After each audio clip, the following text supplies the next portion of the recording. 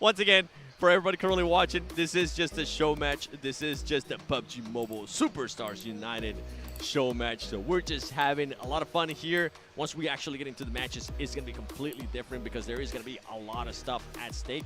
And I can't wait for us to get into those matches because, boy, there's going to be some teams that are going to be doing some crazy stuff, especially when we end up looking at the bottom of the leaderboard. Yeah, I mean, this show match was genuinely so fun to cover.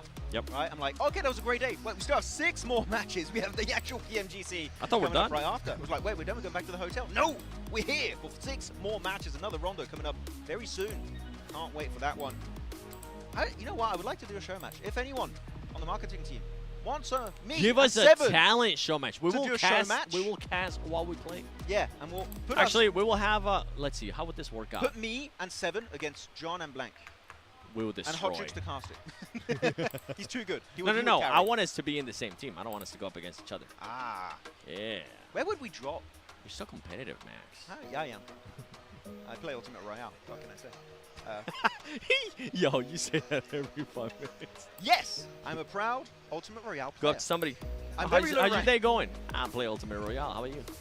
That means I'm having a good day. Or a bad day if I'm losing my game, which happens quite a bit, actually. So but I think with the squad, with us, honestly, with all of us, I think we might be able to cook up. Honestly, I'm going to keep it on brand. 7 eliminations. Of course. You don't think so? I'm going to keep it on brand, so I'm going to get 0 eliminations. That's a good thing. Yeah. You know why? Why? Because you're not trying to curse us. Hey. My boy. Can I even? Yeah, you can definitely curse yourself. I just, whichever team we crash, I'm putting my hand up to the camera right now. And they just fall instantly. They're self-made. Hey, you can always end that surprise in some of those squads, crash onto them, give it that toll gate method, and then we'll be absolutely fine with some of this squads. By the way, we're just currently waiting to see what's going to happen as we're waiting for those announcements to be made towards some teams. We do have some prizes for them. Yeah. We have John in the back room. He's calculating who's won this specific award. Oh, you can see him over there on his Infinix device. He's checking it out. Oh. He's hard at work, guys. He's going to be 100% accurate. No issues. How many elims do you think John can get? Ooh. John, look at me in the eyes. How many elims do you think he can get? In a show match, not in an actual match against pros. But you know what? We're going to have to wait, John, because I think we're ready as we take it to this stage with Barney. Ladies and gentlemen, we have a winner! Congratulations to Team Infinix for that winner chicken dinner. What an incredible performance from start to finish. But before we move on to our champion, we have 4 other unique awards to present here on the stage. ใช่แล้วค่ะขอแสดงความยินดีนะคะกับทีม Infinix ด้วยนะที่คว้าชัยชนะในโชว์แมตช์นี้ค่ะแล้วก็กินไก่ไปเรียบร้อยแล้วนะคะก่อนที่เราจะไปสู่รางวัลแชมป์ค่ะเรายังมีรางวัลพิเศษอีก 4 รางวัลที่จะมอบให้กับทีมต่างๆด้วยค่ะ Our first award is called the Super Chicken Squad. This award goes to the team with the highest total damage output during the show match. ใช่แล้วค่ะรางวัลแรกนี้นะคะก็คือ Super Chicken Squad Award นั่นเองค่ะที่จะมอบให้กับทีมที่ทำดาเมจได้สูงที่สุดในการแข่งขันโชว์แมตช์นี้ค่ะ And the award goes to Team Africa! Congratulations. Please make your way to the stage. Please. Come on down, come on down. Team Africa, come down here. Where are you? Africa team. ขอเสียงเชียร์ดังๆให้ทีมแอฟริกาด้วย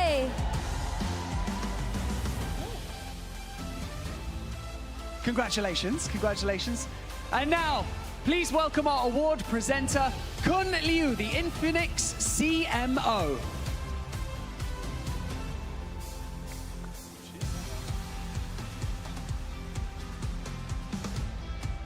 ขอเสียงปรบมือต้อนรับคุณหลิวด้วยค่ะ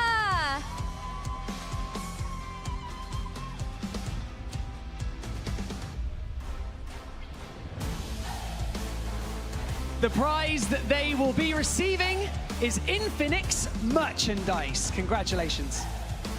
นี่ก็คือของที่ระลึกนะคะเป็นของรางวัลจากทาง Infinix นั่นเองค่ะ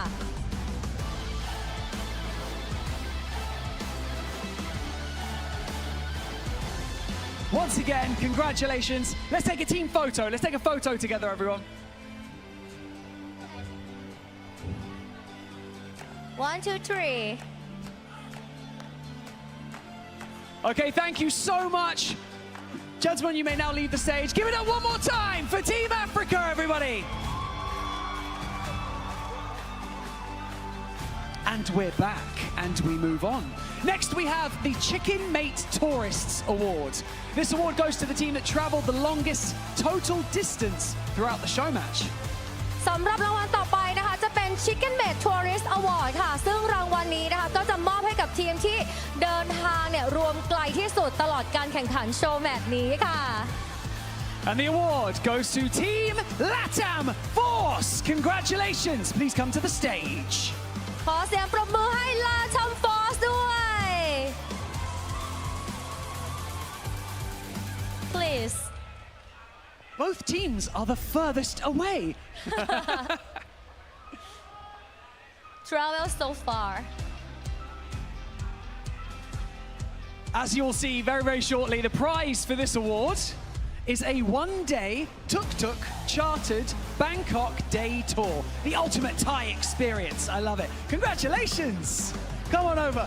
Look at this. You get a big check. AKA, it's like a big, no, look at that, a big voucher. เนื่องจากเดินทางเก่งนะคะก็เอาไปเลย นี่ค่ะเป็นแบบว่าทัวร์ตุ๊กๆนะคะ1 วันในกรุงเทพนี้ค่ะ Congratulations once again. Thank you guys. You can now return to your seats. Thank you so much. Congratulations Okay. Moving on. yeah welcome to Thailand Welcome to Thailand. Makes sense. I love it. Right. Our next award is the Helpful Chicken Mate Squad. This award goes to the team with the highest number of revives in the show match, proving that they always got each other's back, Snatcher. yes รางวัลต่อไปนะคะจะเป็น Helpful Chicken Mate Squad Award นั่นเองค่ะซึ่งจะมอบให้กับทีมที่ช่วยชุบชีวิตเพื่อนร่วมทีมได้มากที่สุดนะคะแสดงให้เห็นถึงการเล่นเป็นทีมที่ยอดเยี่ยมค่ะ And the Helpful Chicken Mate Squad Award goes to Western Europe. Congratulations. ขอเสียงปรบมือให้ Western Europe ด้วยชุบ Come ชี on วิตเก่ง down. Come on down, Western Europe. อยู่ไหนจ๊ะ Where are you Pepito, Zaswo, Mikelo, and Kyria. Come on down.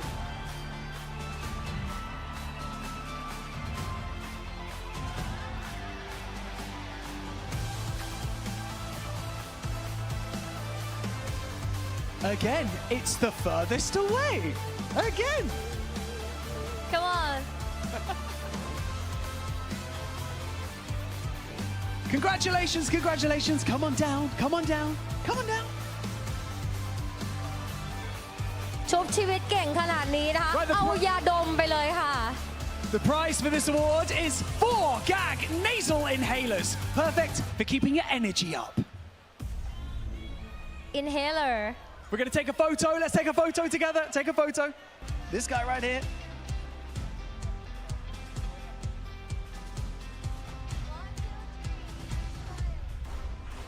Congratulations once again. Thank you so much. You can now return to your seats. Thank you guys. Appreciate it. Thank you.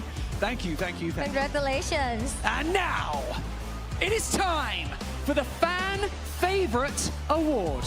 This award goes to the team that received the loudest cheers from the audience during their team entrance, measured in decibels. และแน่นอนว่ารางวัลต่อไปนะคะเป็น Fan Favorite Award ค่ะว่าทีมไหนเนี่ยที่ได้รับเสียงเชียร์จากแฟนๆกึกก้องมากที่สุดนั่นเอง That's right, and the number of decibels was 104.9. And the Fan Favorite Award is Team Bob! ทีมบ๊อบค่ะ 104.9 เดซิเบล Come on down, come Come on on. down. มาเลยค่ะ Come on, Team Bob. ทีมบ๊อบมาเลย Woo! Congratulations, congratulations. I don't have any hands. Oh, Sponge, there you go. Congrats. Nice, nice. Here we go. Okay, you've got to well, we're going to do that, don't you worry. Oh, of course. Up you get. Okay, stay right here. This is PUBG Mobile merchandise for you guys. Hope you guys enjoy. We're going to move into the center and we're going to invite G1N3 onto the stage. G1N3 ขอเสียงดังๆ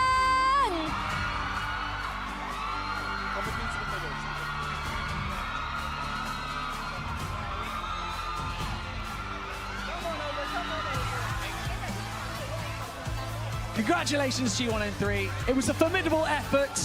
Now, you've just won the Fan Favorite Award. Congratulations, you got the loudest cheers. How does it feel to have the support of all these fans here for you guys tonight? And how was it up there? All right, so it's kind of our first gaming event that we've gone to, and I didn't expect this much support from our fans, because like normally we go to music festivals and stuff, but for this, I really thank you to our fans for always supporting whatever we do, and thank you to PUBG Mobile as well for having us. Such an experience. Thank you so much. You are very welcome. Give it up one more time for Team Bob, everybody.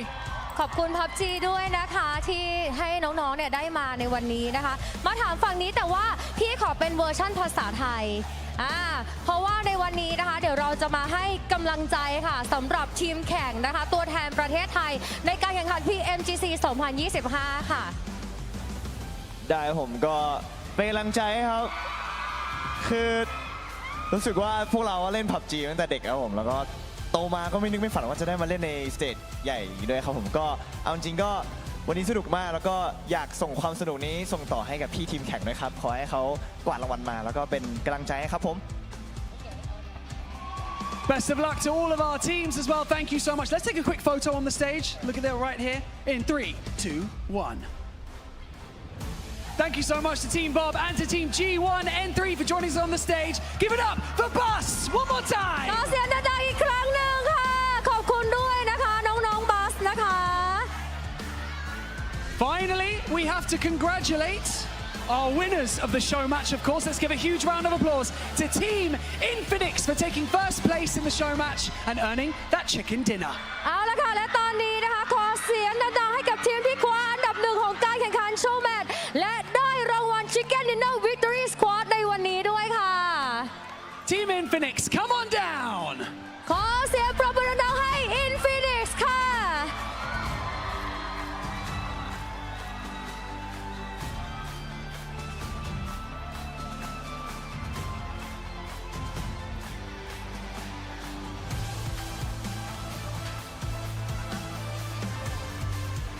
Congratulations, guys.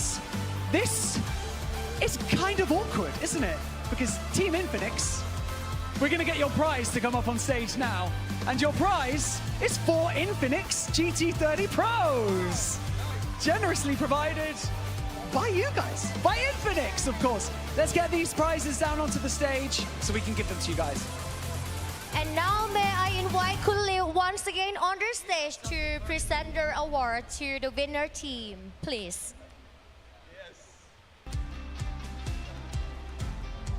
We would now like to bring on Kun Liu back onto the stage. Thank you so much. Here we go.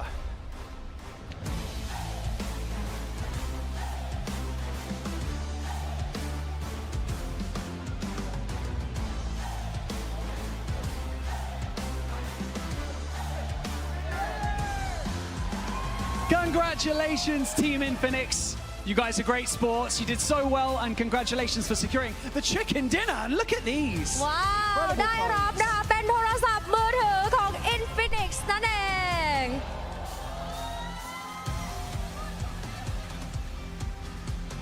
Thank you so much. One more time. Let's take a photo really quickly. Let's take a quick photo. Let's take a quick photo with these guys. Take a photo, quick please. photo, and then you guys can dip off the stage. 3, 2, 1.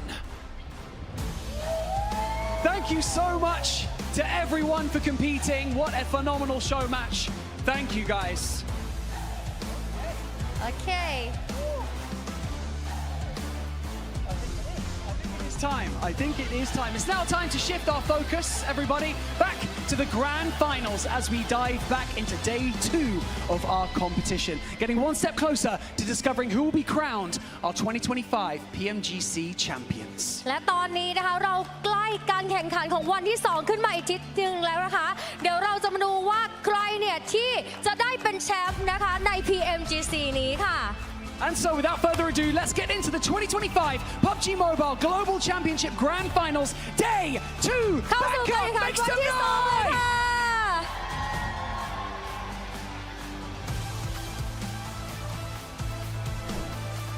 Now that's how you to start a show right there. We got the crazy performance from Bam Bam. We had the Superstars United show match. By the way, big shout out to my man Max Man at 7 here for casting that one. That's how you do it. By the way, Yakuza, what a sick play at the end, man. That was awesome. MVP.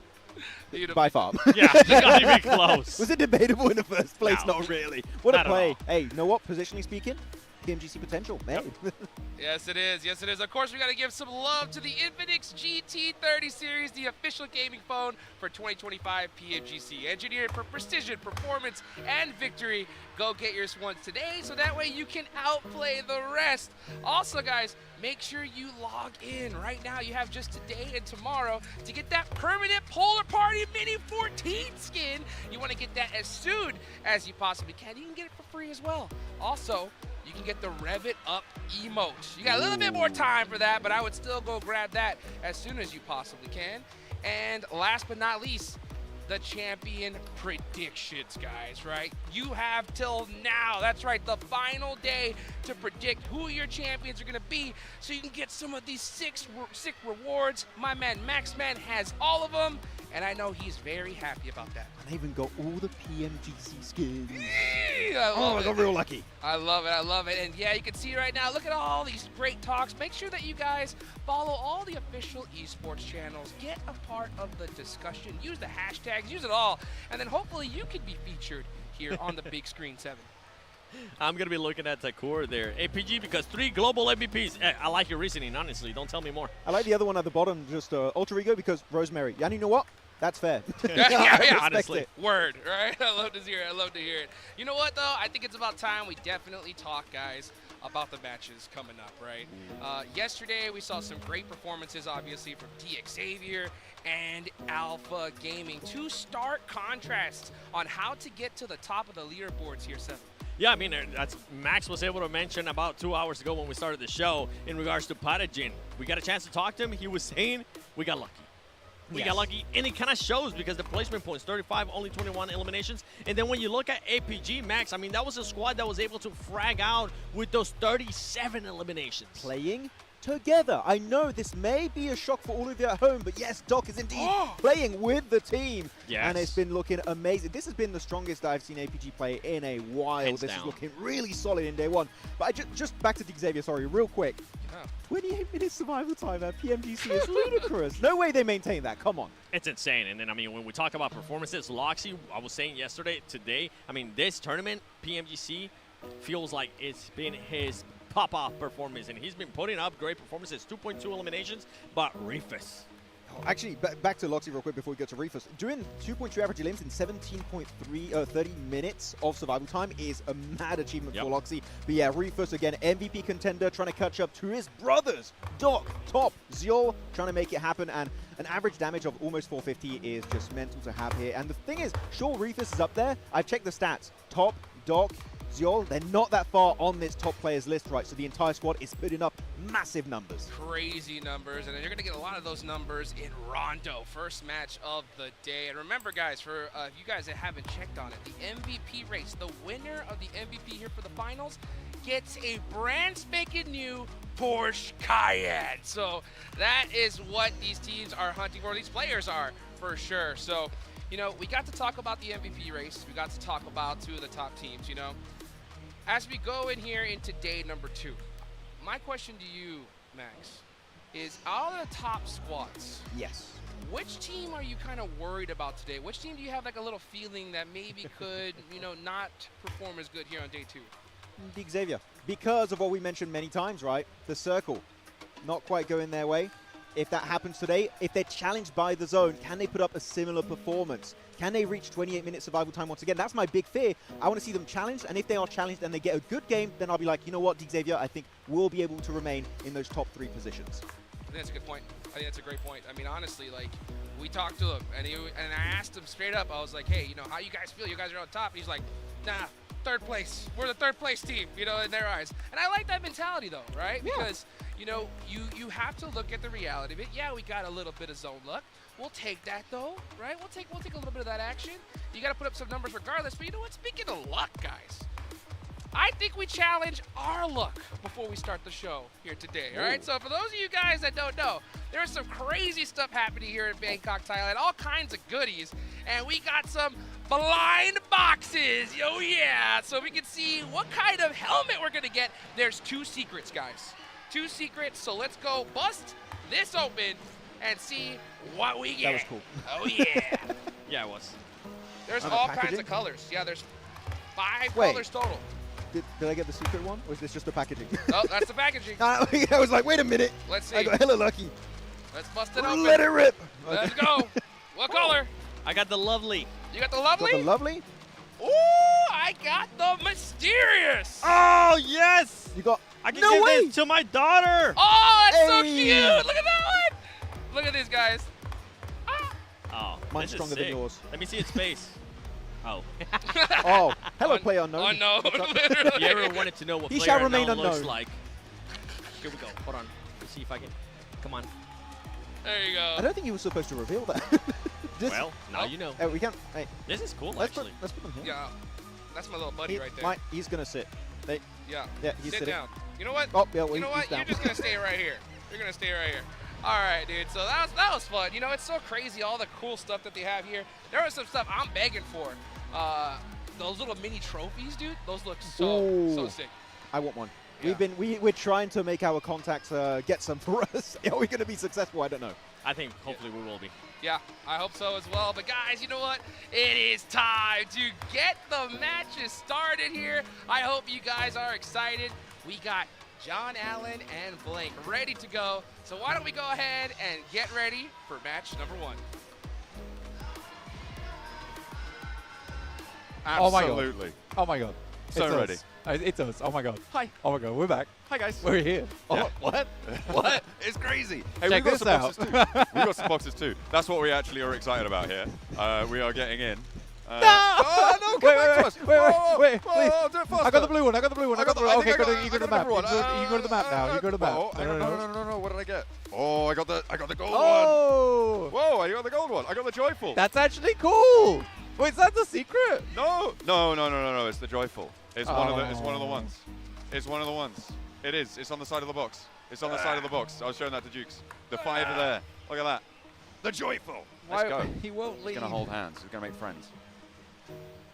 Oh no, that's not gonna work. It's is it? Killer Joe. So that's kind of cool. Yeah, the joyful number 1 too. No, 1, just 1. Either way, we are going to be cutting to a quick video whilst we get this match ready to go.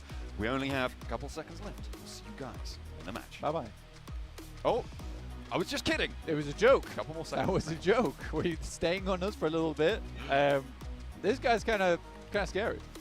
But it's gonna. We're video now. Video now. Watch this.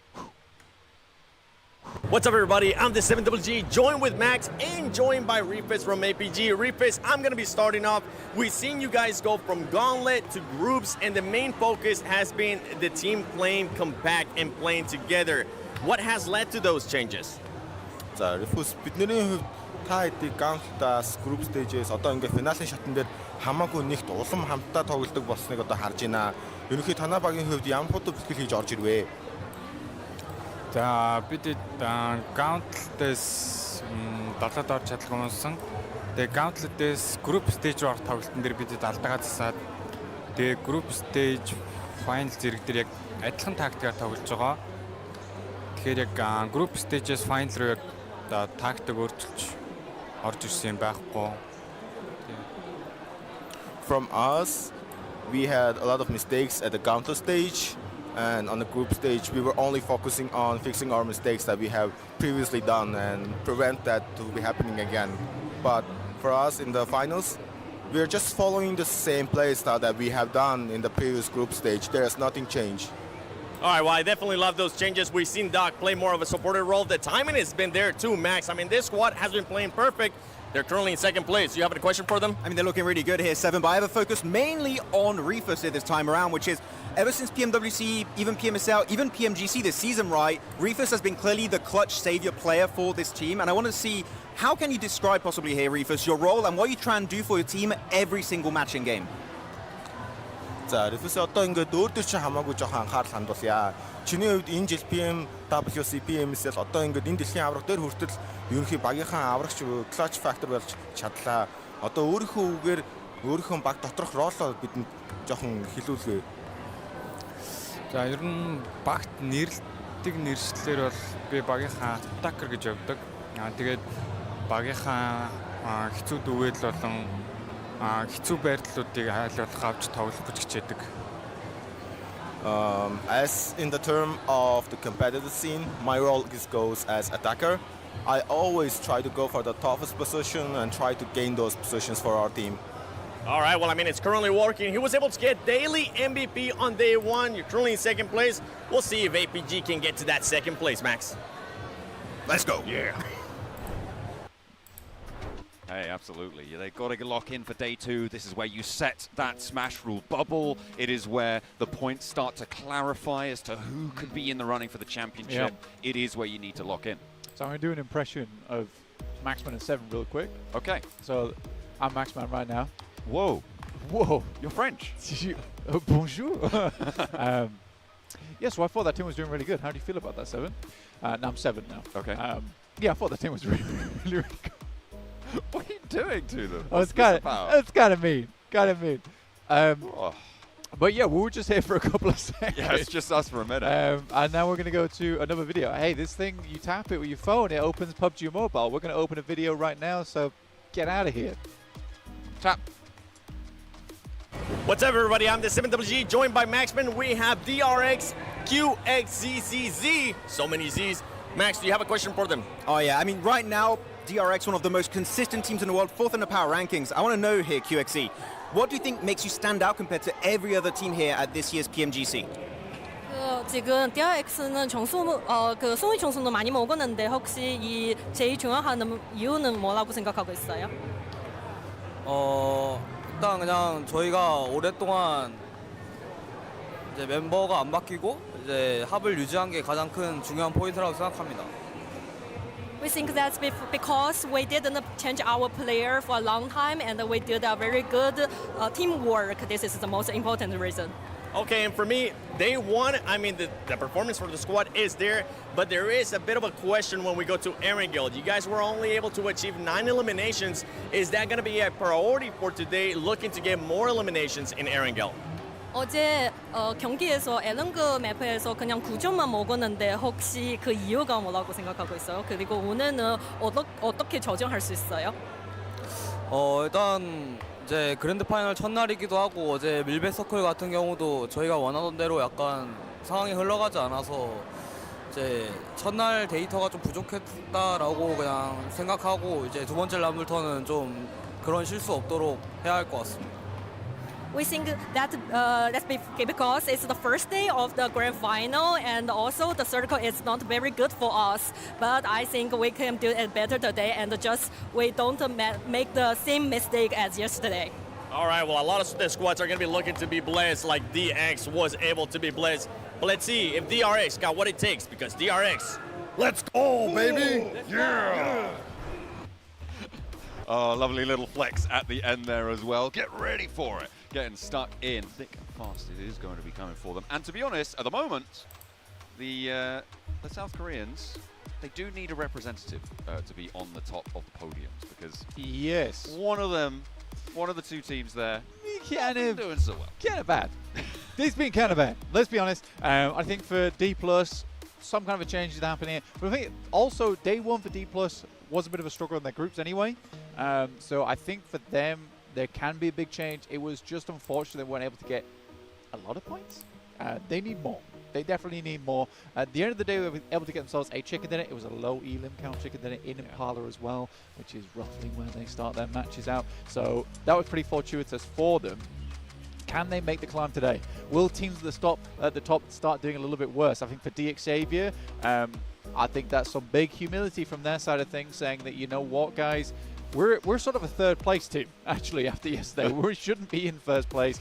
We got very lucky with some of the circles. Personally, to me, I think they played at least 2 of their matches pretty damn well in terms of the rotations. But yes, there was a lot of just hiding, just staying safe. They were able to get themselves a lot of points, and that's fair enough. But I think even they understand that they need to do more if they want to remain in this first place position. Or what the hell, maybe they just get the circles all day again today. Yeah, just do it that way, you know? Yeah. Just get on through, set that smash boundary, get yourself up towards They those top closed the spots. game out. They closed the game out, though. They did do that. It's important. It was a low elimmer, especially on... I feel like Rondo was really the one where it was quite, very definitely, you know, being helped out by the circle. On Definitely, massively... Very massively, totally. Hugely... And also probably... Absolutely. Completely helped out by the circle on that one. And then they were highlighting it tongue-in-cheekily in the show match as well, that they got fewer elims than... You're quite cheeky, aren't you? Just the one player from Infinix. Hey, look, I've been known to sass every now and again. You're a sassy man. Yeah. But yesterday was definitely an interesting, completely and absolutely definitely an interesting day for us yesterday. Totally, yeah. Totally. Radically. 100%. And I think that the things that excite... Really? Yeah, it's starting to... Is it annoying you? Me, yeah, they're being cheeky. It is being cheeky. It would go on a backpack, though, pretty well. So It would, actually. I could whack that on my backpack. Ooh, Yeah. maybe I'll do it on mine. Yeah, you could do it. And then everyone knows I'm a PUBG Mobile guy. Hell yeah. Yeah. And we can help people open their PUBG Mobile apps. Oh, I could be my really backpack, I'll be like, annoying. hey, open PUBG Mobile right now. Is Go. this like the new... Whoa, no, get back. There we go. Is this like the new Alexa play Despacito? Wait, hang on. Gives yours. Oh, couldn't keep it going. You're entertaining us. I know. Is That it was my mine. turn? Yeah. Can you juggle? No. I can try though. Oh, you can juggle. You juggle. Oh no, it's 90 Globe and over a prison. They fell off. I'm telling you, the level 3 helmet is hard. Oh, did you just get clonked? That bonked me round the head. So I have a concussion now. So the casting made me lackluster. Hey, you know what? But yeah, I gave it a go. I got a good 2 loops in. It was not 1.5. All right, it counted as 2. We're going to round that up. All right, I'm calling that a win. In my books. Well, that was it. That was did more than me. That was a DX Xavier. But rounding it up. Brilliant. Yeah. Yeah, just round up. Just round it up. Just keep rounding up. You get more and more points as time goes on. I think one team that they highlighted as well was APG. I think yesterday they definitely played I'm just worried about much more together. Oh, I'm getting nabbed. Anyway, these things are distracting. They really are. But yes, yesterday played way more together. I think they made some incredible rotations. Maxman was even telling me that in PMSL CSA there was an exact circle that they played over there on Erangel where they got their win, and they played to a T again here. But I think the main thing for me, and what I was talking with the desk this morning over breakfast, over a lovely omelette, was that APG has a lot of respect for this lobby. And I think as a team who is so renowned, right, as this aggressive team, it's great to see squads be able to come into PMGC and be like, okay, all of these players we're up against, incredible, absolutely sublime. Yeah. And we have to respect that, because some teams don't. Yeah, absolutely. I mean, you can't just come in as a bully squad playing in a small pond as a big fish. You're in an ocean now, right? You have to start to swim harder and faster. Yeah, D and in plus different ways, though, different techniques. Yeah, D plus kind of the krill swarm right now. Okay, all right. Getting consumed by the APG whale. Okay. Yeah. Okay. Well, the Regnum Kaya whale in this case. Well, they are in blue. Yeah, in game. It has been a bit of a feud between D Plus and Regnum Kaya, repeatedly seeing those two teams clash, but we'll have to wait a little bit longer until we see them again. We're going to head over to the desk until we're ready.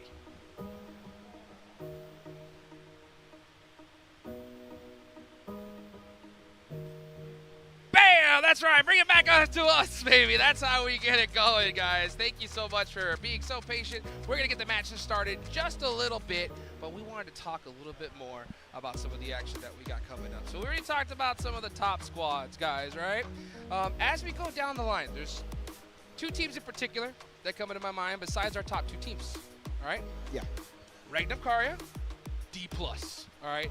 We saw those squads go at it like crazy in day 1. Max, you think it's going to happen again here in day 2? I don't think so. I think it was already crazy. They were fighting early game 3 matches in a row in the first 2 angles, and the Rondo's like, is this targeted? I don't think so. I think, unfortunately, their rotation path just kind of clashed, and it ended up being a big fight between those 2 teams. But you know what? Regnum Karya, they were looking fine. Also, they fixed their hot drop in Picado, currently right, going for the trash to the west. D plus Kia is the team that I am waiting right now, 7, to initiate that comeback. The reigning champions, currently at the bottom of the rankings in 13th position. we are expecting way more from this squad. We saw a bit of a wake-up call from them, especially in the last match in Miramar. They ended up with a win in 8 eliminations. I know what you're going to be saying. He knows me. Say it. It was a city finish, so it's a bit weird. Even with that. A win's a win, baby. So I'm glad that we're able to at least be able to do something with this squad. Now, going into today, I'm hoping they don't get into those engagements with Rangam Karya. I'm hoping that they don't end up getting with those early fights and try to focus more towards the later of the match. This squad, remember, it kind of feels exactly what they were able to do on their previous stages too. Sometimes starts off a little bit slow, but then ends up picking it up in day 2. This isn't last chance. I know last time we got a chance to see last chance. It's not. We're gonna actually have 3 days here. We don't know how many matches on the final day because of the smash rule coming into effect. But besides that, I mean, I see Blank over there throwing up a 6. I'm guessing he's saying that we're going to get 6 matches. And then John, for some reason, I think the legend, he threw up 7. So. Oh. Because you're 7. He was saying hi to you. That's what it was. You know what, though? You know what? Speaking of 6. I do know. Yeah, crazy. A crazy stat, right? Actually, I was looking at Regnum Karya, right? They have only 6 placement points so far in day 1. That is the 3rd from the bottom when it comes to placements. But they're sitting in the mid-pack. 1 per game. Hella consistent team.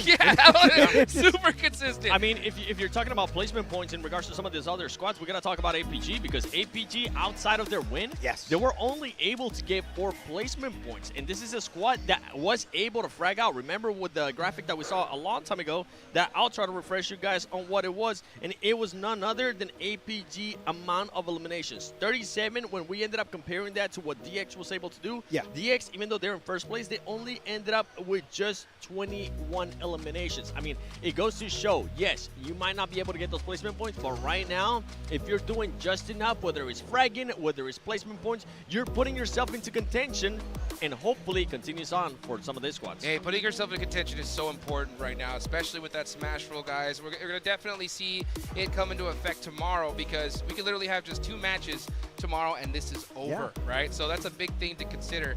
Now, when we look a little bit further down the leaderboards, right? Seven, I'm going to ask you this question. When it comes to middle squads, which team do you feel is a little like a sleeper squad, right? What team do you think that today is going to be a big threat in the middle pack? Is this considered the middle pack? I'm going to ask you guys, and then if you guys say yes, then I'll continue on. R8 Esports, is that Max? Is that considered a middle squad? 6th position, yeah, I would know what. That's the high middle. Yeah. Currently, right? Jukes? Yeah, I like it. I like it. I think. All right, cool. Yeah. Then with that said, then yeah, I mean, that's one squad that definitely was able to surprise me in regards to what they were able to do yesterday. And don't worry, I'm about to break down what ended up surprising me because that team did their thing. And their thing was able to be aggressive in Gauntlet. And they continue on that aggression. I was able to talk to Starlight, and he said even though they are not in the top 3, they are very happy with their performance. They're very happy with what they were able to do considering that the zone was not in their favor. And for this squad, it was massive to continue on the trend that we saw out of them from the Gauntlet in being aggressive, getting those eliminations. And the main factor, Max, is not being scared of taking fights. I mean, Nomori was not scared of taking those fights. He loves getting in those engagements. But you know what? A team that's a little bit lower, and by a little bit lower, it's significantly lower, Alter Ego. Except for that first angle, they barely made it through the early stages here, Hot Jukes. I want to see them try and make it out of that one. I wanted to see them making these top 5 scenarios. Alter Ego, Indonesia, let's go. Let's go, baby. Match number 1. We're headed to Rondo. Let's get it started. My eyes are going to be on Neox Factory. Are we going to finally see that crazy hot drop? I'm hoping so. Let's go ahead and send on over to our casters, John Allen and Blake. It is time to get fresh with it. Here on day 2 of the grand finals for the PMGC, we are going to be dropping in over Rondo for the 2nd time. Hopefully, well, definitely not the last. There's at least one still to come tomorrow, because that will be where we'll see our smash boundary set. But we have to look in towards this one. The Neox Factory hot drop situation did not pop off yesterday. Will that change today, or a team's going to maintain stability? Let's hope. Let's hope for stability. Killer Joe, 777 damage. Let it ride. Let it ride. Let it ride. That's a very lucky scoreline for him, so hopefully that look can come back into effect right here, right now. Wild with the 5 elims here on Rondo. A surprising candidate there for Regnum Kaya, in my opinion, considering that I think a lot of the work comes through from Zed Wolf, from Silas, from Loxy. Wild's usually that guy that holds down the fort for the team, right? He holds the anchor. But Wild here, absolutely going crazy. This is a 3v3 in Heme Town on the northeast side. Alpha 7 and E-Arena. Revel through the door, not for the window, sorry, not quite able to connect, but that was a wild run out coming on through for TourneyK, but he goes down. Both teams have sent an outpost recall position, and they're probably going to need to get on the road now. Alpha 7 move west to Muhopan with their solo. And all the way down to Jadina City, actually. It's Joker for E-Arena. The fight's still popping, though, and Obscure takes a nade to the face. Bad for their health. Revel looking to try and keep things under control. The only player now alive in this situation, in this spot for Alpha 7, but he's going to give it a good go. Unfortunately, that's not going to be quite enough. Not this time around. E-Arena able to hold their nerve in the face of fire, and Alpha 7 are going to be swept back to their recall spot, Muhopan. Thai crowd's loving that. Tell you that yeah. now. This is Alpha 7 as well. Pretty aggressive team, hard team to take down. This is Danqing, and not the place you expect to have 4 teams in at the moment. You've got Kara here, Mad Bulls, R8 as well. Look what the guys on the desk were talking about R8. I think that, yeah, they should be very proud with the performance so far. Very cool as well, considering, you know, we're getting TMGO before Pakistan. But I think for R8, especially that MENA region, they've performed fantastically here. I think Amori is real devil in the mix at the moment. Mad Bulls, though, still giving it as good as it gets. Can't really count out Pusher either on Mad Bulls after the slick performance versus APG yesterday, almost getting the 1v4 off. CEO moving up the staircase, just to back off the fight a little bit for Kara. Still playing on this split, waiting for their final players to drop, it seems. See what value they can extract here. Vampire with the recall position down towards Tinlong Garden. Taking a while to get over towards that one if they went normally. Kara, oh, we've just had some bad news in our ears, Blank. This fight, whilst it is going to continue to pop off, we are going to be seeing a restart. Unfortunately, on this match, the game is going to be going once more, which is unfortunate. We'll see who's going to win this fight, though. We are still in with an interesting situation. I wonder if the hot drops might change on a repeat, on a re-go, on a restart on the match. Yeah, we'll have to wait and see. I mean, for the Saudi team, it definitely is a little bit of a struggle for them as well, considering down to getting 1 elimination off that. Looked like it was going fairly well. Yeah, I think teams are just waiting. Oh, okay. Well, I've had some interesting news to change that. I've baited you all. This is a real match. We're not getting a restart. There's been too much that's gone on. Okay, so this fight really does matter. All right, able to come back on in. I'd sort of clocked out a little bit, I'll be honest, Blank, but we are back on board. With 4 elims for R8 and Vampire playing on the inside now, looking to try and rack up these points. Lazarus will rise once again, I'm sure. TourneyK is looking to try and control the staircase. It's not going super well. In the meantime, Ulf in a 1v3. Won't be able to take that one down. Nothing doing there for Scarface. Vampire continue to lose a player. Mori with the dropout. Looking for TourneyK now. Kara have disengaged from this fight entirely, and they will have to continue their path out to the west. Murray's still looking for more here. S12K runs out of bullets here at the moment. TourneyK will tuck in for just a second. Now R8 looks for a little bit more. TourneyK is really getting nipped at the heels at the moment. A quick switch around. We'll find at least one. Not going to be able to get that flush out just yet, and it might be Amori with the res. TourneyK now with a nade, cooking it. Amori actually wants the challenge. He's going for the fight. A double bouncer on it. Up and down the door frame, and TourneyK rinses him. Yeah, that was actually insane. In the meantime, Vampire's been able to get all their players back up and kicking. Left TourneyK behind, assuming that he wouldn't be making it too much further into this match, but that remains to be seen with a very clutch performance there from him. PUBG United 2025, by the way. Well, that's what I had. And here with PUBG and PUBG Mobile all at the same time. Both monitors, if you've got them. Do us a favour. On both your Infinix GT30s, you know? Yeah. That's what you want. To be able to rack that one up. We're looking currently at around where our show match finished. around on that river hook on the southwest side. Rodrigo looking to hold down the ground, and Parajin will not be able to move in through it. There is still lots of recalls available.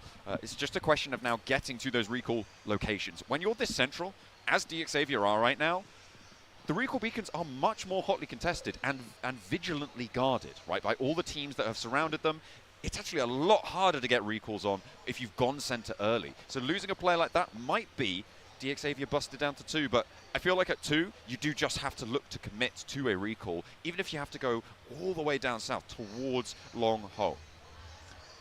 Do have a PMGC code redemption here, which is PUBG x PUBGM, so whack that on in-game to receive your rewards.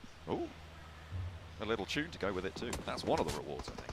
Yeah, you like that? That was good? Yeah, it was pretty good. All right. I'd like if you did that again, probably. All right, ooh, on the recall tower as well, Alpha 7 looking to hunt this one down. The swing out from the north side.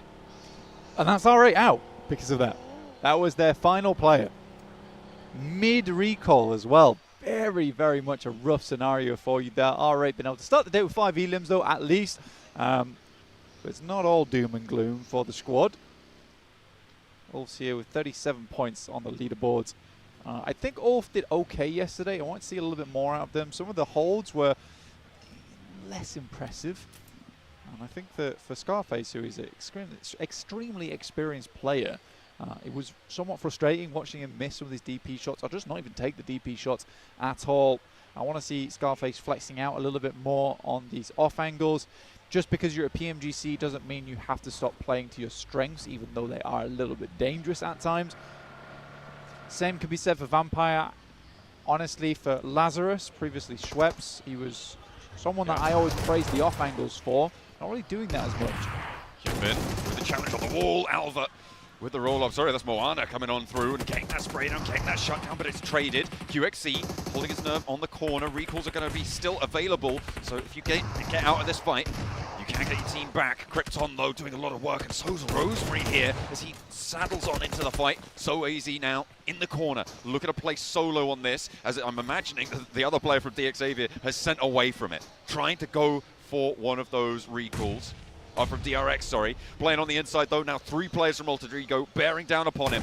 Looks for the shots. Rosemary baited by a teammate. No, don't want to shoot that guy. Step on in instead. And Rosemary able to shut it down nice and quickly. So easy falls, and DRX down to 1 player. Just embed all the bullets in the wall, and eventually some will find so easy. DRX will send Kaiksei out as that beacon holder for the team.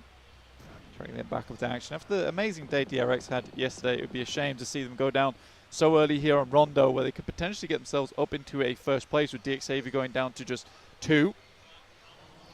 Are Alpha 7 going to crash on towards Kaiksei and take down another solo rezzing player? Another recalling solo? We'll have to wait and see, because they are pretty close to each other on the western side. Mad Bulls trying to hold down fairly central, the west side of things a little bit, stopping Team Flash from getting in. No casualties felt, though, for Team Flash. Just a little bit of a reposition. And actually, sending out towards Kaiksei, who does now need to be worried. Solo player, last for DRX, second place on the tables. They are looking to try and hold this one out. Team Flash, they're rolling on up, and looks like they're here to stay. But they've already managed to get the recall, and DRX are now here to play as well. DRX, if they're able to get a clean fight off the back of this one, John, it means a fairly quick reset as well. They're working with limited supplies, which is probably the most difficult part of this, but if they're able to take down the players from Flash, oh my god, they'll be set for this game. So it's a tough task, John. Double barrel, not a lot of ammo on those recalls as well. That's a nade finding its mark. Now around the corner, Kaiksei needs to try and hold out Win. Low HP, does get clipped. The long angle here coming on through as well. But another step out, peak knock comes through for Team Flash. And DRX on the ropes here. Hyunbin, though, with a challenge on the off angle. Brings them even on the numbers. The nade nearly connecting. And getting a flush there is a nice little point improvement coming through for DRX. Yeah, it's a good shot from Hyunbin. Him being able to take down the backline player really does send things into a little bit of disarray now for the Flash. Sadly, DRX, supplies are running very low. They are destitute on the side of the South Korean team. Low ammo, no nades, really fresh off that recall feet just about back on ground. Terra Firma not as comfortable as it needs to be for them right now. Healing coming on through will be limited as well, but Hyunbin is giving it a good go here. He's got a lot more ammo than the rest of them. Here's really the major danger right now. 14 flash, but speaking of, QXE with a swift little peek out. Now they got 2 players to fight on in. The smoke covering the door here, but they might just try and charge it through. They can still get this recall with the smoke cover. DRX opening the door with the res is going through. Flash moves off it on the side. Both players about as much HP as the final player from Flash here. They know he's on the outside. Bose with the challenge, maybe try and break out. A double bounce from Hyunbin as well, banking the nade perfectly, and that is Team Flash done and dealt with. Could not find the recall. Oh, there's shots coming in, but Hyunbin's going to stick it. Where's that coming from? Either way, the circle popped up in the midst of all of that. Team Flash going down there. It's disorganized. It's not good. No, it's not. I mean, for Team Flash, all that comes down to is Hyunbin on that back angle. With the 1v1 he takes, he's confident enough to go for it as well, and that really does now push DRX back into a better position. Really cool to see, honestly, for DRX. I think it was potentially one of the players from Mad Bulls or DXavier taking shots over towards DRX there. DXavier did get themselves back up to 4 players total, but they're out in the blue right now, so it's a bit of a journey for them to get back in. Regnum Kai, though, slap bang in the center of the circle, looking to get PMGC back under control now, but with only 3 players, it is a little bit more of a challenge for them. Yeah, they lost a player earlier. I believe it was to Alter Ego, if I'm not mistaken, who are on their north side right now. But Alter Ego have also taken a knock and a flush. However, they have 6 elims, which is a little bit better, I think it's safe to say, than 0 elims. And they are pretty happy with that performance. On the north side of the center of this circle, I think they're chilling for a little bit longer. DXavier trying to get an outpost in through the middle.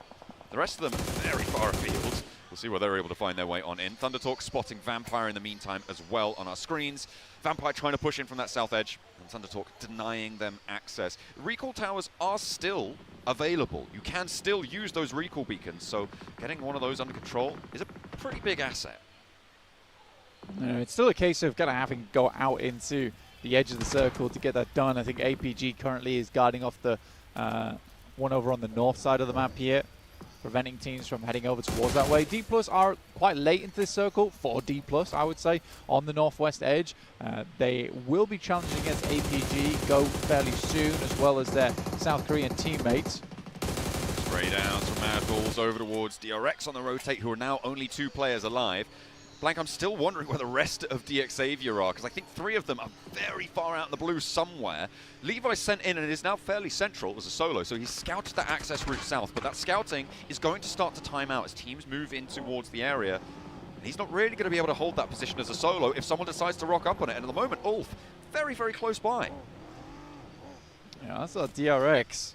It's a pretty ridiculous push-up here from DRX. Absolutely no one looking to do anything about it. In comes DXavier on the western road, past Carrillo from Alpha 7, who really isn't getting too much done. DRX do take a knock and a flush there. Zedwolf down on Regnum Kaya, the team to take that knock over towards DRX and leave them as 1. But losing Zedwolf, that's not really... if you had to choose a player to lose, to be honest, Silas, I reckon. You take him out of the mix, he can still IGL, he can still backseat that, you know?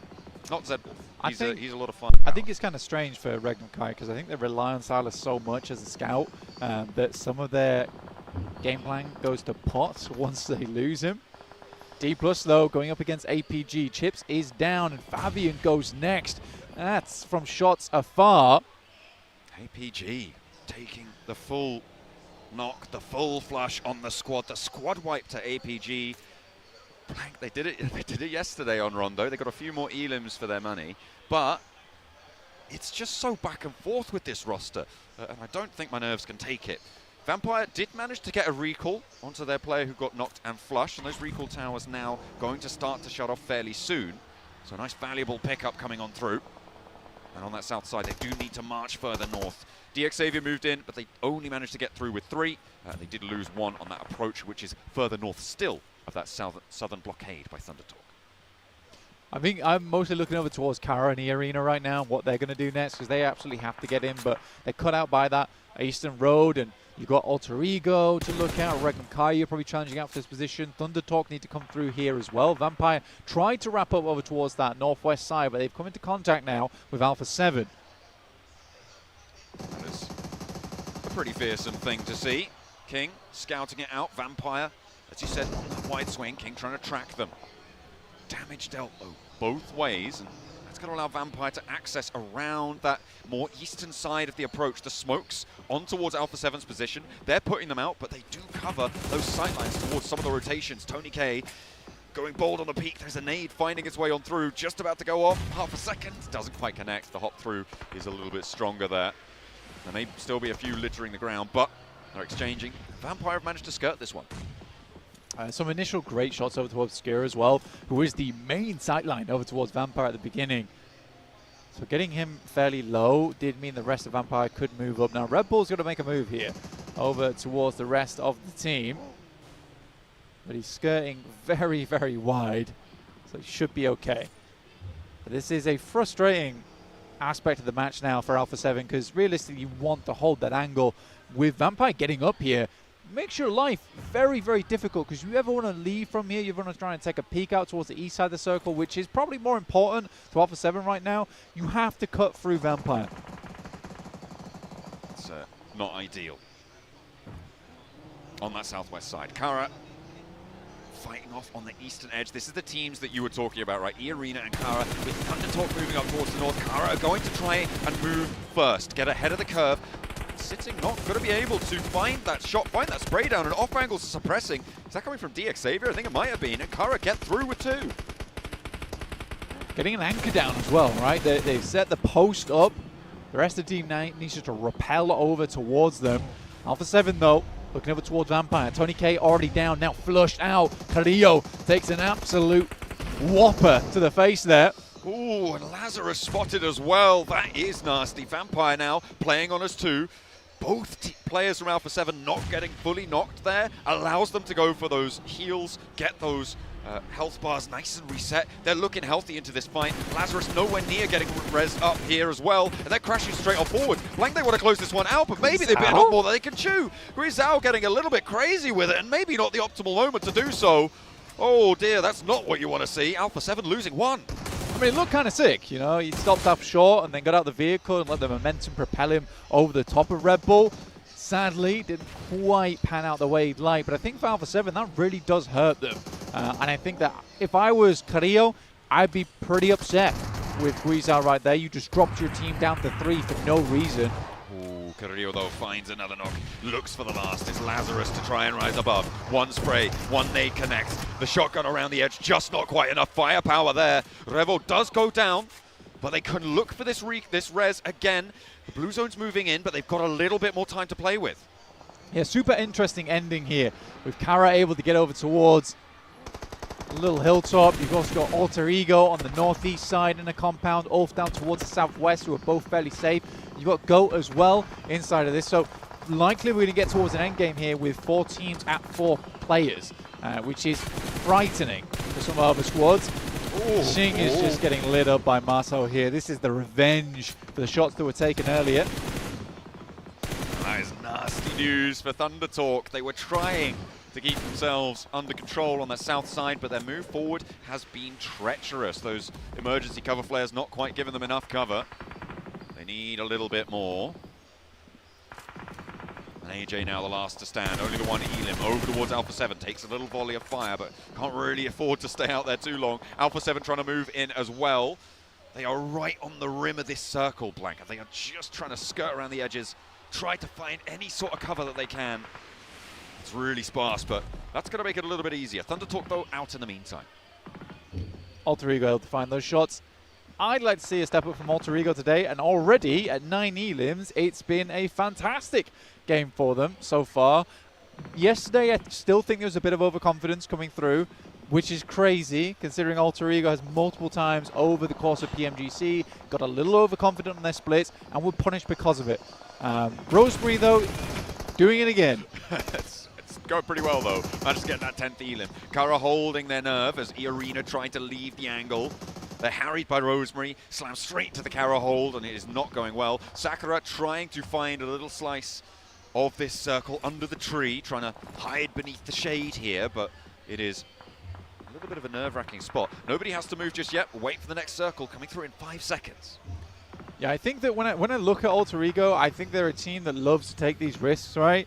And I think they also understand they're a team that can capitalize and profit off those risks quite a lot. They're not a team that takes a risk and gets 1 or 2 elims. Typically when that happens, they have these big games. So far, this is one of those games with 10 elims in the pocket at the moment. Pretty heavy on the jeans there, but let's see if they can start to break the seams with a couple more elims off the back of this end game. There are threads that can be picked at in Alter Ego's gameplay. Let's hope they don't unravel here on the approach, because they do need to move. Krypton, though, with a beautiful opener on the nade. Marceau already very low. Layers it on with the second to land as well. More damage being dealt. Lewis is now very low, and Krypton looking to get the healing in. Alva has now been allowed to get up and close. Doesn't have any nades.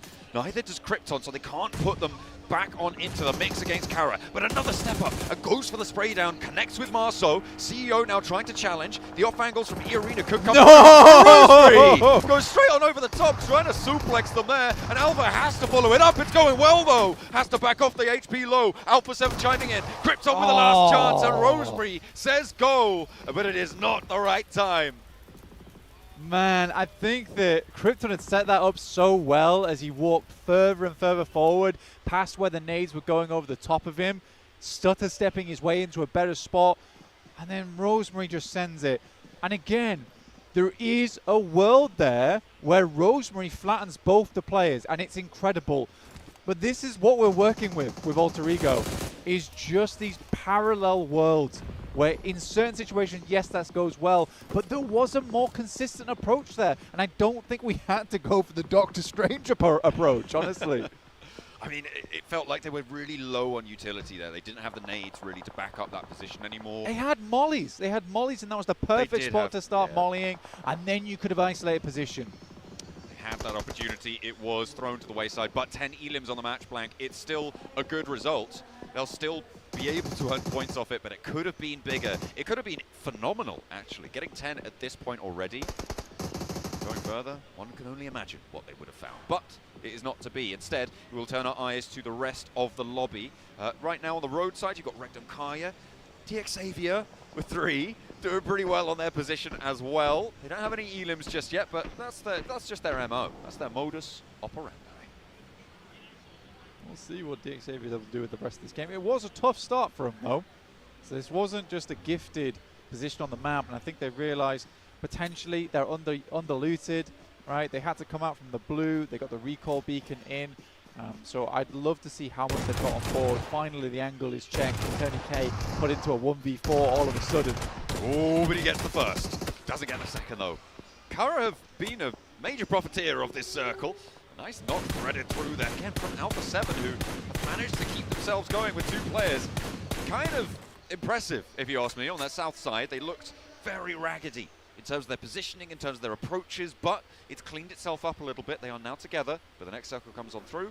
Is it going to help them, or is it going to take them away? No, well, you know who it is going to help, though. It's Rondo and DX Xavier are on the map, so of course, just put them in. Why not? DX saved by the zone. That's how it goes down. Oh dear. I don't know if you guys heard that through my mic, but there's an MG3 in play. Maxman very, very excited. It is my boy Killer Joe. Hey, he's got ammo. Well, it's not a lot for an MG3 at least.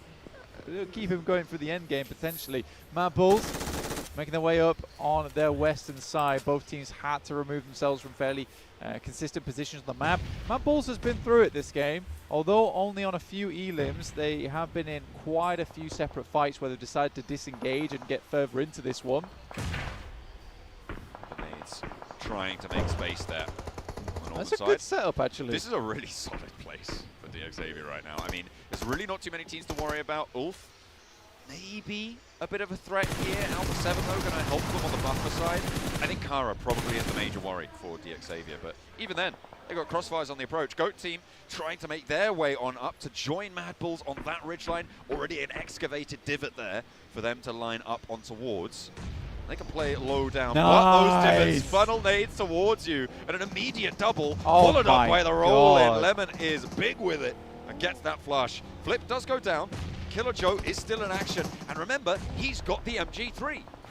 Honestly, it used to be in the past that we talked about Paragin as this guy who was the paragon of grenades in the game, but for my money is on Lemon these days as that player. I think the nades from Lemon have always been incredible, backed up by the rest of his team. Ooh. Sadly though, there is some nasty nades going through from Solus at distance, which do cut them down to size.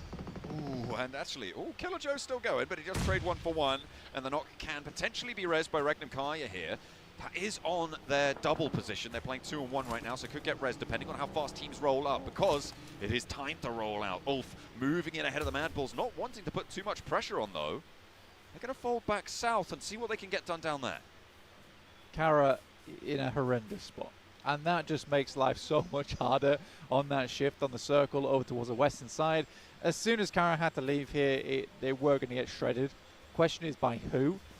DXAV could pick themselves up some nice points, but it has been Alpha 7 who's been sort of the all-seeing eye inside of this lobby so far, being able to pick up points here and there. And even if they haven't been picking up points, they have been causing problems. They have really been an issue in the fights that they've been engaged with in their spots. Kara, 11 elims though, Black. This is a good result if you're at the bottom of the tables, but their next move really would be a big test. Marceau, 6 of those elims. Lemon landing the shots over towards Silas. That is the solo angle for Regnum Kaya. So unlikely to get res there. I don't think Loxy or Wild's going to want to break out, but if they can get the nades on, maybe they try and confirm for Silas. Spray down for Wild. Connects onto Lemon, immediately go for the flush. And actually Tuka's down as well. Off angles chiming on in. Maybe Silas is looking more and more resable, but the health bar just not agreeing with me.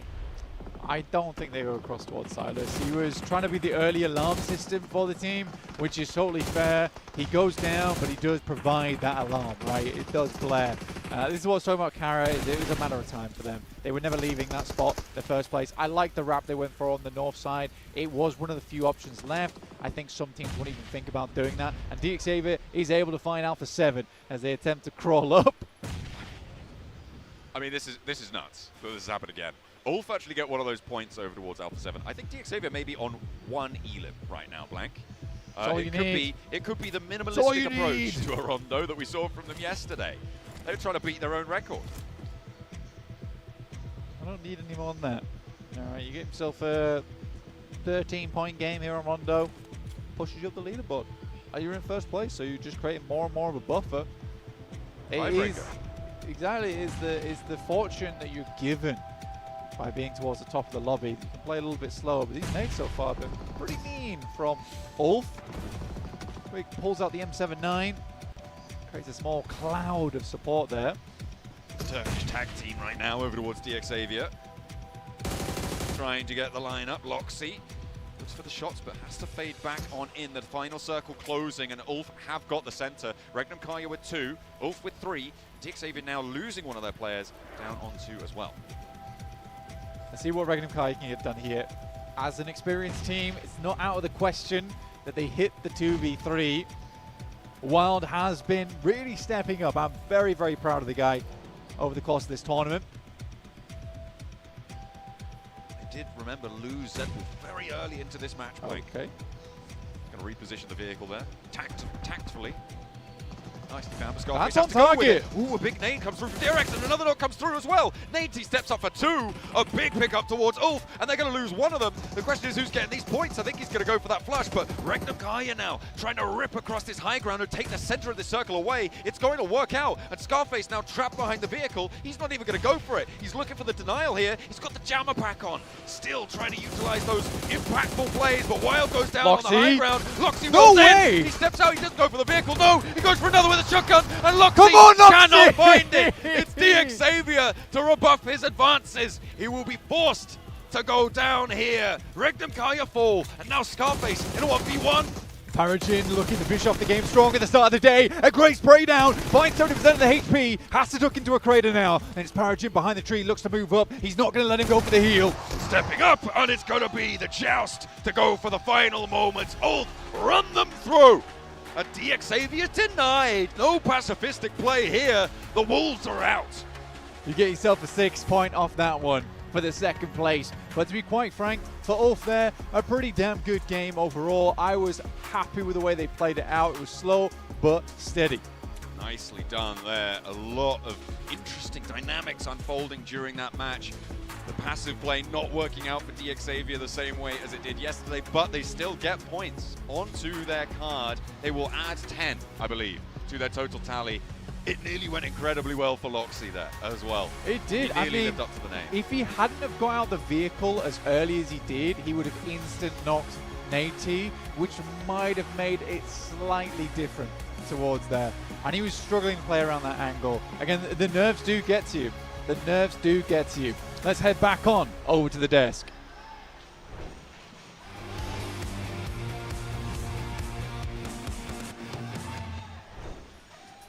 And it's Ulf to win the first rondo here in day number 2. And that is how you get it done. I'll tell you what, this squad, they pulled out every trick in the book to win this one. And the good trick at the end there for Scarface was the jammer pack, allowing him to stay out in the blue for just a little bit longer, pushing Regnum out of position, having to fight the Xavier, meaning he can survive down to a solo, even has time to go for the first aid here, 7. And take the 1v1 at the end. That was unexpected for me. Playing center, though, early on was the right approach for the side of Ulf. There's two things that are certain so far this PMGC, especially in the grand finals, in Rondo.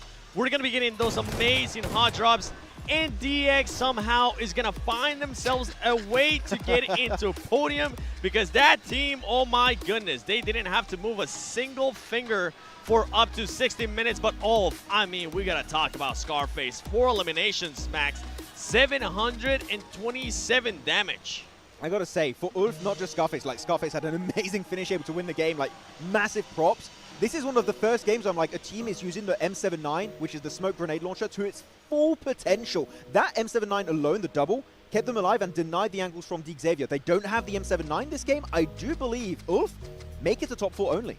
Yeah, and something that I like about Ulf as well was the way that they were able to use their grenades up against Mad Bulls. Even though Mad Bulls was currently focused on a completely different team, I think that kind of gave the opening even more to Ulf to just have more freedom there towards the northwest.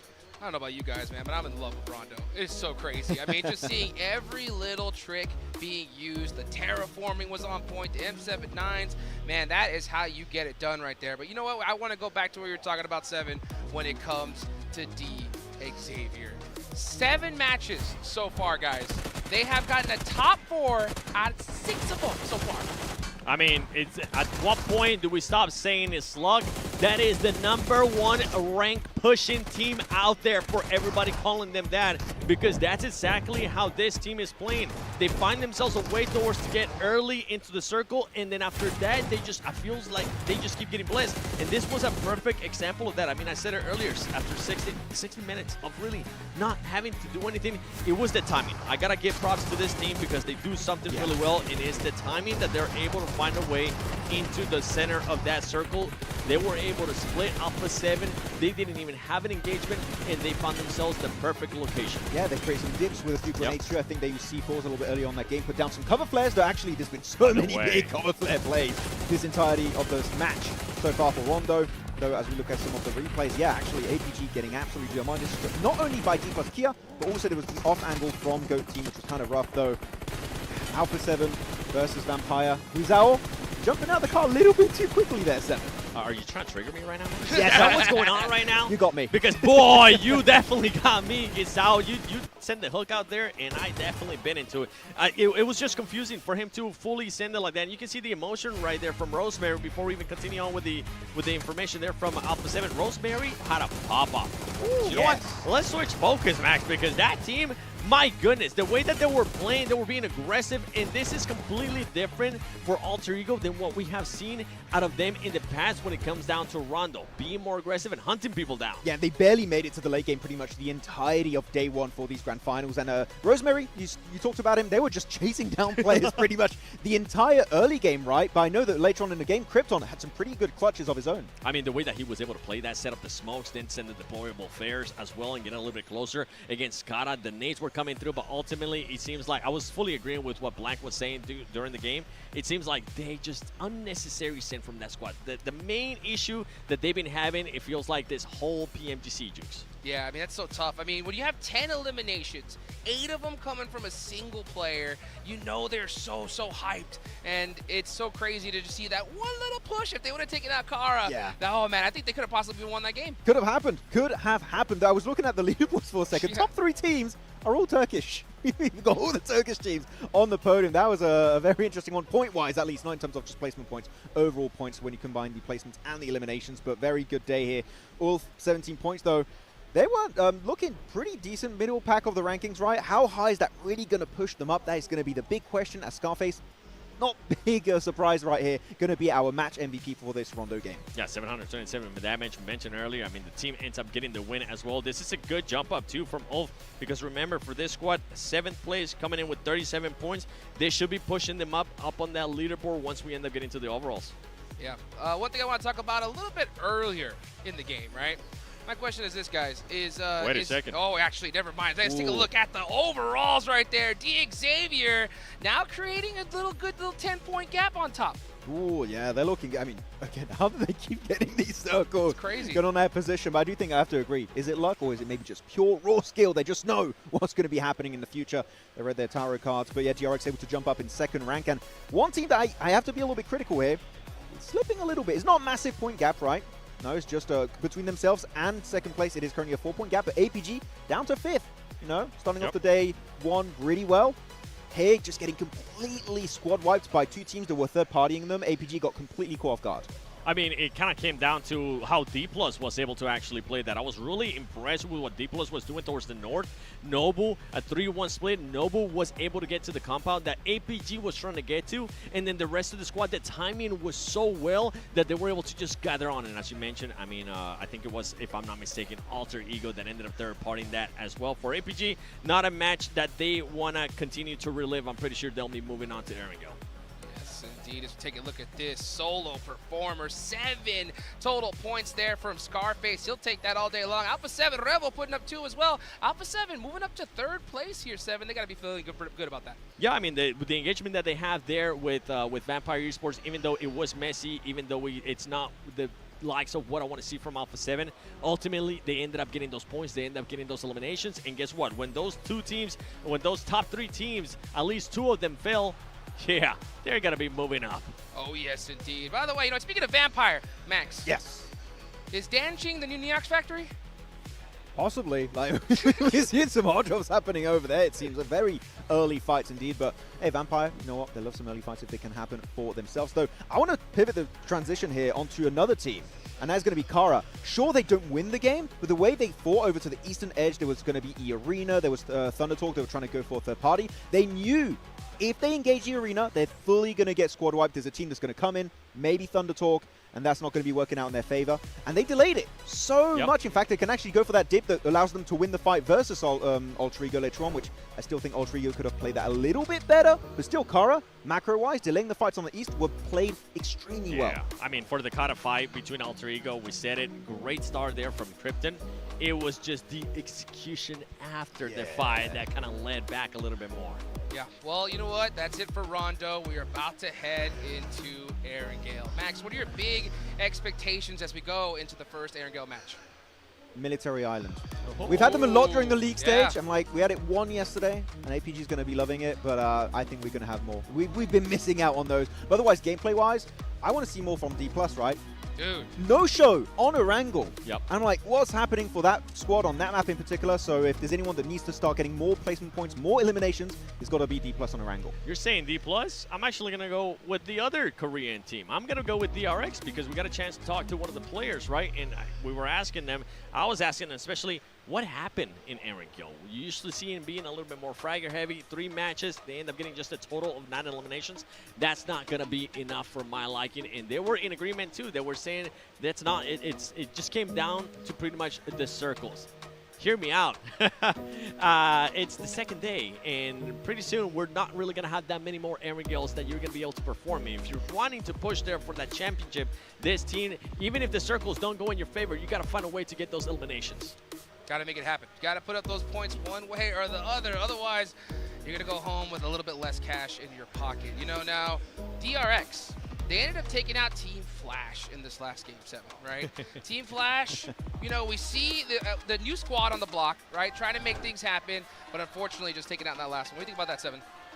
What I think about that is I am glad and happy that they are not showing us on camera, because you would just see me turning to red, and it's because of the same issue and same mistakes that I pointed out yesterday for Team Flash. We came down to being the team is great when they are the aggressors. It's amazing. They can continue, they can win those fights, they can get the eliminations, but as soon as the fight switches for them to being the defensive team, they just start scrambling, and DRX was able to showcase that perfectly, and I mean Max perfectly in that first round. Yeah, it was so unfortunate to see for Team Flash because they had so much momentum going into that fight. It's like, okay, you get some knocks, you're looking really good in that fight, and then they just completely stop pushing.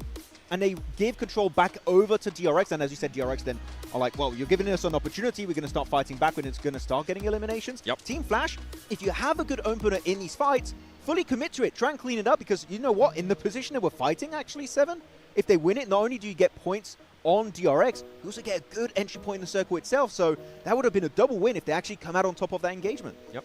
Yeah, you know what? We got a chance to talk to Sertani a little bit earlier, Seven, right? And you got a chance to talk to him about that crazy push. How you feel about Vampire going into Erangel? It's going to come down to that circle. It's going to come down to see what that team can do. Where are they going to be going? If they end up getting blessed by the circle, great. We saw them do some great transitions yesterday into that military island. But what's going to happen if it doesn't end up going their way? That's what I want to see. I want to see some. I got some questions. I need them answered, Vampire. Let's go, guys. The hometown team. Let's see if they can make that roaring comeback here as we get started in our first Erangel match of the day. Let's get stuck in. It is Erangel. Saverni down to Novo on the plane path. Should be fairly chill with it, but the circles have been anything but. Certainly on our first map yesterday, we have seen so many returns to Sosnovka. It's starting to get a little bit old, Blank, you know? It's starting to get a little bit repetitive. You're the one mentioning it. You're giving it... Well, you stopped me from doing it yesterday, so I felt like I had to get it in early. Giving it life again. Yeah. But we are heading from the north side down towards Novorobnoye. First circle in a while, first plane path in a while, sorry, that has started on the north side of the map, which does change things up quite a little bit.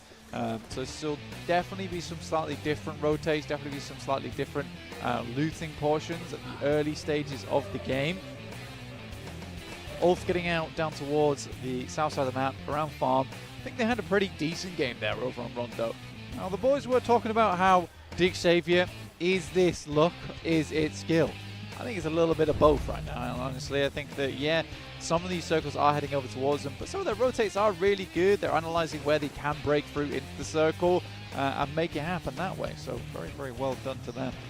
I mean, they did manage to get into that position because of a solo scout and a little follow-up coming through as well, right, Blank? They sent Levi's in there. They were on a long, long, wide wrap. So it's not like they were just sat there the whole time.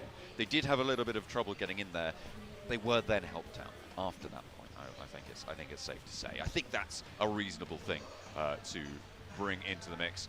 And we didn't talk about it for so long, Blank, that it is not another military circle. We are going to the west side, over towards the Skak fields. Everest is pretty much dead center on this circle. We've got Georgia Port as well out to that western edge. The Gak fields, the open expanse that will try and house as many teams as possible, but it's not going to be fun. It is always tough. It's always tough. We are sending very far over towards the west in comparison to the plane path as well. So teams will need to get a move on pretty quickly. Get themselves into zone. Ulf again on our screens. I want to see more out of this team. Currently in 4th place. I want to see them go all the way, because I think they can do it.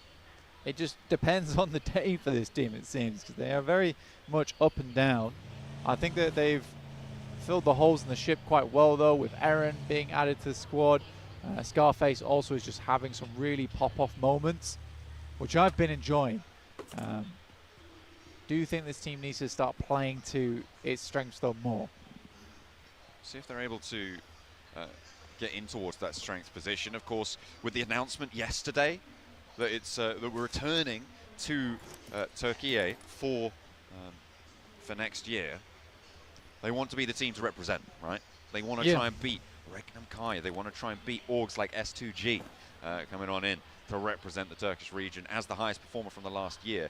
As a defending champion, maybe. Maybe. It would be a big upset for quite a few fans, though, where there is a Turkish team representing the champion over in Turkey, but it ain't RCB. Well, yeah, I mean, you've got Regnum Kai, you've got S2G, but you used to have blank, and this is notable, Fireflux, right? Now they're a new team. And who's that? Well, it's off. It's off. I don't really know where you go. It is off. But yeah, right? Yeah. Okay, I haven't just hallucinated No, you are correct. Yeah, it used to be Matt I'm just saying. On Fireflux. Where are we going with this? They used to be, I think, the predominant team in Turkey. A couple of years ago now, it was them and S2G. We're sort of back and forth for a long, long time. That was the conversation. And then they had a big fall off, right? This Fireflux roster really had that downswing. I think they were dominant for a season. Yeah, okay, that's fair. I think, I'll give you that. Was it the season before PMGC in Turkey? It was a spring split, so no. Because that was where Ketch was MVP. Do you remember? I'll have to go back and look. It was like 2023. Either way, my point being that this is a return to that position, right? It is team. Yeah. Sure, it's an upset now, but if you'd have said that, a couple of years back, people would have been like, oh yeah, this roster, totally reasonable that they could be champions of the world. So it's good to see them back on top, and as you said, patching some holes with Eren. Some Shakespearean commentary from you today. You quizzed me in the middle of my little blurb. I will not take any shtick from you on that. That is... I'm being garroted. I'm going to need to get myself a Mini 14 to cheer me up. And the way to do that, well, I've got to log into the game. The Polar Party skin is available if you log in to get a free permanent firearm finish. Yeah. Only for the next 2 days, though. Only today and tomorrow. I know. That's cool, though. Permanent skins, always nice to see, and it is a nice looking skin, too. You also log into PUBG Mobile right now to get yourself a free boat, as well as some other goodies all the way up until the 25th of December. So make sure you are logging in, getting those challenges done, and picking up your rewards. Your rewards. There we go. That's the jingle we were waiting for. Oh, it's like Kalaris never left. It's going to be coming on in from the south side for Kara and Ulf, who are both looking to try and continue to represent Turkey. It was a 1-2-3 in that last match. And on that south side, they will split the difference right now again. Team Flash on our screens at the moment in shooting range hills. Not looking like they want to go too much further. DRX are behind them, so maybe they're thinking they can guard that out, play the north side of the river. I mean, if it goes north, they'll be in a great spot, but it's a lot less of the landmass in this next zone. The Flash, I think the guys were pretty hard on them on the desk, which understandable with the way they're playing. Tough love. I think you got to cut them a little bit of slack, considering this is their first PMGC. I said that their nerves were as hard as steel over in the league stage, but there was no audience. There was no fanfare, right? It was, you were on a stage. And that's scary enough, but this is the PMGC Grand Finals. There is an audience in front of you. You're following big acts like Bam Bam, who was amazing, by the way, if you didn't quite catch that. We had idols on stage. Oh, yeah. It was crazy. So I do think that it is frightening being here as a new team. If there's something you've never experienced before as well, it's a very different experience. So I think for the Flash, maybe it's a case of just getting back on the bike now. Because they were, it was a bit of a shock, I'd imagine. Yeah, absolutely. I don't think anything really can prepare you for playing on a stage like this, right? It's so intimidating, or it can be, until you get that experience under your belt. So that's what we'll be looking to see from them. Maybe as the days go on, they can continue to march up the tables. I think appearing on the front page for them would be a brilliant result.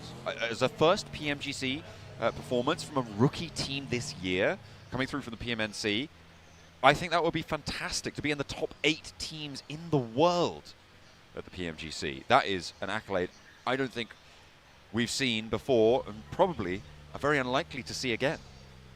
Yeah, I'd say so. I'd say so. Hard to beat, really. For Thunder Talk, they're making their way up on the southeast side. They did wrap down up towards Farm. They pass Pachinki now. Most teams are kind of confirming over towards Everest, which is fair enough on this kind of circle. You do have RCB up there already. You have to admit that RCB is insanely good at grabbing central position on every single circle that we see. The circle does move north, cutting the river and the delta in between, which is tough. It is tough.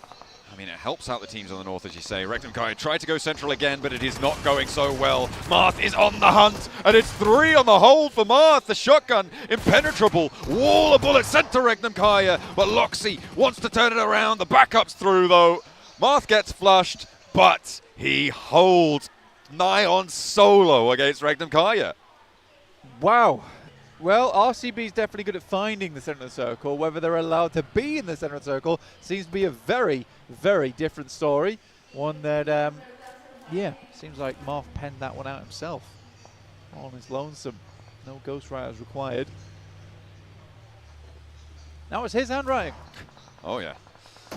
It is one hell of a scribble. Solus trying to get out of there as fast as he can, trying to navigate those corners. Killer Joe steps out for it, doesn't quite connect on the spray. Ulf desperate not to lose a player, but finally Solus goes down. It felt like that should have happened a lot earlier, Blank, but Team Goat find that shot that they are looking for in the end, and that's what matters. Twix from Goat. They were trying to push themselves further in the tables. I think that, honestly, if you're around about the 30-point, 20-point range, like low 30s, 20 points, you're not doing great right now in PMGC. But you're also, there's no one doing horribly. There's no one doing horribly at PMGC so far. Flash did take a tumble there from VPE. Red Bull able to find a couple of shots their way. Vampire wanting to clip the wings here on Team Flash. Bows on the high ground, not really able to do too much to keep Win safe here.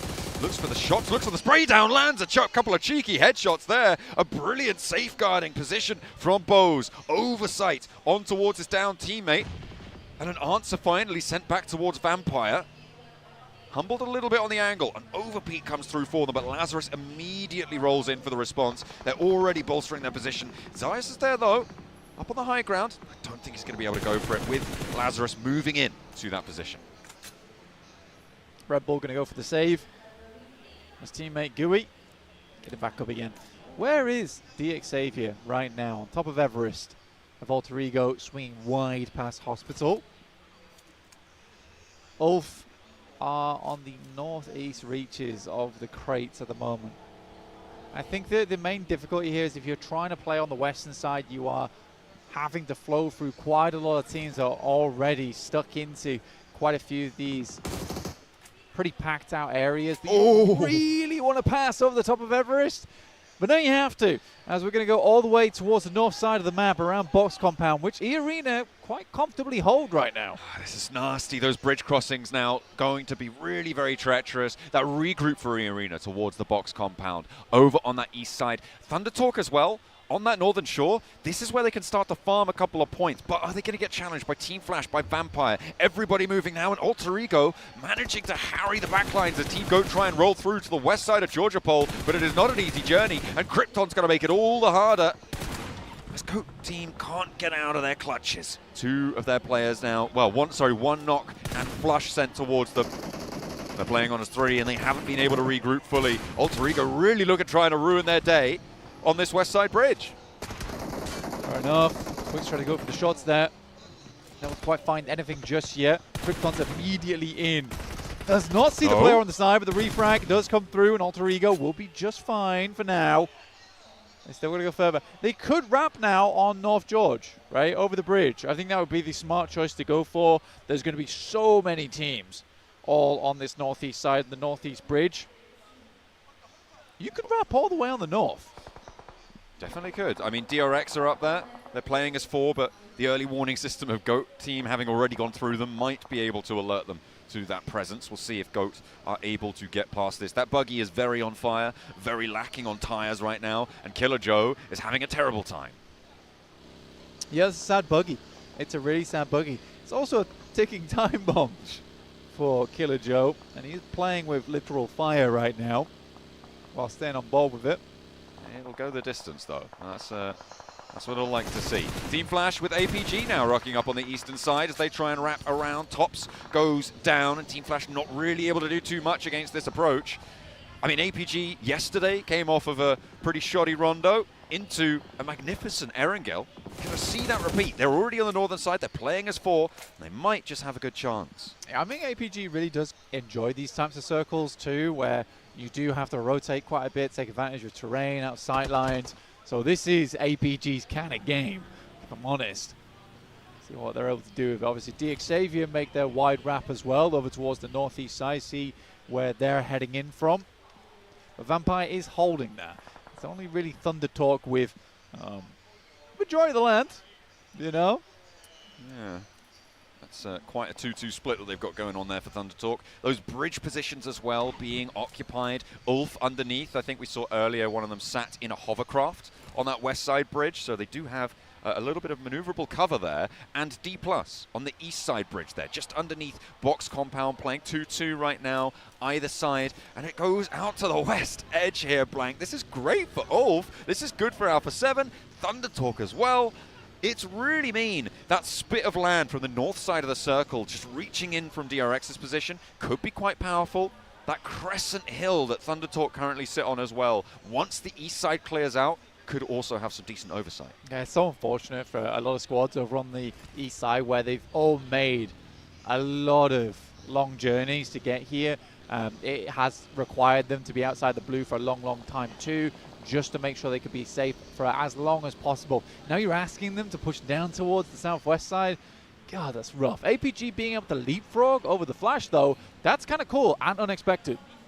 Yeah, getting ahead of it. Nice and quick there with the maneuvers. DXavier also trying to poke their noses in and actually getting ahead of APG as well. But they've cut this rotation in half, Blank. DXavier playing 2, but they're hunting top. Oh, he's out the passenger side. Reefus needs to hold his nerve, needs to connect with the spray downs. Not quite getting the full job done, but gets a lot of damage in. A 1, a 2, and top stays on top of the fight. We'll be able to handle business, but there's more to play as Vampire are now chiming in. Lazarus is backed off the angle. A big pickup by Doc.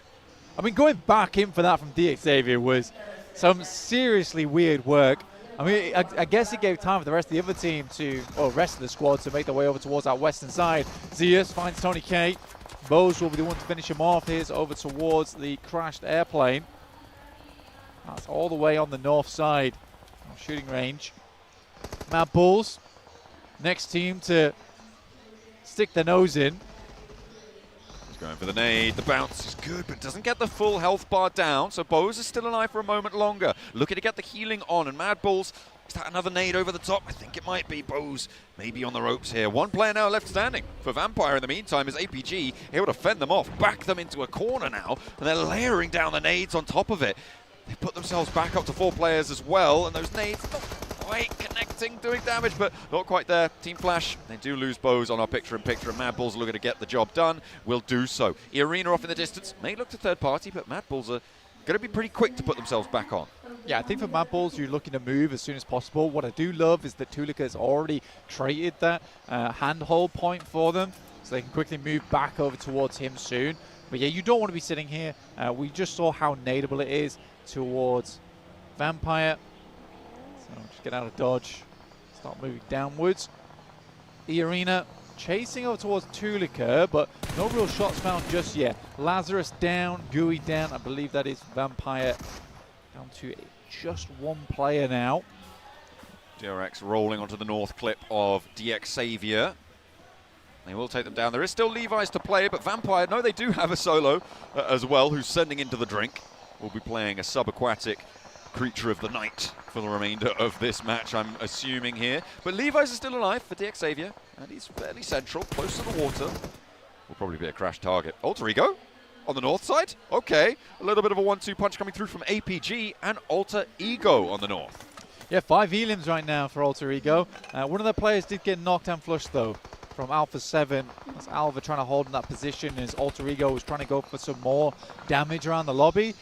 It sort of works out where they have more control of the map on the northwest side now, but they have lost a player, which is super unideal.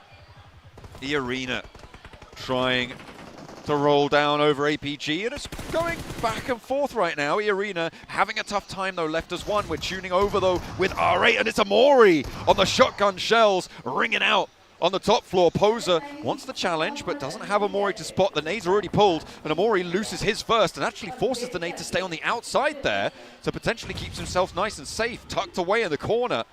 Extends this fight, but they're on the south side. A bumble on the nade. That takes Poser very, very low, and a bouncer for Amori.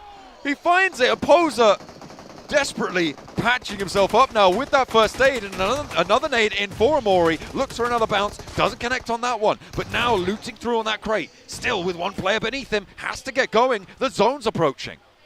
Amori is, you just can't ever count this guy out. Absolute insanity. Massive fumble on the nade there, like you say. Not getting it through that window there could have been the death of them, because they did set up quite well where you get the bounce up towards the top side and down towards that window up top, so the only place that Murray could have gone there was down the stairs. Rez is going through. He's down. Good bounce. Oh my goodness me. This guy is crazy. This guy is actually crazy. Slam dunk for Amori. What a bouncer. I'm loving these rebounds coming through on all of these nades that we've seen so far. They have been really, really solid, and that is beautiful little cap off to a match potentially for Amori, because I don't know how much further he's going to be able to get. In the meantime, the Mad Bulls take a nosedive on their position. The northeast side getting very, very dangerous. Thundertalk able to weather the storm though, and Seoul now under pressure. The wide wrap around, and no blood is spilt from Thundertalk. Old split personality Thundertalk, back at it again. We're going to crash, and we're going to do it now. Okay, now back to our regularly scheduled program, but it's an Olbu. Let's sit over the top. Shing is hiding right now, and the rest of Thundertalk are unable to assist. So likely Thundertalk is going down to 3 here. Maybe? You want to use that as cover? We'll take it away from you. Oh, that's excellent stuff, but actually might allow the rest of the team to roll on in, and could have allowed the rest there. Pop it on out. Oh, no. That is nasty stuff. I mean, back to the bottom of the tables with you, D+. It was funny. I thought it was funny. Some classic D+ comedy there. Yeah. Sadly, it did result in his death. Are they going to get the No, I don't think they can get both of those. That is one bleed out guaranteed. Exciting. He couldn't have got both. The bleed out would have been too quick, I believe, unless both of them were going for it. Shing, though, also going down. That's a play zone. What are we doing? Why are we just letting our teammates bleed out? I mean, the cross downhill was really, really difficult. There's a lot of angles. That I don't know, bro. They could have smoked it. They could have done a lot, but they could have, should have, would have. Won't have their team now. Tell me which angles we're looking at, though. Alpha 7, Alter Ego, I don't know. There was no angles looking at those players. Stop wobbling my cables. I can't hear anything now. You've been wrecked. I have been, absolutely. But we are going to be getting underway. I mean, look, they're still taking shots from it, okay? Look, there's still shots from Ulf. Play it on in.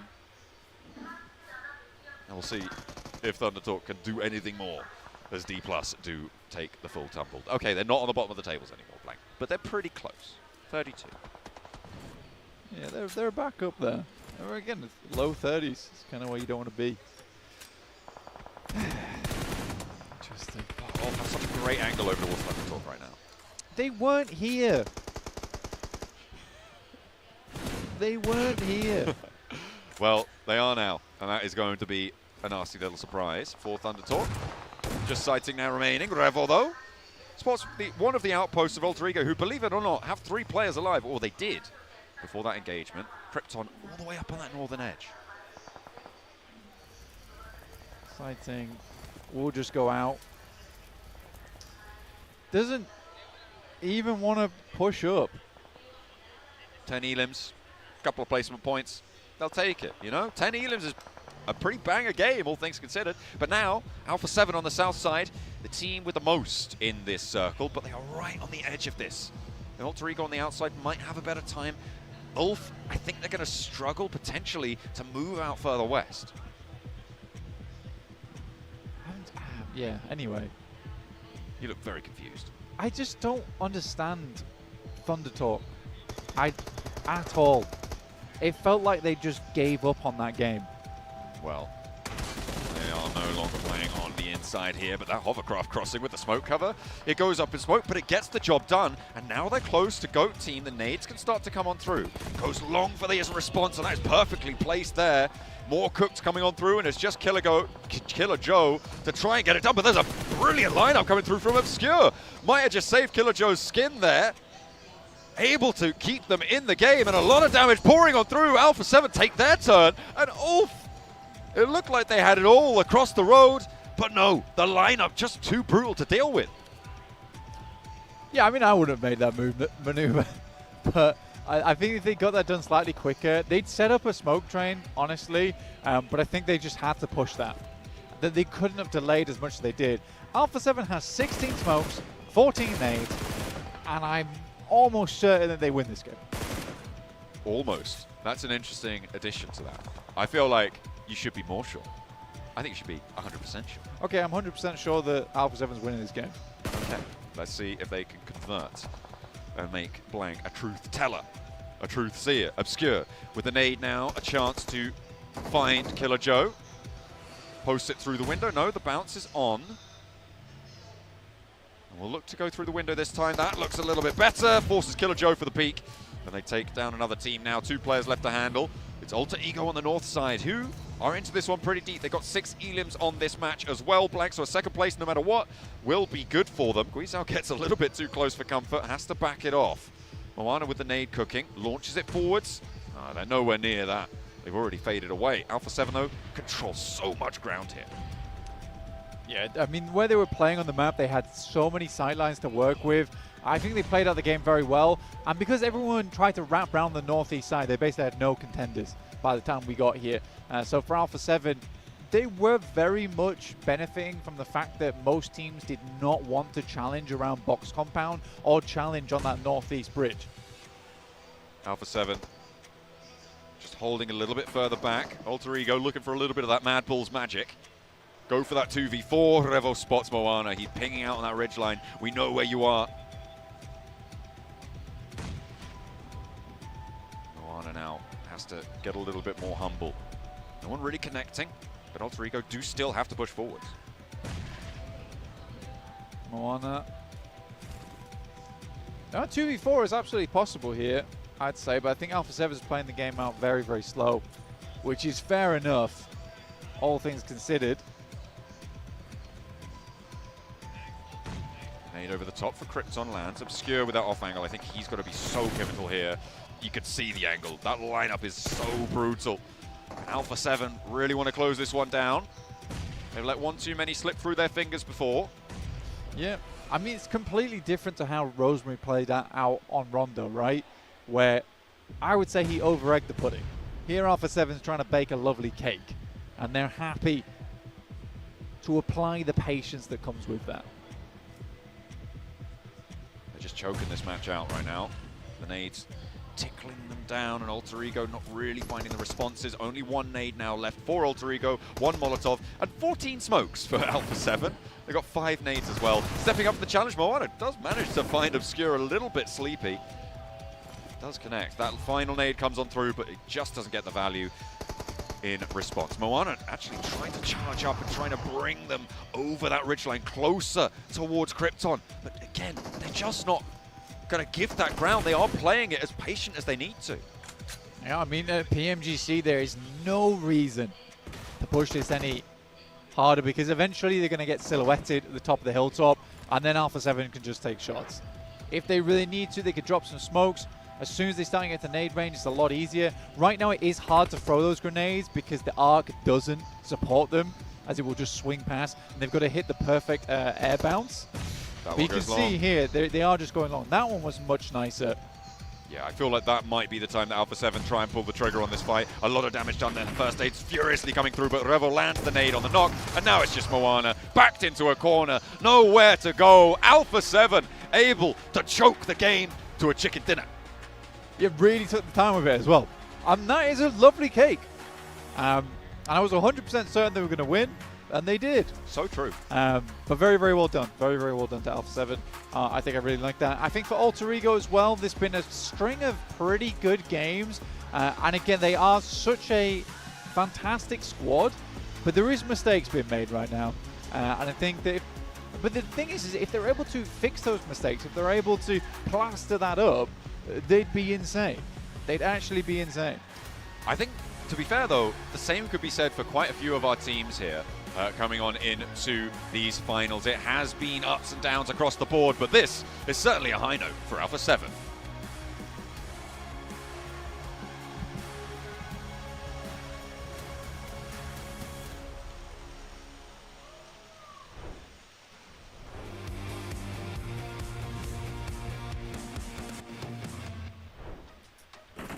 Alpha 7 get their first chicken dinner here in Bangkok, Thailand at 7 for the first time. Let us hear it. Do Brasil!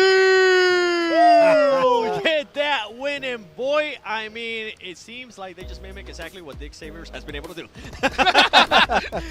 Because in this one, they were, to be completely honest, they were blessed by the circle. Something I do have to point out there from Alpha 7 that I enjoy seeing as it got later into the match, and they realized, you know what, we are actually getting this compound. We don't necessarily have to move back. Yeah. They did a 2-2 split, and they made sure they had 2 players on different buildings to stop any type of crashes and to have different angles as well. Great play from Alpha 7. It just allows you to have information of incoming crashes pretty much instantly because of that 2-2 split. And also, the compound they were holding on to, 7, is so flat all around it, you'll see teams coming from a mile away. So that position was very strong. I think we've seen so many wins actually from Alpha 7 in that very particular area. So they're very experienced because guess what? They're normally a Northern George Pole team, right? So they're going to be very good at it. They're looking at the individual performances. Still, the new gen popping off. We see Guizel getting some good games here this time around, 7. Obscure putting up big numbers with those 4 eliminations. Congratulations, Obscure. 4 Illins, Rebo, 3 Illins, Carrillo, 1 Illim. Gisao, I got a bone to pick with you, brother. Look at the damage taken, by the way. Like, it's super low damage taken for Carrillo and Obscure together. I mean, it just goes to show that that team didn't really have to do much until the end, and they did. They did spread out quite well, especially towards the end, and making sure that the game more control. For Gisao, the bone that I had to pick with you, man, when this dude is in a buggy, Max, I'm just at an all-time edge because I don't know if he's just going to fully send it or not like he did in the previous match. And at this point, when they were going up against Alter Ego, I think I was even telling you, please, Gisao, don't do it. I know you kind of want to, but don't do it. You never know what you're going to get. He's just going blindfolded. He's like, I don't know where I'm going to end up, but wherever I go, I'm going to play full aggro. It worked out great. Actually, I really like at the finishing moment where they don't overstep versus Alter Ego. They're like, we know Circle is coming our way somewhat. We are full control. We don't want to give multiple 1v1s. We're going to play it very slow to make sure that game does not escape our grasp. So looking at the replays, APG, they were in a really bad spot in this dip position. There were teams all around them. There was Vampire, there was Flash. And actually, the fact they got so many eliminations in that match, I didn't really expect it. I was happy with APG. The way that they were able to actually rotate. Why rotate towards the east and make sure that they found a way? I thought that was perfectly executed from that squad. By the way, it pretty much came down to APG getting those eliminations on DX Xavier because DX Xavier, they were in Everest. They tried to do the same rotation, just wide wrap to the east. But it was too much. They did not get the favor by the circle, and I think, honestly, I got some of my answers in regards to DX Xavier and their performance here in this match. They were challenged very hard the entirety of this game. You know what? A team that was also challenged by the circle was Alter Ego. They drop Lipovka, and look at their rotation path here. Okay, looting up, getting their cars, getting ready to move. Big rotation, going to be hugging the more southern edge of the circle later on in this game. Step by step, but this circle in particular, it goes up north and they just go wide to the western side into George Pole Hospital area. Like, okay, made it in. It goes up northeast away from them once again onto the George Pole Bridge, and then it starts going their way. But the 2 to 3 first rotation 7s actually from Alter Ego were extremely well executed. Yeah, and I'll have to second what Blank was saying again from this squad. They just need to fix certain things, certain unnecessary fights from this squad that they're doing. They ended up taking a fight with, I believe it was DRX. They end up winning that fight with a 3-1 split, making sure that they left one behind just in case, and they end up losing Rosemary.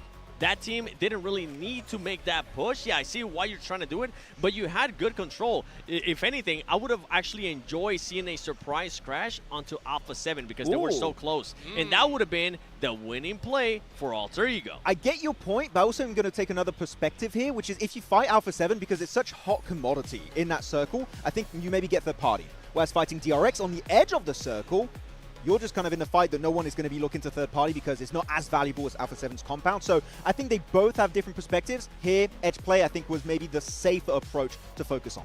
We agree? Yep. Anything can happen. We agree to disagree.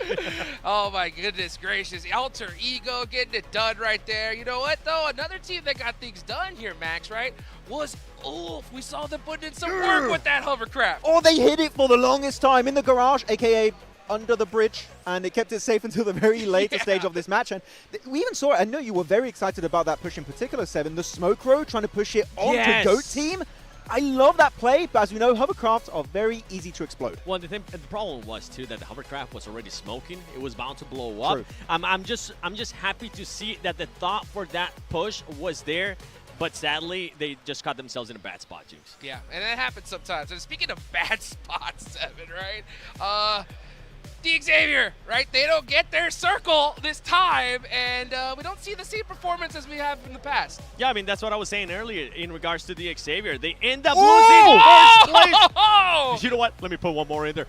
Do Brazil back in first place. Alpha 7 jumping up with 74 points. The Xavier actually ends up falling down. And this is the big question for this squad. Because I want everybody currently at home or wherever it is that you are watching this, I want you to look at the eliminations part of this. Yeah. There's one that doesn't look like the other. And yes, that's right. The Xavier with those 26 eliminations, when you have teams putting up 45, 37, 44, 39, that is just the big problem with this squad. And I think why a lot of the viewers were in a way a bit unhappy that the Xavier was in first place, because it didn't seem like that aggression was there. It seemed like they were just playing it safe and getting lucky by the circle. I mean, here they had literally 3 teams between themselves and the circle, and that transition was going to be tough. It was going to require so much for them to make that rotation work out, and unfortunately, it did not work out. And looking though at the top players of this game, I want to repeat something you said earlier here, Seven, because I was saying Amori, best player right now in my eyes when it comes to MENA players this year, and you even said maybe one of the best standout players of this entire PMGC. Amori's hands down one of the breakout performances out of PMGC. Not just out of MENA, out of PMGC by himself. And also, even though he's currently not here in the top 4 players, I gotta give props to Marth. Marth was able to clutch up big time for the squad when Regnum Karya was making a push from the Everest. We saw that. You mentioned that to me, Max, actually. As soon as Regnum Karya saw the circle shift, they went for it, and Marth was just waiting for them to come out. I mean, you're playing the crates era. Guess what? Those nades, you cook them perfectly, and you're going to get instant eliminations that time around. Very, very happy about it. Though, seeing out this top graphic here, AJ, Thunder Talk, getting a few eliminations. Very happy to see it. Mainly during the league stage, we were seeing a lot of presence from it was Sitting. This time around, it is AJ that's been just a storied player back in PL, and good to see a bit of presence here. But it's a bit annoying for me looking at Thunder Talk because they get that one good game every once in a while, and then they disappear for a bit, then they come back. So it's a trend that when you have only 3 days worth of games, that can hurt you significantly on your position in the rankings. For sure. And you know what? Speaking of hurting on the ranking 7, right?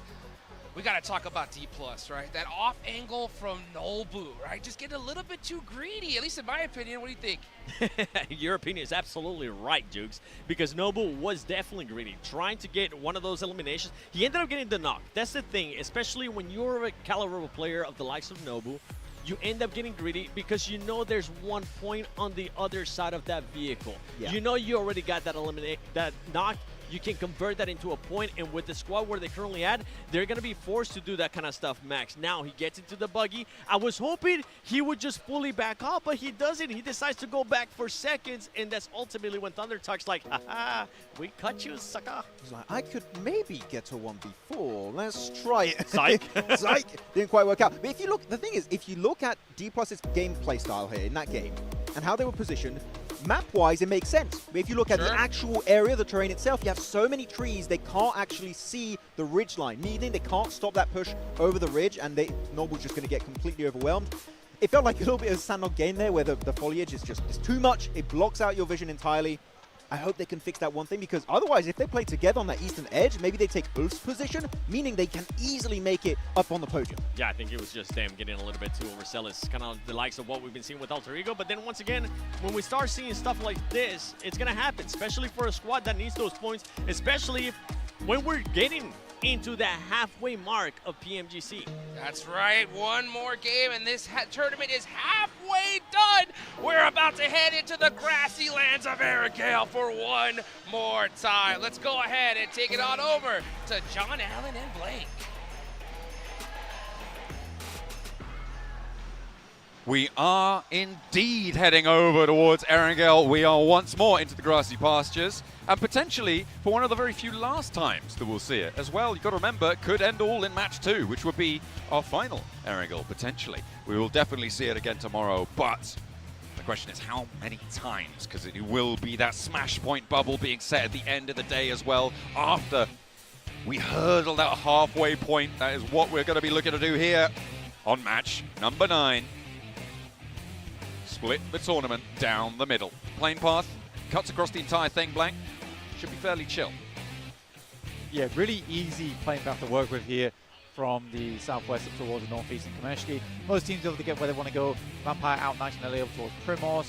Very chilled out for them. APG heading down straight away towards Sosnovka, so slightly less of a rotate they need to make than last match. Again, I really do think Alter Ego could make a massive breakout in this lobby. There's just sometimes where I feel like the over-aggression is absolutely there. And it is unnecessary at times. It's hard to disagree with, though, because some of those unnecessary, or what I would call unnecessary splits, are what is getting them the most amount of points. I just think it's a fairly inconsistent playstyle. I think that's what it comes down to. It's an inconsistent playstyle, especially at PMGC. Yeah, it seems like they're trying to, I mean, as you said, maximize point scoring, right? Which is generally the goal overall. And that doesn't necessarily mean maximizing chicken dinners. So that could be the approach that they're taking. And as you said, it's paying off in some respects. They're on 48 points right now, still very much in the contest for top spots, towards that top of the tables. Obviously Alpha 7 streaking out a little bit to rejoin DX Xavier. Ulf as well catching up. But on this northeast side, or actually further east now, as they head further down towards Prison, towards Lipovka. The Prison Lipovka split drop. They will be getting on with it. And as we said before, right, Rosemary, highest LM count, 19 on the cards, but they are being punished for it. There is a price to be paid for the amount of damage that Rosemary's done to this lobby. There is. I think it's a very good way to put it, right? Is that it's 4.1k damage that he's done. 4.2k if we round up, which we do like rounding up here. Yeah, just round up.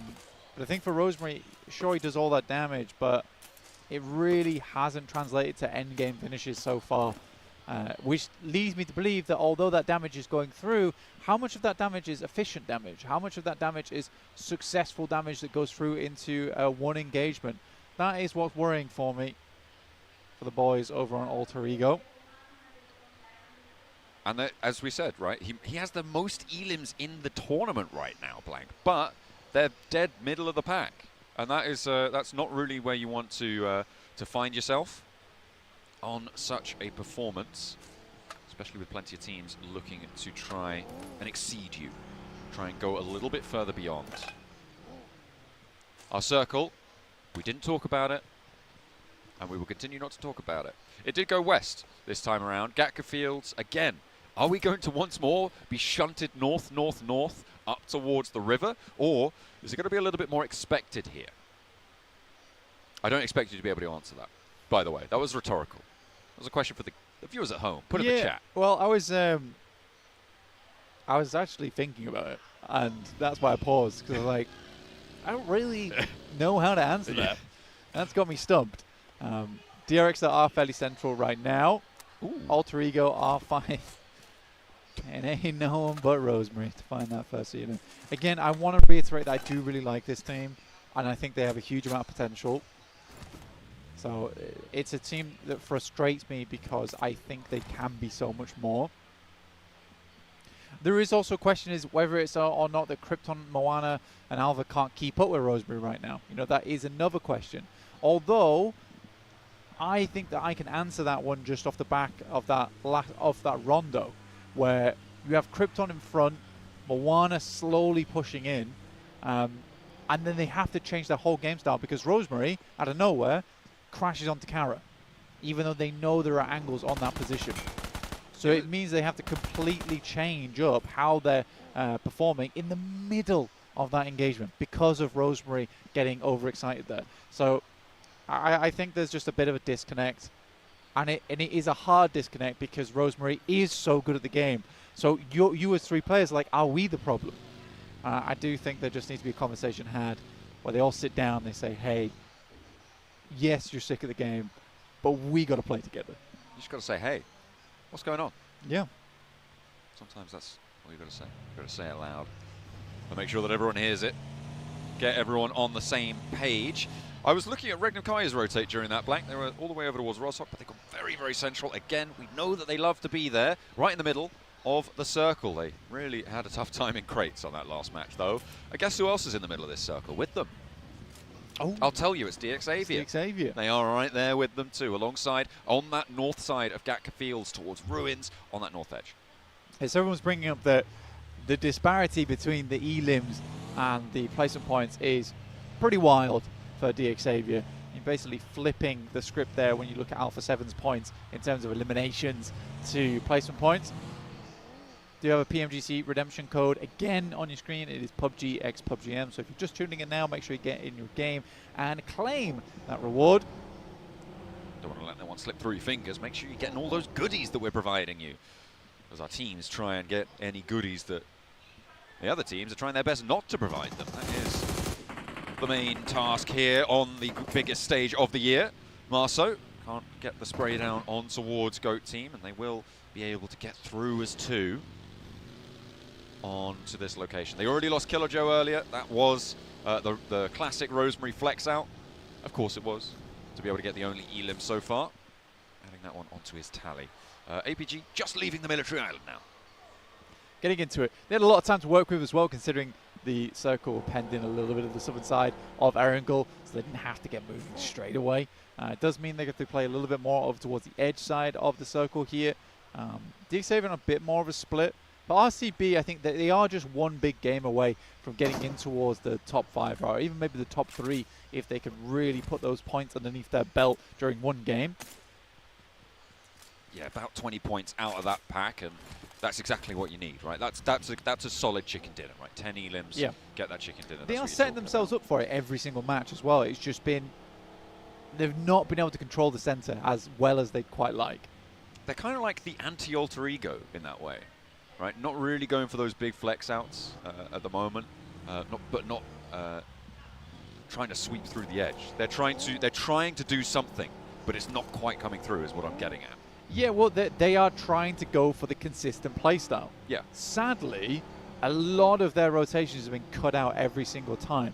And I think it is because this is such a central-orientated lobby right now.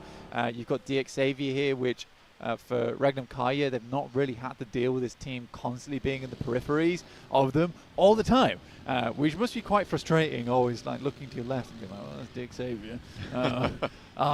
Our nasty neighbours Get a load of these inside guys. the circle. Yeah, exactly. So I think for Regnum Kaya, definitely do just need, I think it's rotation 2 that they sort of suck on right now, if I'm honest. Oh, no, it's happened again. They're going back up there. Oh, you can't be doing this twice to the lobby. This is nasty. I mean, it's still cut down the middle by the river, but it keeps a lot of the north side in. It is malicious at this point. Is this circle the new military island circle? Yeah. Is that what we're seeing? I do think this is a bit of a different one from our last, though, where we cut in a lot more of Everest, a lot more Hospital, which means that so many teams need to flow up through Ruins now. This is a massive funnel for squads at the moment. Very stressful for a lot of teams, and it's going to get messy real quick. Rotation 2 for Regnum Kaya, though. Oh. Does it still suck? We'll have to wait and see, because it might slam straight into this fight that we're on board with. Silas, you can see him just off there in the distance. The Mad Bulls looking to keep hold of the east side of the Ruin split. Control that. Meanwhile, on Everest, Vampire sit atop the pack. DRX are playing along that ridgeline too. No knocks sent their way, but So Easy has to back off. Oh, that's off in the distance. That's over towards Alter Ego. Fabian giving them a broadside target on that. That is not during this fight. That is over towards the Roshok Bridge.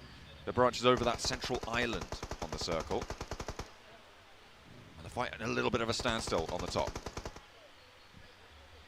Yeah, Fabian going down there is a bit odd. I guess that he just jumps out of the vehicle and tries to use that forward momentum flying out from the windshield towards the rest of his team. And it works, right? One of those comedic approaches towards the rest of your squad. They've still got to go further on this, though. Thunder Talk, again, wide wrapping, and they love to do this, right? Tie about 1 billion ribbons in this circle. Well, they have to give it a go. Thunder Talk, entertaining to watch, I think, is the way to characterize this team. Something that you highlighted during yesterday's games. And they are trying to sweep up on this eastern side. Currently 2 players north of the river. Looks like King and Xing yet to regroup. And to be fair, you don't need to commit to the north at this point, right? You can play on this eastern edge as long as you're confident that nobody's going to sweep through. And with Team Flash, you know where they are. You played up against them last match on a very similar rotation. I feel like holding the north side of Roshok for Thunder Talk on a 2-2 split might be a solid idea. Yeah, it's not a bad idea at all for Thunder Talk. They are fairly split, though, which is a little bit worrisome for the squad. But either way, you are right in the sense that they're controlling a lot of zone. And I think that they understand there's not a lot of teams over on this eastern side. Most teams want to litter themselves across Ruins, across Watertown, across Headshot Hills, up towards Box Compound. For Alpha 7, this is a really nice circle for them. Heads further towards that north side. And now Thunder Talks can regroup, right? Thunder Talk can head up towards that north side with the rest of the team. Look a little bit prettier on this one. Big chance for the Flash here, but a disgusting approach for everyone on that south side. It is a really, really nasty approach where you are elbow to elbow with so many squads. Oh, Regnum Kaya nearly have a little trouble with Ulf, but Loxy able to lay down so much damage. Solus goes down as well, and Ulf are on the ropes here, Blank. 1 player now left standing. He can't get his head up off the ground either to go for these reses. Finally, the smoke starts to bloom, and maybe they'll start to be able to look for it, but he's still down on his belt buckle, needs to hide for a moment longer. Regnum Kaya need to get those reses as well, and there's more threat from the northern side. The mad dash up over the river continues with D+ slamming straight back into Sunken. Yeah, I mean, D+ just had to reassess this as Mad Bulls immediately move out with force. Very tough stuff for Regnum Kaya. They got to start checking their other angles as well because they can't fully focus over towards E-Arena. It's going to get worse. It's going to get hotter on that bridge soon. D+, 2 down. Pusher cut across on the swipe, and it's just Chips now for D+ to try and stay alive. Not going to connect on that flush, and I think Chips, just get out of there, or maybe try and commit for a point, but don't just stand at distance. Don't just look for it like that. The nade over the top, maybe the last-ditch attempt to finding something. Not going to go all the way either. Oh, the point stolen. That goes over to... Oh, no, wait. No, that is still the Mad Bulls. They are still there. Oh, picture-in-picture, though, shows Regnum Kaya trying to go for this River 2-2 split. We've seen them try and do it before, but they're having some trouble on the back there. They're needing to get that pickup going. Ulf now with a nade. Could be nasty. That north point taken out would be disastrous for Regnum Kaya, but the cook's not quite long enough for Scarface. He's denied that opportunity to get that knock and flush. Now, Wild and Zed Wolf will be the northern answer to that Silas and Loxy south side.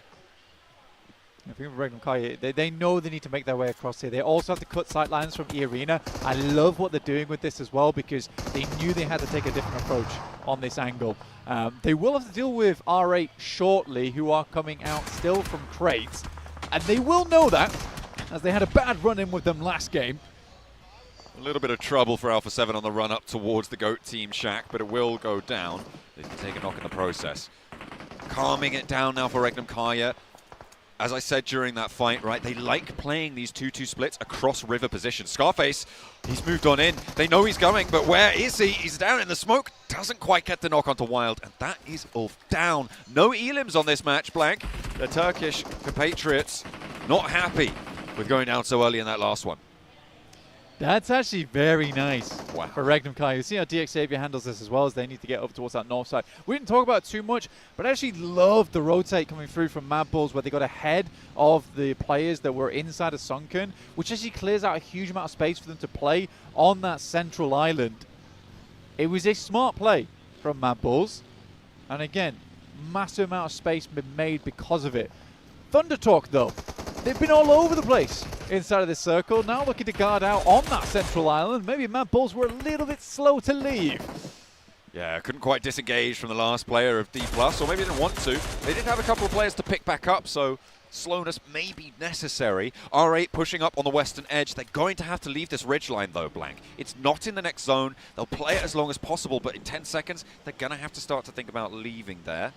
Preferably earlier as well. Chip's just about getting out, but he has to shift on over 2 because the blue zone starts to move. APG. Doc here, looking over towards Gooey. Quite low HP, but easy enough to thread those bullets through. Himself a knock there and the flush. It's nice to see. That head is peeking over the top side of the rock there. Oh, okay. Tony K should know. That is a block knocker of a shot coming through from Doc.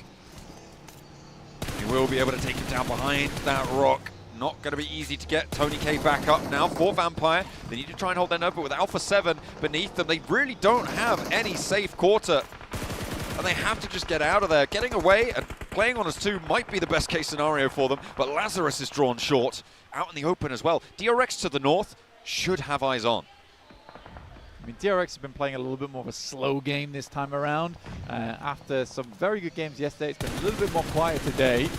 APG spots over towards R8, who did make that crossing on the western side. They look to instead completely cut out flowing across RCB. Thundertalk do go down on their attempted roll-up. Mad Bulls, a little bit too much pressure on towards them, and Alter Ego, the main profiteers of it right now. Alter Ego pretty happy about that. R8's really struggling against APG's lineup here. Top with the Mini 14. A lot of ammo in it as well, and R8, they are up against it right now. Alpha 7 in their way. APG holding their northern rotate. There's no options now for R8. It's win the fight or go down trying. R8, Prestige and Murray down. Trying to get him back up again. Nades slowly going past the vehicle. Almost crashes into them. And Murray does not move. I feel like he should have swung slightly to the left-hand side there, knowing the nades were just starting to flow across towards him. Playing Battleship, might have not got it the first time, but they're certainly going to find it sooner or later. Ida takes a chunk too, and I think Murray is just impossible to pick back up now. I mean, he's just got to try and crawl back, right? That's the name of the game right now. You're probably going to go down, but you might as well try and regroup towards the team. And actually, right now, looking like it might be quite successful, Blank, with DRX rocking up onto the north side of APG. They do have now a fight on 2 fronts. Amori potential to get rezzed. The circle shunts out to this western side as well, which is going to help things. And APG really suffering now against DRX on the north side. Mars gets knocked, though, and R8, they were thrown a little bit of a lifeline, but it is getting snatched back as Doc rampages south.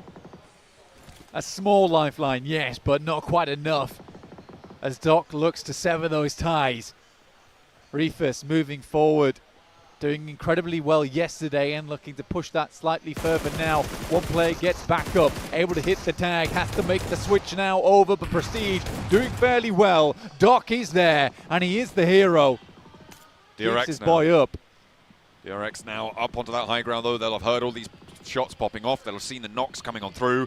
With APG on their last legs, nades start to get launched forwards by DRX.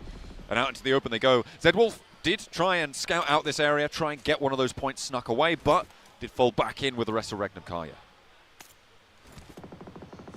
I mean, for Regnum Kaya, they do need to regroup soon. For Silas, he is just maintaining control over towards that south side. You do not want to be backfilled on there as you're trying to make that crossover towards the hillside. They could potentially swing all the way towards the west, try and hold out teams coming through like APG and DRX, get involved there. Then you might have a position to play. You can already see Zed Wolf swinging out towards that west side now. Yeah, he was trying to get in there earlier, decides now's the time to go back. APG rocks up straight on towards him, and he immediately regroups away. A beautiful little spray down, a lineup from DRX, and that is going to be them done and dusted. They will go down. Toast.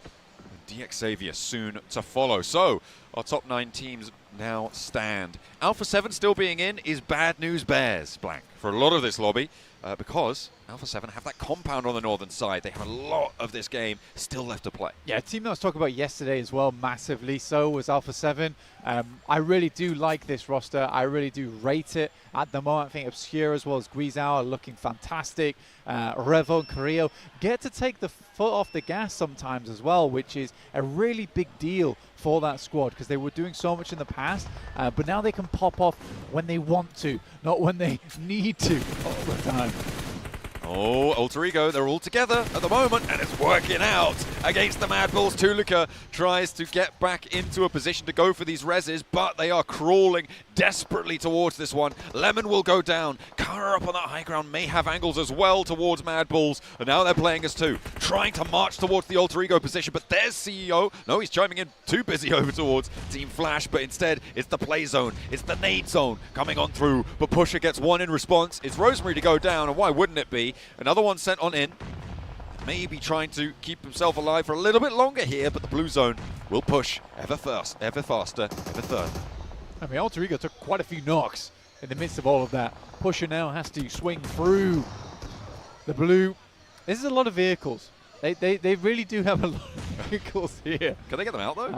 Yeah, well, I mean, this is the garage, but it feels like Alter Ego is playing more of a car sim at the moment. Oh, okay. Finally goes away for Regnakaya. Goes away from E-Arena as well on box compound. They've held this for so long, basically since second shift. Probably from first shift, actually. As the nades continue to pour on in overhead from Kara towards Team Flash. They're finding more and more. Tops is now in danger on the backlines. Tries to fade one away. Doesn't quite connect on it. But Alter Ego, they're on the rollout now. They do need to make a move. And this seems to be a fairly wise choice. They're going to be able to flush one out at least. But they lose Krypton on this approach. Blank, they are now down to 3. But I don't think it's their old tricks playing catch up to them. No, I don't think so either. I think they had to make this rotate eventually. And they made the rotate together too. Kara has Overwatch on this. But 9 elims on the game, great for them, 57 points. Like you say though, the sad thing for a lot of the teams in the lobby is that Alpha 7 is about to bridge a massive gap between them and a lot of other teams here, unless they go down soon. Absolutely. Need to try and take them out as quickly as possible. With only 1 elim going down in 7th, that's not going to put a huge number of points on your tally. But going down in 7th seems fairly unlikely for Alpha 7 right now. Kara much more likely to be next up off the bat, and they will indeed fall. 4 elims, 7th place. Again, not great. Alter Ego now trying to go for that same descent from the hilltop. They just saw go fairly poorly. Let's see if they have a better chance at it. I mean, this has to be an incredibly fast rotate, get down the hill here, but it is so open, as it always is with this kind of circle. DRX has nasty shots from along the way, and it's Hyunbin, as always, finding those cruel pincers over towards Alter Ego. Moana absolutely should be going down here. Alter Ego is essentially a 2-man squad right now. They've got 10 elims already, Blank, again. On this match. You know what? I would love for DRX to crash Alpha 7 right now. I'm not even joking because they're sort of looking towards Alter Ego. And what other option does DRX have? That's true, and when Regnum Kai starts to get involved as well, that's going to be made harder. I think they're gearing up for it. They're going to go up. Kaikse now first onto the wall. They're not going all the way in. Hyunbin draws short. A nade sent over towards. Not quite going the full distance there. The Molotov to try and find Guizhou, but Hyunbin goes down from a nade to Revo. It's a great bounce. And an immediate flush comes through as well. A good bounce on the nade there. And now DRX are playing on as 3. Alpha 7 not going to take any knocks. A bounce from the roof. From Kaikse doesn't find it either. Carrillo burns out the door frame. They are slowing down this one too. You're Kaikse crazy. steps into the fire to try and get the nade on through. He's going to burn out Blank, but could have got huge value there. It's not to be. And now DRX playing as 2. Oh, that's so sad. He bounced it back through the window, by the way. But yeah, DRX down to 2. A lot of attention off the rest of the circles. Regnum Kaya starts to flow through E-Arena, slicing away at them. Up to 7 elims now. Guizhou looks to step out. But QXZ being the final member. And a hell of a bounce. The roll up from Regnum Kaya to look for the last players of E-Arena now. 1 down, 2 down, 3 down, more man down. E-Arena out of it. Loxy may be needing to get picked up here, but they can flex out. They've got a little bit of time to play with. Alter Ego send Alva straight on in, and Alpha 7 not on the overwatch. Getting rid of the last player from Vampire. Has he got cover enough to do this? Alva has moved through. Again, very well played to him. He's fairly safe here as well, honestly. Alpha 7 are not in nade range. And he's sort of got this little compound to himself made up by the rock and the vehicle. How many percent did Alpha 7 win this one, though, Blank? Last time, it was a much clearer call. Against Regnum Kaya, though, on that south edge, it looks a little bit tougher, but the fact that their compound is just in this zone. Yeah. It basically, if stage 8 is on top of Alpha 7, then yeah, they should just win. Regnum Kaya have really no way to assault that position, right? I mean, sure, they have vehicles, but the approach they have to make gives so much time for the guys over on Alpha 7 just to pepper them with bullets. But it is the two storylines converging right now between Regnum Kaya waiting for that big win to set them up towards the top of the tables, and Alpha 7 looking to create a massive buffer between them and everyone else, John. I mean, Alpha 7 with 4 elims, a 3rd place guaranteed. Alter Ego, though, as well, with huge elim counts coming on through. Nothing else. Oh yeah, no nades, just 20 smokes. 20 nades for Regnum Kaya and no smokes. Oh, brilliant. Maybe a little bit of swapsies right now. Silas feeling the lack of smoke as he tries to get away with it, but steps into the blue zone. The damage a little bit too much to handle. He is not going to get back up there, Blank.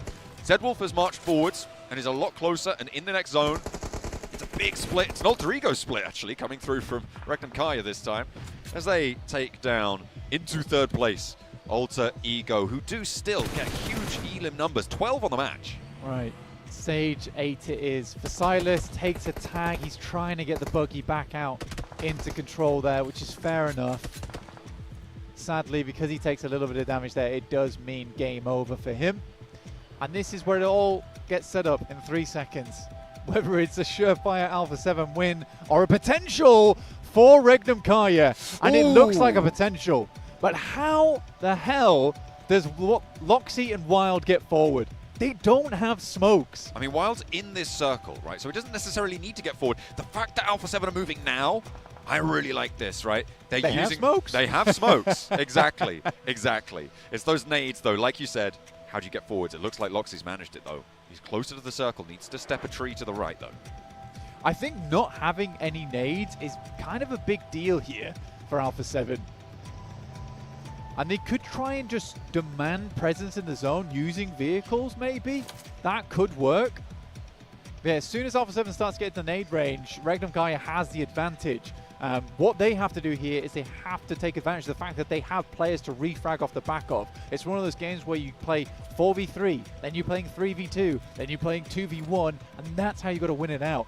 But letting Zedwolf up to here is crazy. Alpha 7 look to be sweating.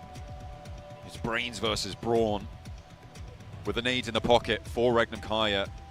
I mean, they're staring Wild down, but he is behind a tree in the circle. It's Loxy who's the only one who has to actually move here. And Alpha 7 will have to put themselves forwards. The stage 9 circle will close dead center, and at the moment, they don't have the cut on it. They are now expending more smokes to give themselves that smoke train run out. Obscure waiting for Wild to peek, but he doesn't need to. Zedwolf drawing attention from Guizhou. And Alpha 7 still playing it slow, still playing it cautiously. This is what we saw from them last time to close it down. But will it be enough without those nades? Because they only have 6 smokes left now. They are inching forwards. It's really smart, though, the way they're playing this, because they're trying to angle themselves with these smokes further and further out of nade range. It's really well played. Ooh, Wild can't get too far out from his tree. He knows he's under lock and key. Oh, Bounce that's on a the great nade. Revo is there, hops through, but it's not enough. Fancy on the feet, but it is going to still be on target, and a big pickup. Alpha 7's rollout just made all the harder. Info can be gathered, sure, but Zedwolf has the sideswipe, and blank, the smokes have run dry for Alpha 7. That was the last one to be taken out. Oh, Wild no. is the answer, and Guizhou comes in clutch. Zedwolf, can he find it? Carrillo rolls out to Revo. This was talk about the 3v2. Zedwolf finds one, but that's about it, and the blue is at his back. Alpha 7 pick themselves up. They're back to back here in match 3. What a nerve-wracking finish for them. It was a lot more certain. The north side of that central river after a Gaka field shift on the circle is how Alpha 7 like to play, it turns out. To be honest with you, I think Zedwolf was the only one playing that game how I would have liked him to. I think Wild, yeah, sure, gets himself into a good spot there, but the fact that the players weren't moving forward, playing in the grass. Zedwolf had the off angle, but he didn't really have too much support, and there wasn't enough time to divvy up those grenades, so when Zedwolf moved forward, he only had 2. I think he could have done a lot more if he had more nades in hand. It's just unfortunate that he's the player on that side to make that push. I mean, a big pick coming through from Guizhou as well. Around the edge of that smoke. Oh, yeah. Over towards the back lines. I think it was Loxy on that angle. Got spotted, got taken down, and they were able to keep it going with a back-to-back chicken dinner. Alpha 7 to Brazil.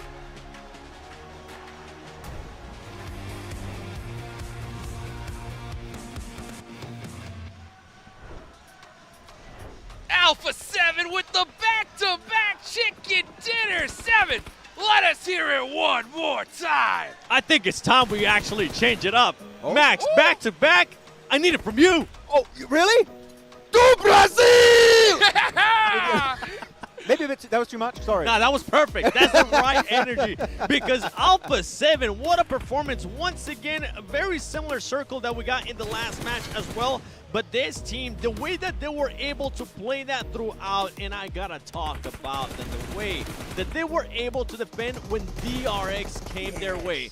The amount of utility and the great usage of utility, Max. They saw DX's game right next to Yesnai Polyana yesterday. Like, that Molotov to block the entry point? Carrillo, maybe he should steal that. And he did, and he worked out amazingly well versus DRX. Such an easy squad wipe in that compound. And look at the spread here. Low elimination game. Yep. Rotationally speaking, again, they drop northern side George Pole. They have an easy entry point. You expect Alpha 7 to deliver, and they do it twice in a row. An even better use of utility, especially towards the late game, towards that ending right there. Because at one point, you were telling me they decided to throw a smoke. I was like, why is Alpha 7 not using their smokes quite yet? They threw one as a decoy, making sure that the Regna player thought that they were going to be going that way. And then we started seeing Alpha 7 just putting out an insane wall of smokes and working that perfectly. One thing that I do, if I had to nitpick here for Alpha 7, was Revo's rotation. Trying to go for the off angle. He ended up getting a little bit carried away, got him too close to the sun, and he did because he got within the nade set. I think he was hoping the Regnitari, after fighting so many times just to get there, were out of utility. Wild had 7 grenades. he was stacked up. Okay, he was the red zone if there was one in esports settings, but unfortunately, he was not able to quite get as many eliminations as he hoped for, and it is going to be Alpha 7 to get themselves the win. Though, going through the recap of this game, very similar rotation, right, when it comes to this circle, because it was in a very, very similar area to the first wrangle of the day. And Alter Ego, man, their defense on that garage spot, I mean, this game in particular, 7, the garage is so hard to hold on to because you only have a few positions you can actually check it out. You've got the entrance to the garage and the back door. And they were able, thanks to the arena actually working with them, to eliminate all of Madpush on that push. I gotta give props to Alter Ego, the way, not just that they play this match, the way that they have been playing today. Huge props to Rosemary, because Rosemary has been able to get the eliminations there for the squad. Yes, we've been pointing out how there's certain mistakes here and there for this squad. But remember, at the beginning of the day, this squad was just barely sitting in 12th place with 26 points. They needed to make sure they do those crazy plays. They needed to make sure in a way that they went for broke and got all of those elims possible. As we take a look here at the rotation graphic, Max, we definitely had some nice ones. Oh, I mean, Ultra Ego, again, making it so far in a circle, just not favoring them. The opposite of Xavier compared to day one, right? They're doing these big moves, going on. Actually, I really like how here in the early game, they go for Potato Hill. Yes. Really good vantage point, high ground, getting a lot of information. They know school, apartment, Rozok is going to be free because Regn and Kara typically like to move away from that position relatively quickly in these matches. And here, the Garage, all these teams trying to make the crossover, like your Xavier, your Mad Bulls. I mean, no chance in hell here, 7, they make it out alive. And in this case, they didn't. In this case, they waited for the right time to actually make their push because, as you mentioned, E-Arena was there. And at one point, I want you to look at Regnum. Regnum is going to start pushing out more towards the west as soon as it was much earlier. They ended up pushing out towards the west because E-Arena decided to send it to them. Good adjustments there from Regnum Karya, and Regnum Karya ends up with the most points for that match. Woo. I mean, Alpha 7 in third is pretty crazy there. You got Alter Ego with 17 points, and then a big drop-off from third to fourth, Max. Very top-heavy for the podium. 16 points Alpha 7, Ultra Ego, 17 points, 19 points, Regnum Kara. I mean, they were defending their position so well. And actually, I don't think you talked about it yet here, 7. Looking at Regnum Kara, they play on the water side, that big flex out to the west. I think it was Wild doing that in particular. The amount of information that Play Alone gives them is just second to none. Even if I send it earlier into the match, they were doing a 2-1-1 split with Seawolf further to the north, just scouting around and making sure that they got as much control or as much information as possible. And actually, Regnum Karya was the team that ended up eliminating most of the players from DX Xavier. And that's right, what happens when DX Xavier doesn't get the circle? What you're currently looking in 12 plays, 0 points. Maybe Parajin was right. Maybe it was lucky. It was lucky. I mean, we talked about it at the top of the show, right? I mean, you expressed your concerns with DX Xavier. If they didn't get zoned, could they put up points? And so far, they haven't shown it here. Guizaldo, 3 eliminations. Another player I want to talk about, though, Max, right? It's got to be Carrillo. That Molotov was sick. Yeah, really good. Able to stop completely the push up from DRX on that little compound, that little shed on their spot. And that worked out beautifully for them. But actually, I want to go on another player here for Alpha 7. Okay. Big Spike Guizal, by the way, congrats being MVP of the game. Very well done. 3 limbs, almost 400 damage. Massive, massive game. Actually, I'm going to shut up because leaderboard, 90 points right now. A 22-point lead created by Alpha 7 out of nowhere. 2 wins will do that for you. And that's what happens when those squads that were in second place, third place, fourth place just don't end up putting up those good amount of points. Remember, DX, yeah, even if you did get into the later of the match, the eliminations were not there. And that's something that we have to point out about Alpha 7. 51 eliminations for this squad, follow on with those placement points. I got to bring up something. I'm sorry, Regnum Karya, but currently in third position. Korean team right behind him. They're like, oh no, it's not D+, but still a Korean team. Well, let's take it to a quick break, guys. Don't worry, don't go anywhere. We're going to be right back in just a short minute.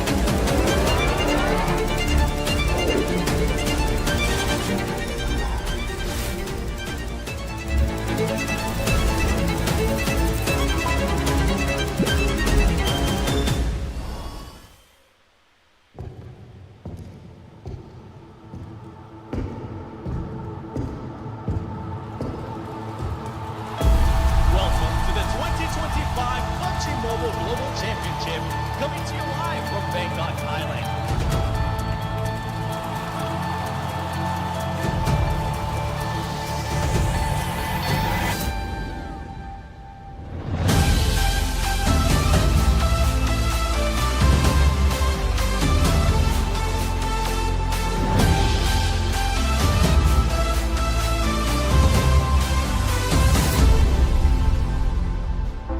I hear a shout, it shatters the silence in the morning. Call your name, I see the doubt. We're falling too fast without a warning. But if you stay, you'll battle by my side. You'll never ever win the day. No matter what they say, this mission ain't broken.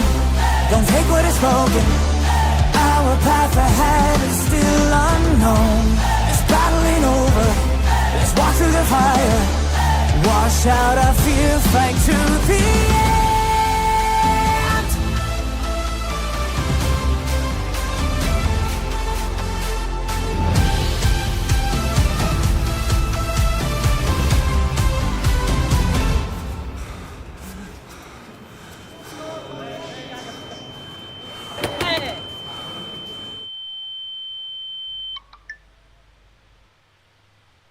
Here we go again. The scars are still fresh, but we will overcome the pain. The lights will never fade. This mission ain't broken. Don't take what is spoken. Our path ahead is still unknown. This battle ain't over. Let's walk through the fire. Wash out our fear, fight to the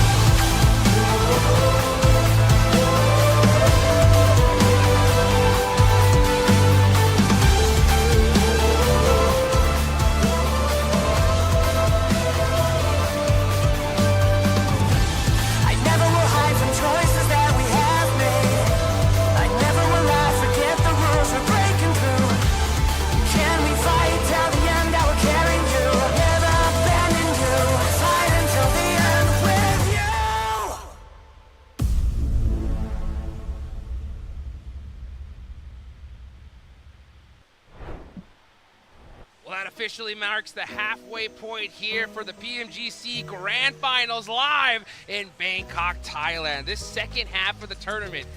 We could have 9 more matches, or we could have even less than that, 7. Yeah, I mean, we're definitely going to have for sure 4 more. Yeah. Minimum. Minimum 4 more. And then tomorrow is just a big question mark. Yeah, that is right. But you know what? There's no question about the Infinix GT30 series, the official gaming phone for 2025 PMGC. Engineered for precision, performance, and victory. Go get yours today so that way you guys can outplay the rest. Also, gotta make your predictions, guys. This is it. The last chance to be able to make your predictions, get some of these exclusive rewards in-game. Go ahead and make sure you do that as soon as you possibly can. All right, going into the second half, Alpha 7 back-to-back chicken dinners, dominating so far, 7. With them having such a big lead at this point, that could really, really impact the Smash rule in a whole bunch of different ways. It definitely can, especially if they can continue on this performance. I feel like that's going to be the big question mark, right? If we were towards the end of the day, then yeah, it will be big effect in regards to that Smash rule. But right now, we still got 3 matches to go. That performance got to continue because we already seen what happened with DX. And as we switch over, I mean, look at this players right here. Loxy. We've been talking about this player for a long time, and Rosemary too. Yeah, and also Alva, we said many times, is kind of the setup anchor point player for the team, which is very interesting about that. Yeah. Sorry to interrupt you, Max. Yes. But that's not Alva. That is Alva Mary. Hey, no, if you do well, you're like, insert name, Yeah. Mary. That's the way to do it. Oh, look, it's Doc Mary here from APG. And also Wild Mary from Raymond I don't know. I don't know about Yeah, that. but like looking at this, I know you said, right, that for you, Loxy is the guy for Ringham Kara, Yes. which is fair. I feel like he's still the clutch player. He's able to pull off some 1v2s, 1v3s, 1v4s like he did during the league stage. Wild is so consistent. He flies a little bit under the radar compared to Loxy, but the fact he brings points every single game is so impressive. And Ringham Kara looking hella strong right now with those kind of rotations in the mid game. Yeah, and I would have to agree with you in regards to WoW. I'm just happy that it's not Silas, because a lot of people coming into this tournament, they were expecting Seawolf, right, to be able to put up this kind of numbers, to be kind of like the standout player for Ringham Kara, but now that's not the case. You got WoW being able to put up good performances, and Luxy, I mean, another, like, this year, so far, we've been getting so many players just having an amazing PMGC league stage, and now that's transitioning here towards PMGC Grand Finals, and I know he's currently not here, but boy, do I wish that Inner Circle Falak was here, because that man was popping off. But yeah, I see you looking at Rosemary. I'm looking at Rosemary. I was looking at Doc, actually. A little bit higher up. I'm wearing glasses. Maybe my eyes are looking a bit weird. It's fine. But Reefus was up here on day one, right? He was MVP of day one. He's been a little bit slower, a little bit less present in looking in these matches. There's been a lot more Doc and top action going around the board. So are we going to see a swap? The Doc takes the Reefus MVP position today. There's a chance that could be happening, even though right now it would maybe be an Alpha 7 player. Come on. yeah. I mean, that's so crazy. These individual performances today are definitely going to shake up that MVP race for that brand new Porsche Cayenne. But you know what? I want to talk about Alter Ego one last time, Max, right? They have had some roster changes. What do you think about that? I mean, I'm actually surprised Snape is not playing, right? Because he was doing so good during the league stage, got so many good clutches, and Moana's more of a passive player, but I'm thinking Moana actually, Seven, maybe despite not being a very full aggro player, maybe he's making the team lean more aggressive and through just communication and mentality in general. Maybe that's the approach that Alter Ego are going for on this second day. We've seen it in the past too. All it takes is just one adjustment, something to be able to change it right for the squad. But for them, I mean, it kind of has to come down to just continuing to be aggressive, but be aggressive and be smart about it. Don't be overextending. Don't be doing those plays that we're always kind of critical of whenever they do end up doing them. Continue getting those eliminations. I feel like that's the big one. And earlier you were talking about which player I think you're going to be daily MVP. Right now, for me, I'm going to have to disagree. Even though Alpha 7 has back-to-back chicken dinners, I actually think it would end up being one player from Alter Ego, and that is none other than Rosemary. I mean, it would definitely be number one in terms of eliminations. Maybe the damage and survival time would be won by a play from Alpha 7. So it might be close. As of right now, it's all an Alpha 7 player or it's Rosemary to be the MVP of the day. But there's still 3 more matches to go. And after that, we're going right into Miramar. Still so much more PUBG Mobile action here to be played today. Here we go, second half of the tournament, folks. We're getting into the last Erangel for day number 2. Let's go ahead, get excited, get ready. The crowd is going wild. Woo. Let's take it on over to our casters for the last Erangel of the day.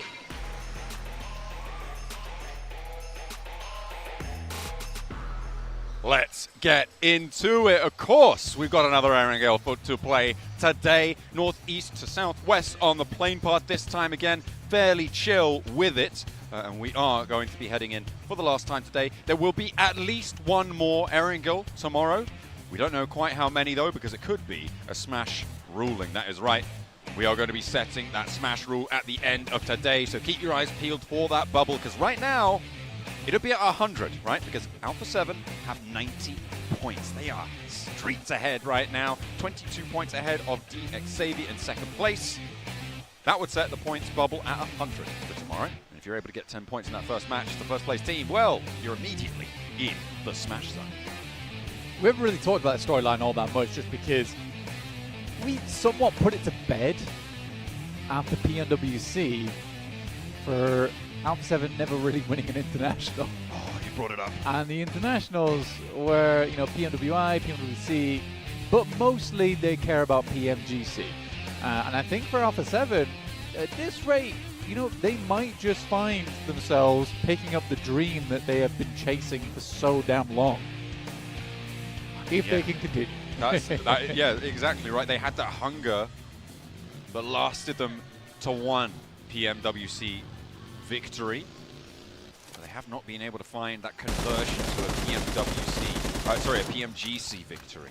As you say, that will be something they will be desperately seeking right now. to try and join some of the greatest teams and a lot of competitors in this lobby who have already defeated them in that arena. They want to try and reign supreme over this one. Generally, at the end of 2 days, Blank, you expect the top of the tables to be somewhere just over 100 points, maybe up towards that 110-point boundary on the 12 matches they will have played by the end of the day. And there's actually a lot of teams very far behind that, I think it's safe to say. So I think that Alpha 7 at the moment, in with a very unique opportunity to set a Smash boundary that may only be achievable by them in a reasonable amount of time. I think so. I think for Alpha 7, right now on 90 points, it is a incredible feat for today. Though all good things must come to an end at some point. And for Alpha 7, whether they can keep this up over the next 3 games, I find that hard to believe. I do find that hard to believe. And I think that there will be teams catching up to them soon. I think so too. I mean, realistically, it's probably going to happen. It's just going to be one of those teams chasing. Because, I mean, 68 points, down to 61 in 7th place. There's at least the entire front page and more beyond that are trying to chase it. And if they want to look good chasing, well, they should be using the Polar Party Minute 14. That's right. You guys at home can be grabbing that skin on board. Make sure you're logging in today or tomorrow, because that is when the deadline is to pick that one up for free. A permanent skin for your Mini 14. Or if you prefer a little to get a little dancey with it, get a little jiggy, you can get those free emotes all the way up until the 25th of December. So make sure you're logging in over on PUBG Mobile. If you're here at the event, you can grab one of those little blind boxes and tap the backpack. Open that app and immediately get yourselves those skins on board. Nice little goodies to be snaffled away. Make sure you're getting them. For Alpha 7, it's a pretty good adjustment, honestly, on this circle, just because usually it's North George for them. On this circle, we get a northeast shift on this one, and Alpha 7 is already on top of Stalbert, split across Komeshki. So things do work out rather nicely for this squad. Flash in Yasnaya, very central for themselves, who are currently with 35 points, 14th place. It's not the best. It could definitely be better, but their Vietnamese brethren and DX Xavier are in 2nd place, so they can be happy for them at least. For now. And also, as we've talked about so much now, it is a rookie season for them, right? It's a rookie year coming out of the gates, really swinging, getting through from last chance Blank. It is, to be honest, a team that I think a lot of people are expecting to be low down on the tables here. We talked about how it would be a massive success to see them in the top 8. I think that still holds true, and I think it's possible, right? They're currently 21 points behind. They do need to tidy a couple things up right now, though. Their fights looking a little bit discordant. They aren't quite as cooperative as perhaps they need to be in those engagements. We've seen time and time again, they lose one, they don't quite have the confidence or the firepower to get those refrags in a lot of those 4v4 engagements. This is time for DX Xavier to step back into the ring. By that I mean the center of the circle. Because although, yeah, 68 points, they have allowed a lot of teams to catch up to them and one team at least to pass straight alongside them with Alpha 7.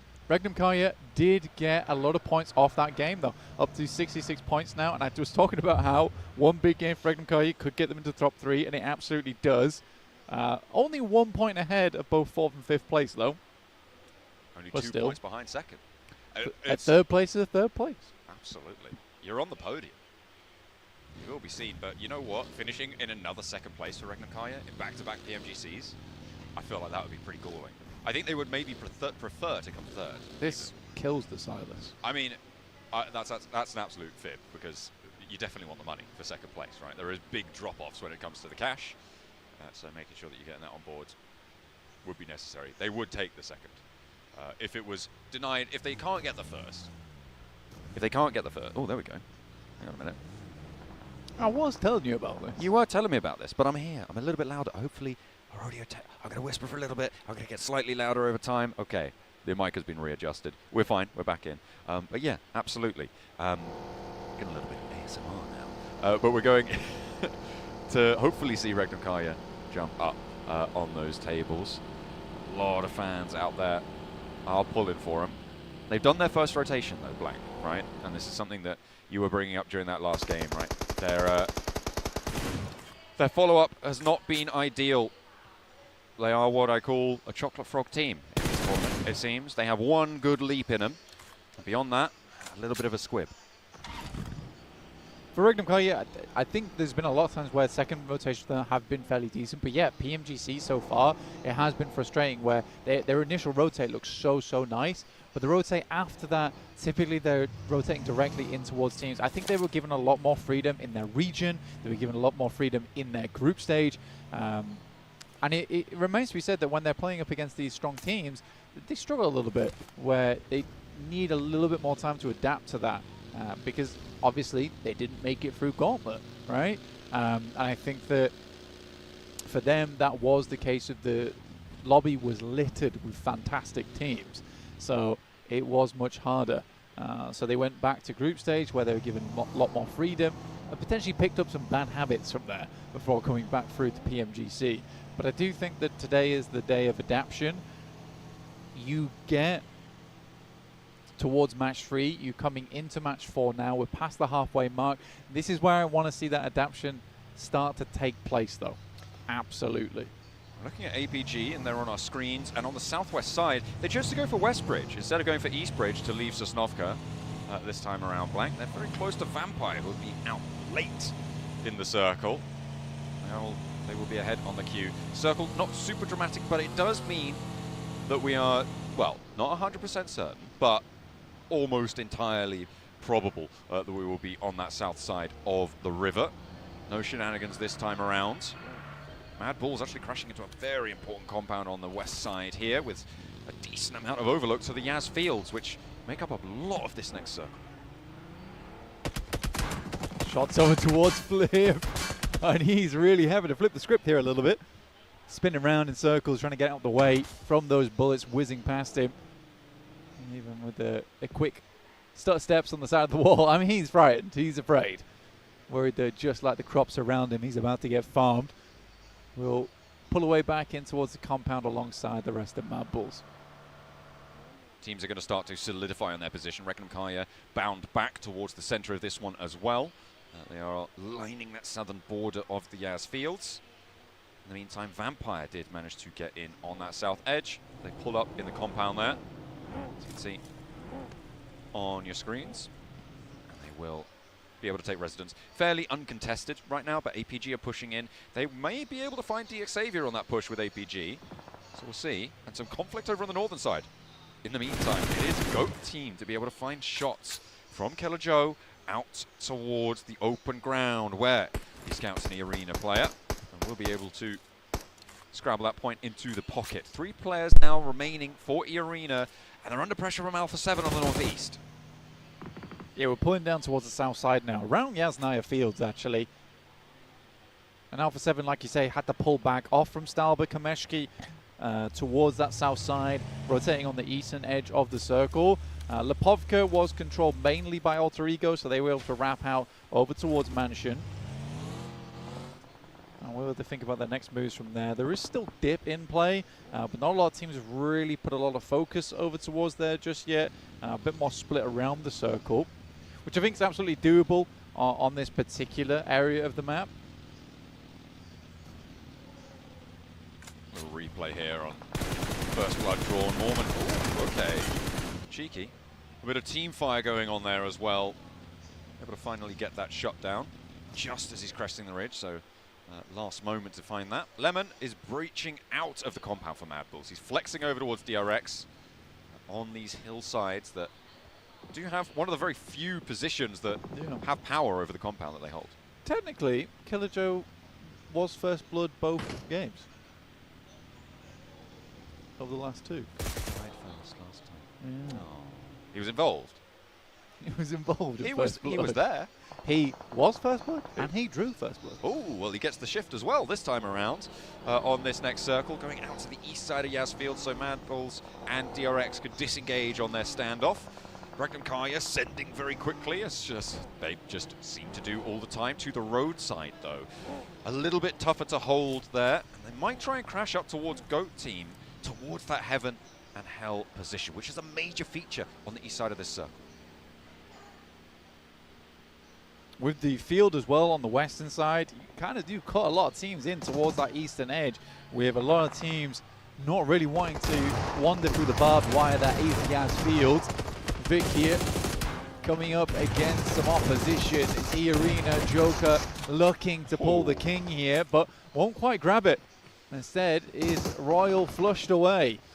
Sakura, the next to go down. Regnum Kaya, they stopped short of going for this crash. Goat Team were trying to regroup towards Heaven, and E-Arena just sent it on in. It hasn't gone phenomenally for them, but Turney K has got the pump action. He's found that knock onto Twix. A nade goes up on high, and Regnum Kaya still trying to put pressure on. If you could take down a player from Goat Team, it might be that Regnum Kaya then sidle on in, try to get involved. Kraken trying to marshal that south side, trying to marshal the ground floor, and keep his team safe. Turney K has to hit the deck. He's the last player alive now for E-Arena, trying to put on a show for the home crowd. Guess who Alter Ego just lost? Was it Krypton? No, guess again. Oh, was it Alva? And guess again. Oh no, well, let's see if E-Arena can have a little bit better luck. No, they won't. It was Rosemary, wasn't it? It was Rosemary. Okay, well, less said about that, the better maybe. As E-Arena go down, no elims, the crash distinctly unsuccessful. Wait a second. Max, man, did you hear that? Rosemary's dead. he's died to damage. He took too much of it, and he's no longer playing in the game. Maxman's having a terrible time over there hearing that news. Goodness me. Him and most of Indonesia. Yeah. It's a tough break. It really is. You can tell how badly a game's going to go with how long Rosemary's alive for. Yeah, so now he's gone. It's going to go amazingly, right? So true, so true. Touche. Can't make a mistake if you're not playing the game. Yeah. DRX are sat on the western edge of Yasnaya. I think it's not a bad position to play. You are hoping the circle goes over towards the western side. And it really is a bit of a split at the moment. You got 50% of the circle wishing we played west side, 50% wishing we played east. But it can only go one way. Eventually? I mean, if it goes dead central every single time, no one's happy, of course. Except for maybe Regnum Kaya and Goat Team. Feel like they might be happy about it. Even then, these aren't ideals. Maybe for Goat. Okay, well, it's not going to happen either way, because it goes up towards the north. This is great for Alpha 7. This is huge for Alpha 7 blank. Over on that northern side with their 22-point lead. Well, they're up to 23 now with the elim they've found. They have been helped out here, but they do still need to hold it. I think they're going to do it, though. I think they're going to... A 3P every Erangel for Alpha 7? I think it will be the first time we ever see a turkey. I think we've seen unofficial turkeys before where a team has won the last match yesterday. A technical turkey. Well, we've never seen the real turkey before. APG with their turn to crash, taken to the skies. Reefus flying, soaring high, but Ziol is brought back down to earth. And no, it's just a ground floor assault. Goat Team, they don't even want to take part right now. They're peacing out. They're out of there. Happy to say, yeah, cool. You guys looked so good jumping up on your vehicles and your buggies and your cars. You deserve it. You can have it. We'll see you later on the fight when we try and leave. Well, they tried to leave and immediately got shot at there. There's Kara over on the western side. APG finding those shots through. Oh, D+. D+ are going to try and thread the needle. For the moment, they are back in 16th. They certainly are. That is where they are, honestly. 32 points right now for D+. It is not great. So they do manage to get through, though, and into a decent position. Kara continuing to take casualties as they try and move up further towards the north. On the south side, it is getting dangerous. DX Xavier and Vampire both trying to march in. They are not in this next zone. It's crunching in on towards them. APG successfully taking Heaven. I mean, it's potentially going to be quite profitable for them if they can spot the shots down towards the south side, which Reefus seems like he can. He's got this one. Top taking shots. mean, they are really trying to clear out a lot of the area around them. Thunder Talk, as per usual, making that wide ramp over onto the eastern side. Star players to mess around with there too. They could crash over towards Alter Ego on that north side. It would not be out of the wheelhouse of Thunder Talk either to go for an aggressive play like that. Whether it's successful remains to be seen. Hey, let's see what happens, because it could be literally anything at this stage for Thunder Talk. They're trying to keep his confused Vampire actually with a roll up towards APG. They find the flex out, the bold push out coming through onto the open ground, but the rest of the Vampire squad getting taken care of here. Just Gooey left, and on this angle, Reefus, he's no match for it seems. Lazarus, no, he's still alive as well, so they're playing 1-2, and they get the heal off. I thought they'd lost another. That's Thunder Talk chiming in over towards Doc and APG. A catastrophe. They try and flex Zol out into the open, push him down south, and it all comes crumbling down on the hold. Top now, the last to stand for them. Do you think that was a mistake from Reefus, like an accident, I mean, or he jumped down the hill? I think he could have backed off there. I don't think he had to fully commit to it. 1-for-1 though, because Lazarus is forced to drop down as well. Slipping, sliding away. Maybe teams not super expectant that's going to happen, and immediately trying to go in for the repeat here, but it's too late. That's going to get stolen away though by Goat Team, who are still playing on Hell. APG, yeah, they fully lose Yol now to the play zone. The rest coming through, but the nade from Lazarus is still there. Bounces incorrectly though, not finding its way through. Hard south shift in the meantime.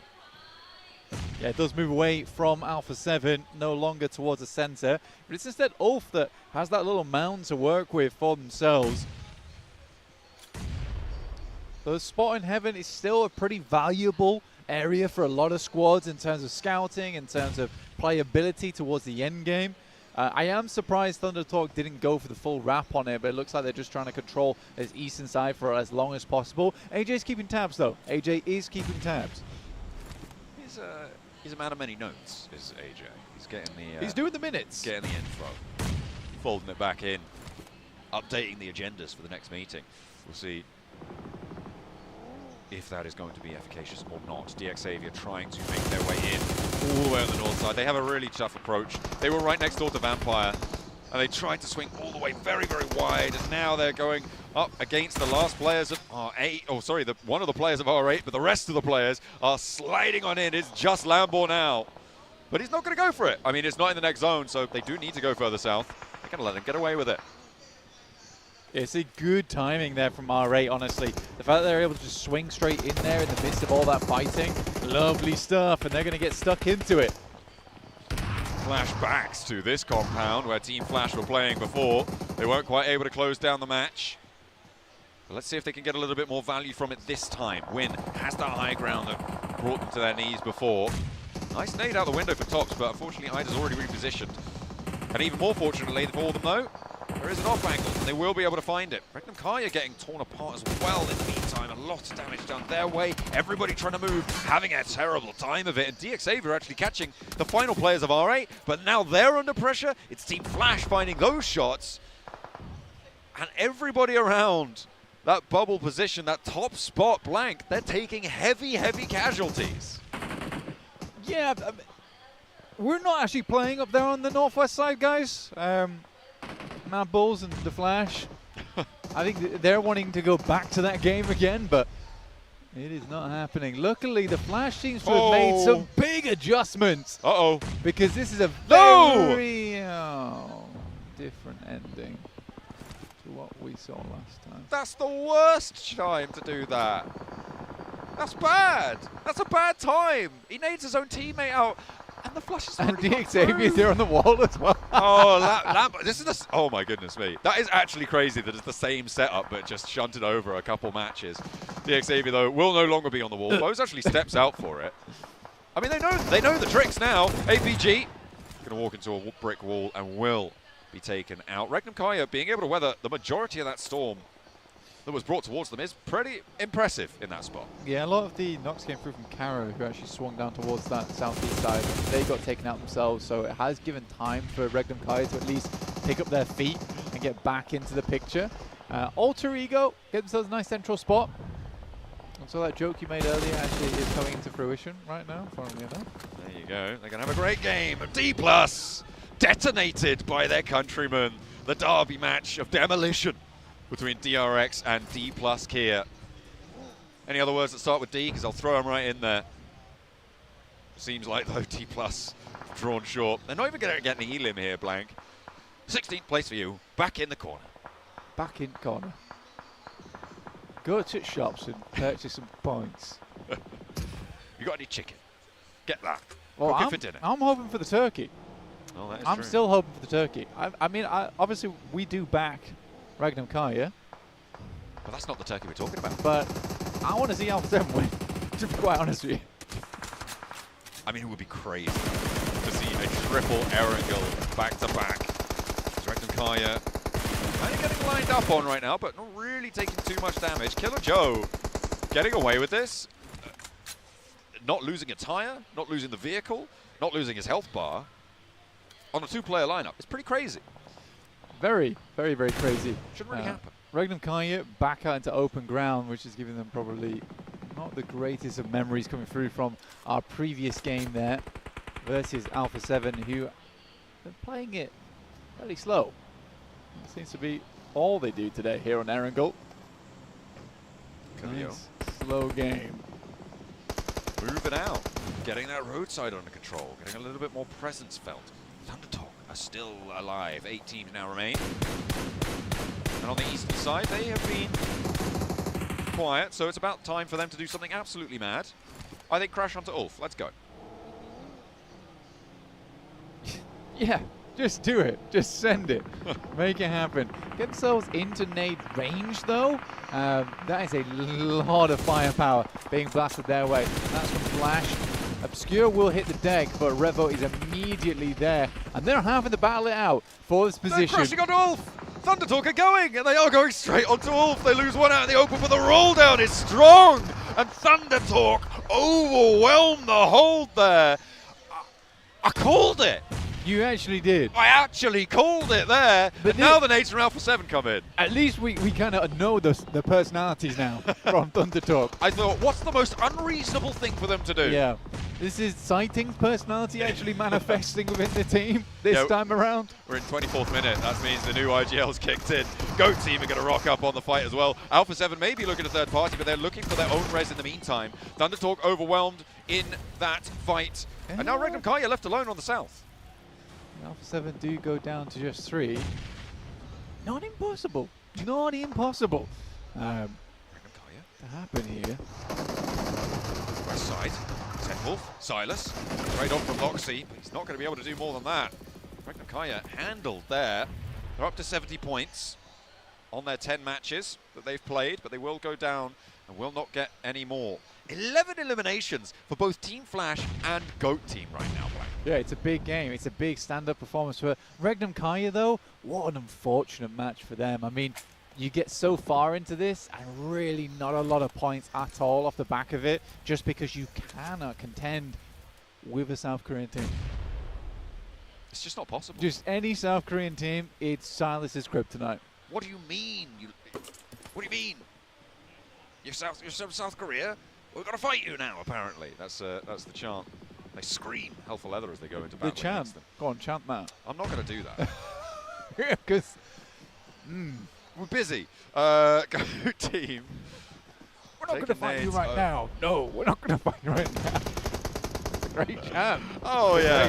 DRX, though, they're going to fight Team Flash right now. Bose gives it a good go. And 2 players from DRX go down. 9 eliminations there on for DRX. Alpha 7 trying to keep them at bay, though, and they are surviving. 13 eliminations, however. Boys. Comes through from Goat Team. The possibility of the 3-peat getting a little bit closer, but Revo is caught. Will get flashed. No answer from Alpha 7, but they got the middle of this next zone. DRX trying to stretch their legs forwards, and they've got 9 players. Nades are finding their way towards Alpha 7 as well. DRX not really doing all that much right now. They're kind of keeping it safe, but a 14 elim game is absolutely tremendous. And Alpha 7 is pinched. They are so pinched. It's a good initial shot from Carrillo. I don't think Alpha 7's living to do much longer here. Carrillo evaded that, but another nade finds its way over towards Goat Team. and Carrillo gets the heel off. DRX are putting more pressure over towards Go Team. Vic could land an 8, Kraken could do something, and Alpha 7 can make this work. They need to be worried about the backline. QXZ is on an off angle for DRX, still a threat. One more player goes down for Go Team. Guisao's looking to pick up the points as well. He flexes out wide around the back here for Go Team, and Vic is under so much pressure. Oh my god. DRX able to do the dirty towards Go Team. They will take them down, but now in a 2 versus 4, Alpha 7, they're really up against it with DRX stepping forwards. I don't think they're going to be able to get the 3-peat. Guisao needs something special. He steps up for 1. So easy now with a challenge, but he goes for the flush instead. That's a little bit too bold. That's a little bit too big for your boots. Alpha 7, 1, 1, 2. They drop the ball at the final moment, but they get a lot of points. They open the gap further. DRX, however, they are second place, and they're on the hunt. Alpha 7 unable to topple the Thailand territory here and grab that turkey in those end games. I mean, it looked very, very close. It looked very, very cool, but it wasn't quite happening. All that being said, a chicken dinner into a second place is still pretty dang awesome. That's pretty dang awesome for Alpha 7. DRX, they're on the chase. Once again, it's a team that you can't count out, and is it going to be 2 South Korean wins in a row here at PMGC, but from 2 separate teams? We'll have to wait and see, John. I mean, that would be a pretty monumental record to settle for your region. I'm sure they'd love to see it. T+, very unlikely now, still, to be able to do it. They are just too far away. Call them out. Okay, yeah, kind of done and dusted. They've channeled their win from last year over towards DRX. They're trying to boost them up, trying to give them that little leg up over the line. Will they be able to go the distance, or will Alpha 7 hold on? Let's head back to the desk to find out what they have to say.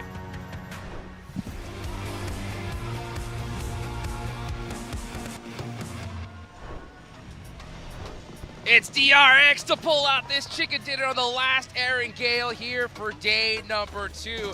This was the match of ultimate third parties, Max. Yes, I mean, the Western tsunami here was DRX. They would see you would be swept under the rug instantly. They were doing so many good plays. I love especially how QXZZZ, normally one of the top fraggers, he was set up as the off-angle player. He was really getting so much information for his team, denying rotation paths for their enemies, and looking at the end there, as you said, third party, fourth party, fifth party, sixth party, seventh. How far can you go? 16th party at the end. What? One team that was blessed by all those third parties, fourth parties, fifth parties was Alpha 7, but we'll talk about that later because you said it honestly, Max. QXZZC, even though he only ends up with 2 eliminations and 180 damage, the fact that he was able to take control of those off angles, the fact that they were able to eliminate Team Flash, which, by the way, Team Flash, congratulations. Much better performance in regards to being able to defend the compound that you actually had against R8, against Mad Bulls, and against the solo player of DX. But yeah, QXCC, I am super impressed with what I'm seeing. And also, on top of that, Hyunbin finally popping off. Yeah, very happy about that one for DRX. I mean, the fact they don't lose a single player while doing all of that on the West is really very impressive. Very stoked about this one from DRX. And they weren't too high, too far off the high portion of the leaderboards, right? So actually, how close can he catch up with Alpha 7 as you go through the replays here? And yet, if unfortunately your E-Arena, that push off to heaven did not really work out in their favor. Yeah, I mean, that was so crazy just watching so many players fall off heaven right there at that game. But you know what? It's wild to see that, yeah, DRX, they're going to definitely push up the leaderboards. But, you know, Alpha 7 is going to make that gap even bigger. 7, this was still a great game for them. It really was. For Alpha 7, I mean, at one point it looked like they were going to be getting blessed by the circle again. They ended up going south, and they found themselves in a particular spot because I thought that they were actually going to end up getting eliminated. Luckily, for Alpha 7, they ended up getting into 2 fights. Not only just with Thunder Talk, first it was going to be Ult. Thunder Talk crashes Ult, right? No longer have to worry about that. So Alpha 7 starts taking a fight there with Thunder Talk. They start focusing on Alter Ego 2. And as soon as Thunder Talk was about to do something, GOAT came over and just took over that terrain. So Alpha 7 ultimately, Max, their squad just kept getting blessed because they didn't really have to fight anything. Yeah, not blessed by the circle, blessed by the third parties in that situation. Pretty much. It's just like, we're getting squad wipes without shooting a single bullet. You know what? It's a great trade-off. Looking at this circle, though, and how the teams rotated, this time, Alpha 7, they don't go for the typical George pole drop. They drop east, and the circle goes east with them. And they even go stormward just to get a bit of a vantage point, get a lot of information with the high ground. pretty typical play for them. But Flash, not giving any spots away on the eastern side. I know you said many times this 7 you wanted them to be more aggressive. That defense, they would have done it yesterday. That is how they could have gotten a win. A completely different defense, and it goes to show that that team is actually going back by reviewing and learning from their mistakes. Because if you go back, for everybody currently watching at home, after today, go back and watch how they were able to defend that in day one. Completely different, but I gotta give some props. I gotta give some props to Go Gaming. I think they ended up with a bunch of eliminations because of the aggression that we saw. Yeah. There you go, DRX 23 points, but Go Gaming 14 eliminations. They were taking the fight to everything. At one point, we saw APG push them towards heaven, and they were smart. They didn't want to take that close range just yet. They decided to back off, which ended up working out for them. And then we saw them going for the crash as well on Thunder Talk. So overall, for Go Gaming, a confidence booster game right here. I mean, really, Go Gaming are at their strongest when they are together. Yes. And they know that if they were taking that 2-2 fight, APG were just completely going to demolish them in those buildings, especially on the southern one in Heaven itself. And definitely some big improvements. Very, very aggro. Those second page of the rankings there. Deke Xavier. Oh, another low point game, 2 points. Deke Xavier, the circle, is now going to Alpha 7. So you need to hot drop Alpha 7 if you want to get the circle. Is it safe to say now, Max, that it was circle luck? Because in a bit there, it did look like the rotations were good, right? To be fair, early on, the rotations were good, but later into the matches, it was just pure circle luck for that squad. I don't think it's circle luck. It is definitely circle luck. I know it is circle luck, right? Of course, they were able to play around the positions really well, but when the circle's not favoring them, they're not able to quite do as well compared to their first day of action. Though, Hyunbin, MVP of this game, Master Angle, very happy with DRX. Again, the tidal wave on the western edge, doing very, very many good third parties in these western fights. And yeah, Human allowed to shy by QXZZ. I'm sure QXZZ really wanted to get involved, but it's good to see QXZZ is adaptable. He can play as one of your main fraggers. He can slow down a little bit to set up his teammates. Well, let's take a look at the overall leaderboards here, 7, and it's Alpha 7 to finally break that 3-digit mark. And luckily, not only that, DRX able to keep it close there with that win, able to keep it close with that performance as well, because if this squad wouldn't have been there, that lead that you were talking about earlier, Hot Jukes, would have been even better. Yeah, absolutely. And I'll tell you what, that's still a mighty nice lead. That is for sure. They'll take that all day long. Looking on down the leaderboards, though, guys, I think we heard John say it a little bit, and I'm going to definitely put that nail in the coffin. We're going to see a new champion here, without a doubt. D+, yeah, just way too far behind at this point. Yeah, it's game over. Yeah, do we agree? It's done? I think it is. I think it's definitely relatively close for them to be completely out of the race for this trophy, unless we have one of the biggest comebacks. But as of right now, currently how they're playing, 7, I don't think that's going to be the case. Okay, D+, I'm going to cut you some slack, because Ozal's my boy. Yes. This is the most biased thing you can say. Oh, hey, no, wait, hold on, let me finish. This is me being absolutely biased, by the way. Yeah, exactly. There you go. For them, they need to get back-to-back chicken dinners going into Miramar. If in the first Miramar is not a chicken dinner, I don't care if it's second place. Even if they get 10 eliminations, no chance for that back-to-back championship. Yep, literally do or die. Do or die right now. I told you, the fact that their win was on a city finish, it did not give me any confidence that they were going to be able to maintain those performances. And you know what? I wish I wasn't right. I was on that one. City finishes are very random, and they were able to just keep the 4 players alive to the very end versus Alpha 7 to secure that win. It's done. They're looking at the top players of this game here. We've seen Top. We've seen Top with a mini 14. Again, he gets 3 limbs for almost 1,000 damage. He was popping heads always. When you see Top with a mini 14 and a 6x scope, you're in for a good time. Yeah, and I'm going to be looking at the #1 player right there, Killer Joe with 892 damage, 7 elims. We'll be talking about Amori. We'll be talking about some of the other players starting to pop off here in this PMGC. I feel like that's definitely another player that has showcased his skills, especially for that squad. Every single time we talk about Go Gaming, we end up talking about Killer Joe putting up those eliminations or damage or just getting those off angles that we even saw yesterday in Rondo. Yeah, I was a little bit disappointed by Go actually during the league stage because all the players kind of had similar performances. No one really stood out. We didn't have that big MVP contender for the squad. We have that now in Killer Joe, which gets me excited of can we see him maintain these performances going into the next few matches, Miramar for today, maybe even day 3 of these finals. Killer Joe putting his name on the map here for the PMGC. I mean, he definitely holds the record for the longest S12K shot in the tournament so far. It didn't hit though. What do you mean? It didn't hit. Hey, but he took that shot, and we'll count it, baby. You Wait. know what I'm saying? No, we don't Yeah, no count. choice. Yeah, no choice. You know what, though? We're going into Miramar. Max, right? Finally. What are your expectations going into Miramar? Alpha 7 are really good on Miramar. I kind of want to lean into that one a little bit. Which No. team am I looking at? No. Come on, go on that one. Go on that one. Okay, Alpha 7 Yes? will do well on Miramar. Okay. That's my prediction. Thank you, Max. Why?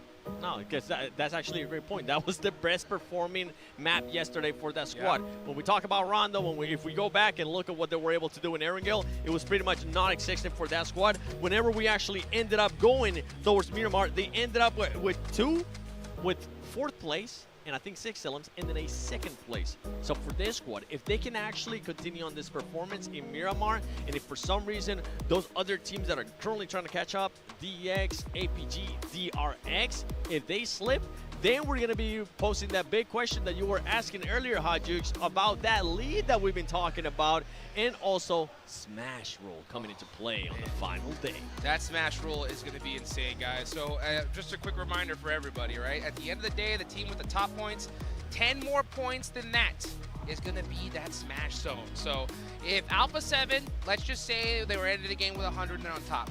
110 points in game 1, they win the next chicken dinner, they're the champions. It's all over, right? So I think Alpha 7 going into Miramar, right, are going to definitely try their hardest, of course, to get all these points. Yeah. But if they have that big gap, that's going to be a huge advantage because it's going to be so tough for any team to possibly even break to that Smash Zone. Yeah, I would love to see Alpha 7 take the approach of focus on getting a good position early mid-game.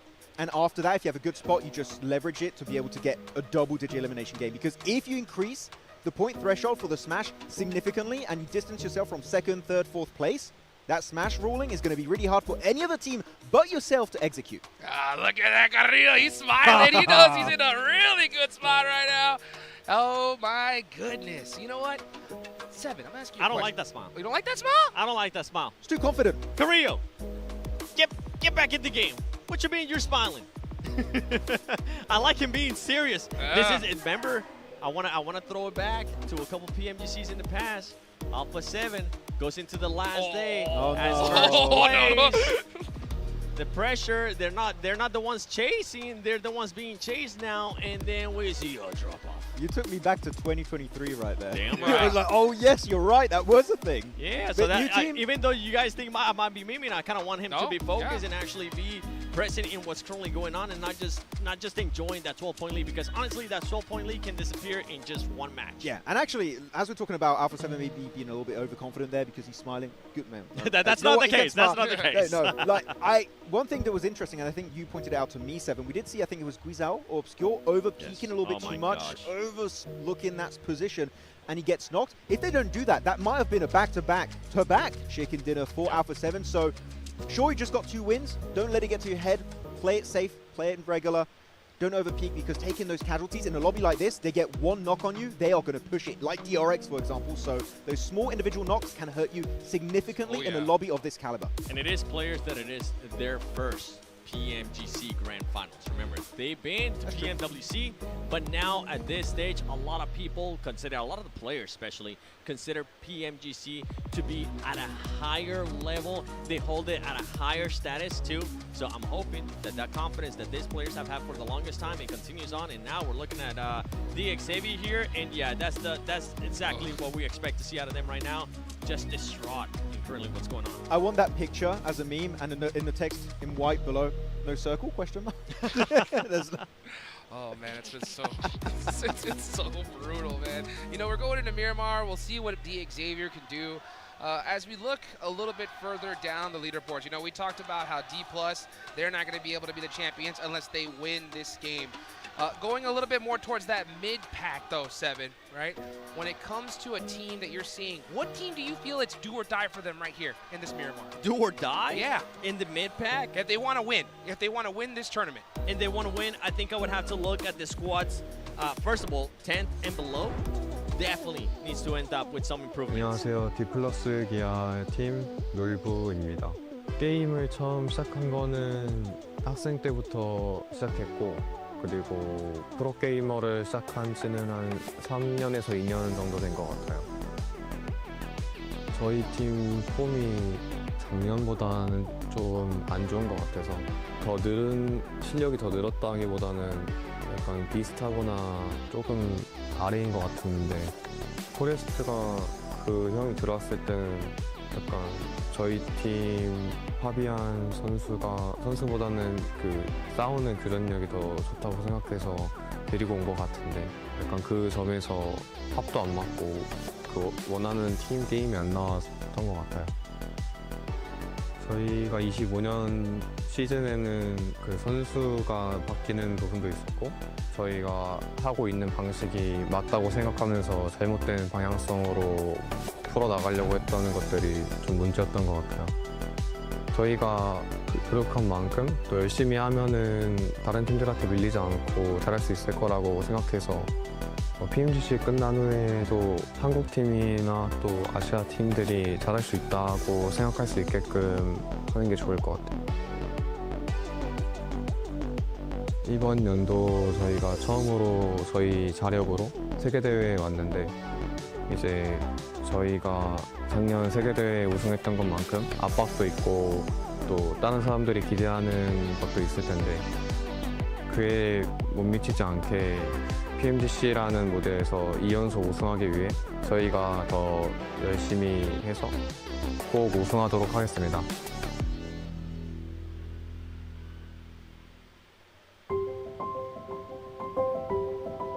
Merhabalar, ben Berke Saylas Çetin, Egnum KD Sports'ta ayrıca konumda oynuyorum. PUBG'ye ilk çıktığı günden beri oynuyorum. Ailem o zamanlar izin vermiyordu. Gizli oynuyordum. E-spor yoktu o zaman ama başka oyunların e-sporlarını takip ediyordum. Yani bir e-sporcu olmak istiyordum. PUBG Mobile'da buna açık. Who have won the title? RCB picked to the post. It's South Korea. D+ Kia. Benim için geçmişte kaldı ama aklıma geliyor illaki tabii. Bazen geceleri özellikle turnuva bittikten sonraki ilk aylar böyle geceleri editleri açıp falan izlerdim yani bir duygulanırdım. Ama ileriye bakmak lazım yani bir yerden sonra. O yüzden o turnuvayla herhangi bir şey hissetmiyorum. İkincilikte sonuçta güzel bir başarı. Ama son maçtaki talihsiz alanlardan sonra nasip değildi. Belki bu sene olabilir yani. Yani bu sene güzel başladık. Yani WC'de daha iyi bir sonuç getirebilseydik bu sene benim senem değil, yani bizim senemiz diyebilirdim yani. Aslında daha yani çok uzun bir yolum var. Elimden geldiğince çok şey kazanıp kendimle tarihin güzel bir yerine yazmak istiyorum yani. Bu işi en iyi şekilde yapmak istiyorum. Dünyanın belki de en başarılı e-sporcularından biri olmak istiyorum kendi alanımda. Takım değiştirip de iyi olmamın sebebi de birazcık da disiplin ve tecrübeden kaynaklı.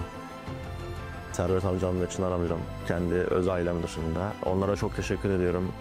Eski takım arkadaşlarım dahil, yeni takım arkadaşlarım dahil, bütün bu ana kadar gelmiş geçmiş bütün takım arkadaşlarımla.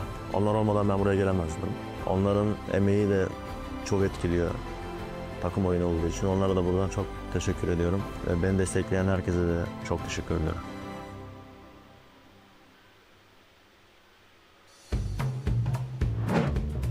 Siapa yang paling pintar ngendop di tempat-tempat yang aneh?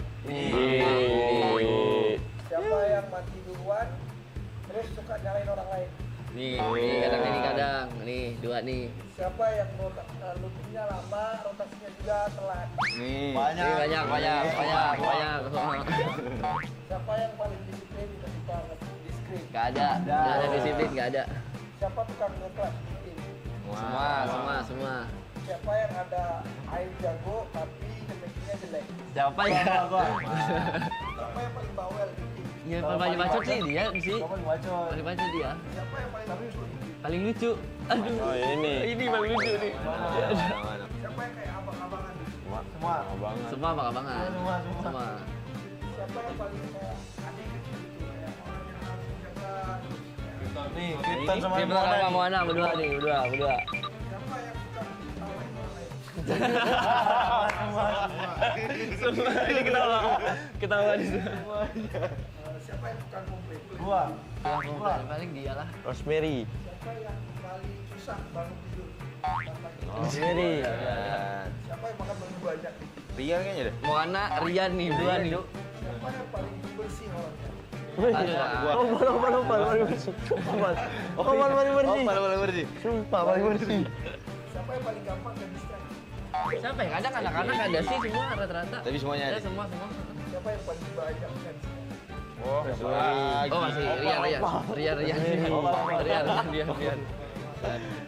Itulah kita permainan kita tadi yang kalian udah tonton. Terima kasih banyak dan see you. Kita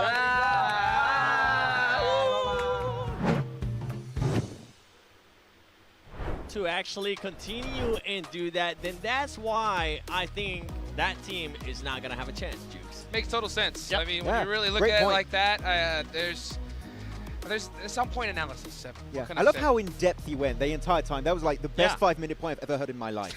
I love Like it. life-changing, really. I love it. But you know what? For maybe Need a people sip that of are just water. tuning Good in, yeah, maybe for people that are just tuning in right now, could you mind repeating yourself, Seven? Yeah, give me a second. I need a sip of water after that 5-minute spell I just did there. Yeah, that's right, that's right. Well, you know what? Actually, we got 45 seconds left into the game. We're going into the first Miramar. Max, how excited are you? I'm very excited, and I'd be even more excited if Vampire wake up. Oh! They are the local team. They're down in 14th. We're not seeing much from these guys. We know what they can deliver. I'm going to start being critical. You've got your home crowd supporting you. Vampire, where are you? What's going on? You're hoping Vampire wakes up. I'm hoping APG get at least some placement points because you have been non-existent. If I'm not mistaken, please let me know in the chat. If I am, they have not gotten a single placement point today. Well, you know what? It's time to heat things up. Let's get into the action. We're about to head into the sandy desert of Miramar. And I think that's a great call, Max. I think that's a great shout for teams that you're looking at. Any other squads you could possibly be looking at as well? I was going to say Team Flash, but they're kind of on the up and up, right? Playing more aggressive. I'm liking it. And they're going to be looking to get some big improvement, maintain their aggression. Yeah. But D+2, I mean, every team at the bottom I feel like should not be there, but this is because this lobby is so bloody stacked, man. Everyone should be higher up, but there's only so many points in these matches. I'm so hyped up for Miramar. I was already taking my headset off. I was cleaning my glasses. I'm like, all right, we're about to jump in. This is it. Show me another alpha. No, just kidding. I want to see, I genuinely want to see APG wake up. I think it's time. Wake up, guys. Get ready. Let's head on over to Miramar. The plane is flying. Let's go ahead and take it on over to our casters. We are getting back in towards the desert for possibly our last stint here, Blank. There's no guarantee that we'll see it at the end of tomorrow. It could all come to a close early. We'll be home in time for tea. You've brought this up 5 times now. Yes, because it's very important. It's a major feature of the tournament. And tomorrow I guarantee it's going to 6 games. Okay, well, you guarantee it all you like. But it could still not be true. Absolutely. Ooh. Not with Alpha 7 doing this, though. I think it's going to go to 6. It usually does. But we're in the sky right now over Miramar, which in the past was typically Alpha 7's preferred choice of source was Miramar. And we'll see if they can get some compliments on this condiment right here on this game, because I do think, you know, get some more wins here, set themselves apart from the rest, and then, yeah, they for quite a while tomorrow, they are the only team that would be able to hit up that Smash ruling. They and do have that potentially lead. end it all early, John. Exactly. That's what I've been saying. Now you're cutting it on. You're dancing to my beat now. Absolutely, though, with the lead that Alpha 7 have, they do have a significant advantage and put everyone else at a significant disadvantage here. And over towards the northeast side, with the circle we go. So up towards El Azahar, up towards water treatment, Cruz de Valle, up on that northern edge. Let's see if APG will indeed wake up. The desires of 7, will they be answered? Because in the party bus, it is not looking very festive. Oh, that's a bad start. Oh, they're taking a lot of damage. They are wending their way across the road, slowly, slowly. They take the damage and they keep going. A couple more shots for Mormon. The iron sights are there, and APG on their last legs, but they're just over the horizon now. Mormon with 12 rounds left to go, looking to connect a shot, but it will not be there. How on earth have they done that? A bulletproof umbrella out the window, just about avoiding the damage. that would have taken them down. Trading off beautifully, by the way. If either player had taken one more shot, they would have been down. Yeah, what a crazy escape that was from APG. You are right, they were definitely on their last legs, and they'd gone through at least 6 pairs by the time they got to that point. Wow, wow, wow. Not really sure I can congratulate them on that either.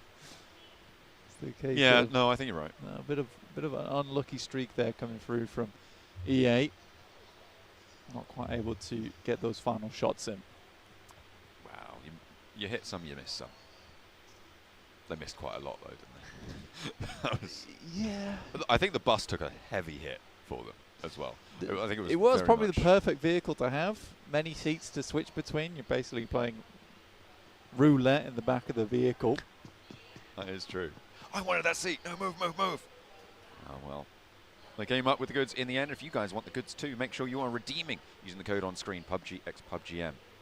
Zol trying to keep as quiet as possible. He's redeemed those codes, and everyone is out to get him for it. You redeemed the only code. Potentially the top 3 code in 4th place right now.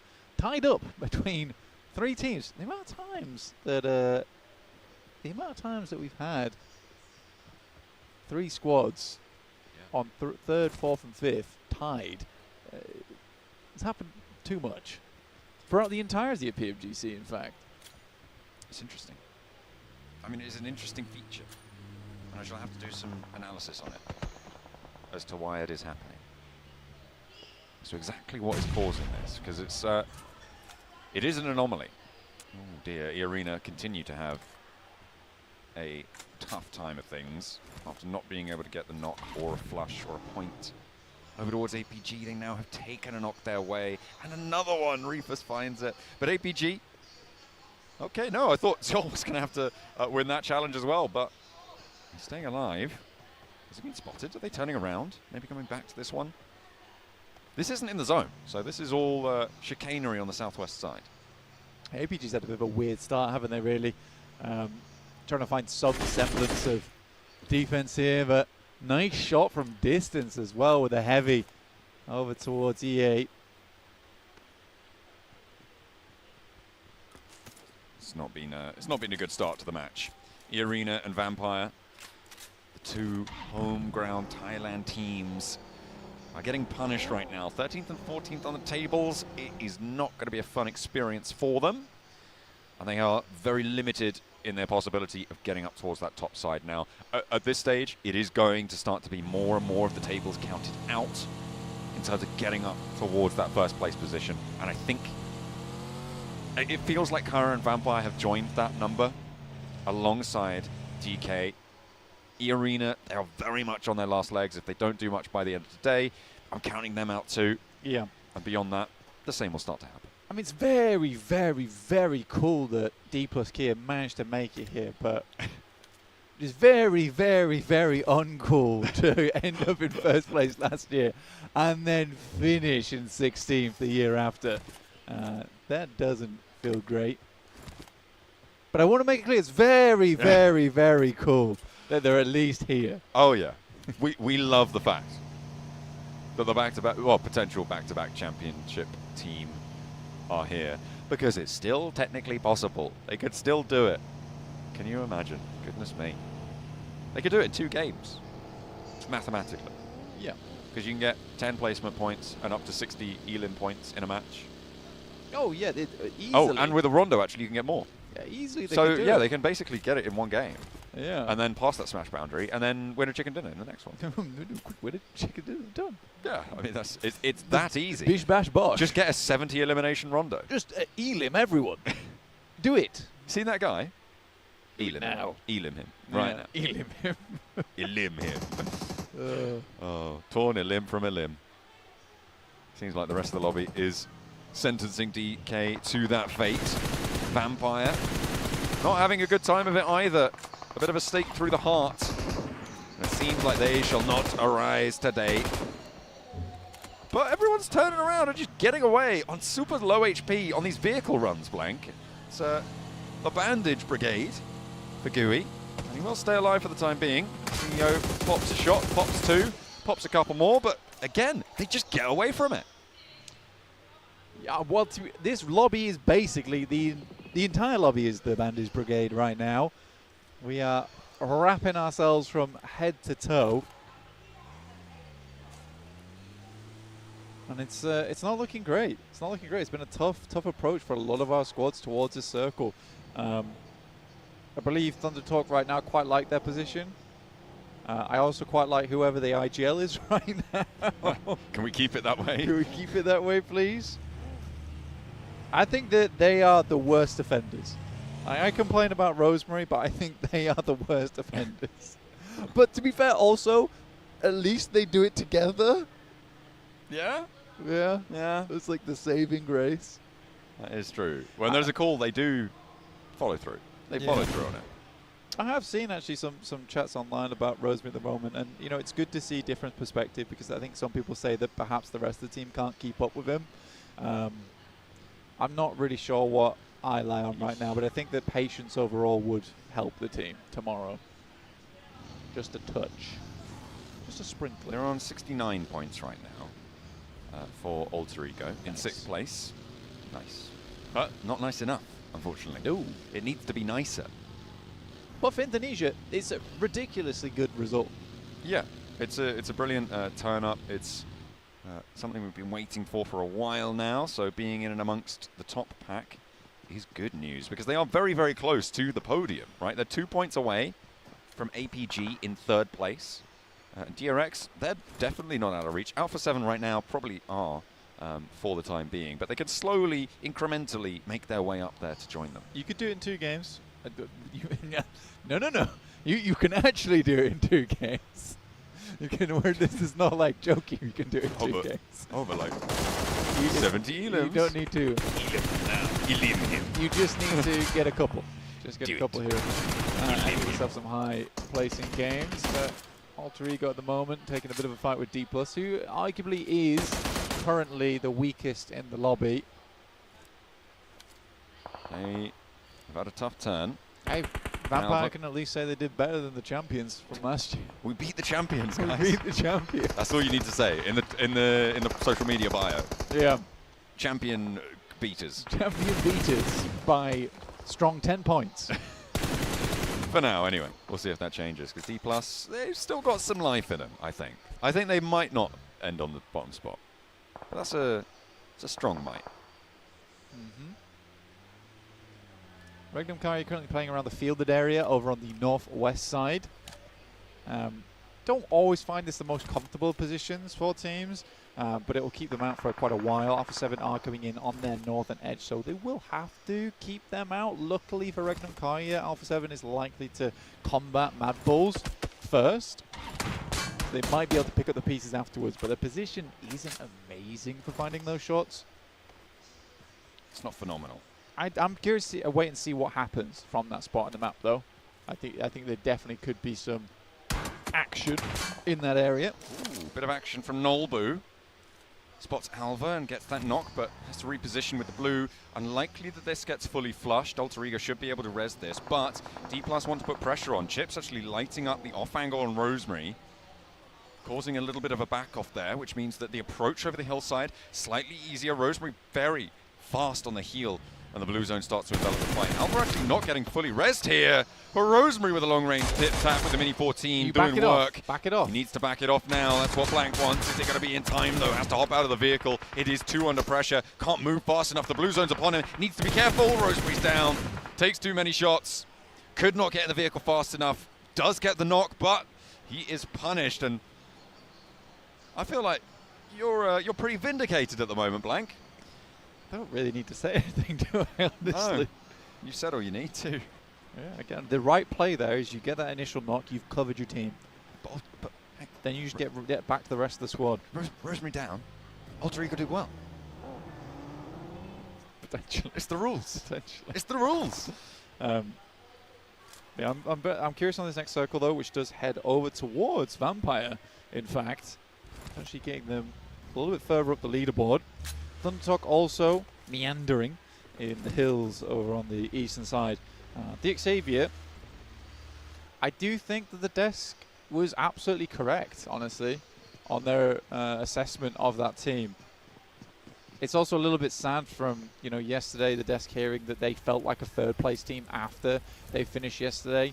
But it seems to be the case here. I think DXavier is a great squad. Oh, Wild trying to hold the door frame, doesn't manage to catch it on the pre-fire. Not even needing to go out for the flush. That will come through very thick and fast as Red Bulls are down to 1. Pusher, the last to stand. Magnum Kaya playing on out the rest of this one. D plus Kia now moving up over towards Thunder Talk. They have got 4 players alive. And they've left Alter Ego to their own devices. For the time being, they've allowed them to pick themselves back up to 3. So they can get towards Moana, who is really deep inside the circle blank. Yeah, he has created an anchor point. Kara finding Ida. I think R8 was trying to make a little bit of a sneaky maneuver. I think it's pretty bold of them to go for that. Swinging through that eastern side. That western side, sorry, over towards the east. But they do grab themselves a building, and Kara wasn't quite able to stop that from happening.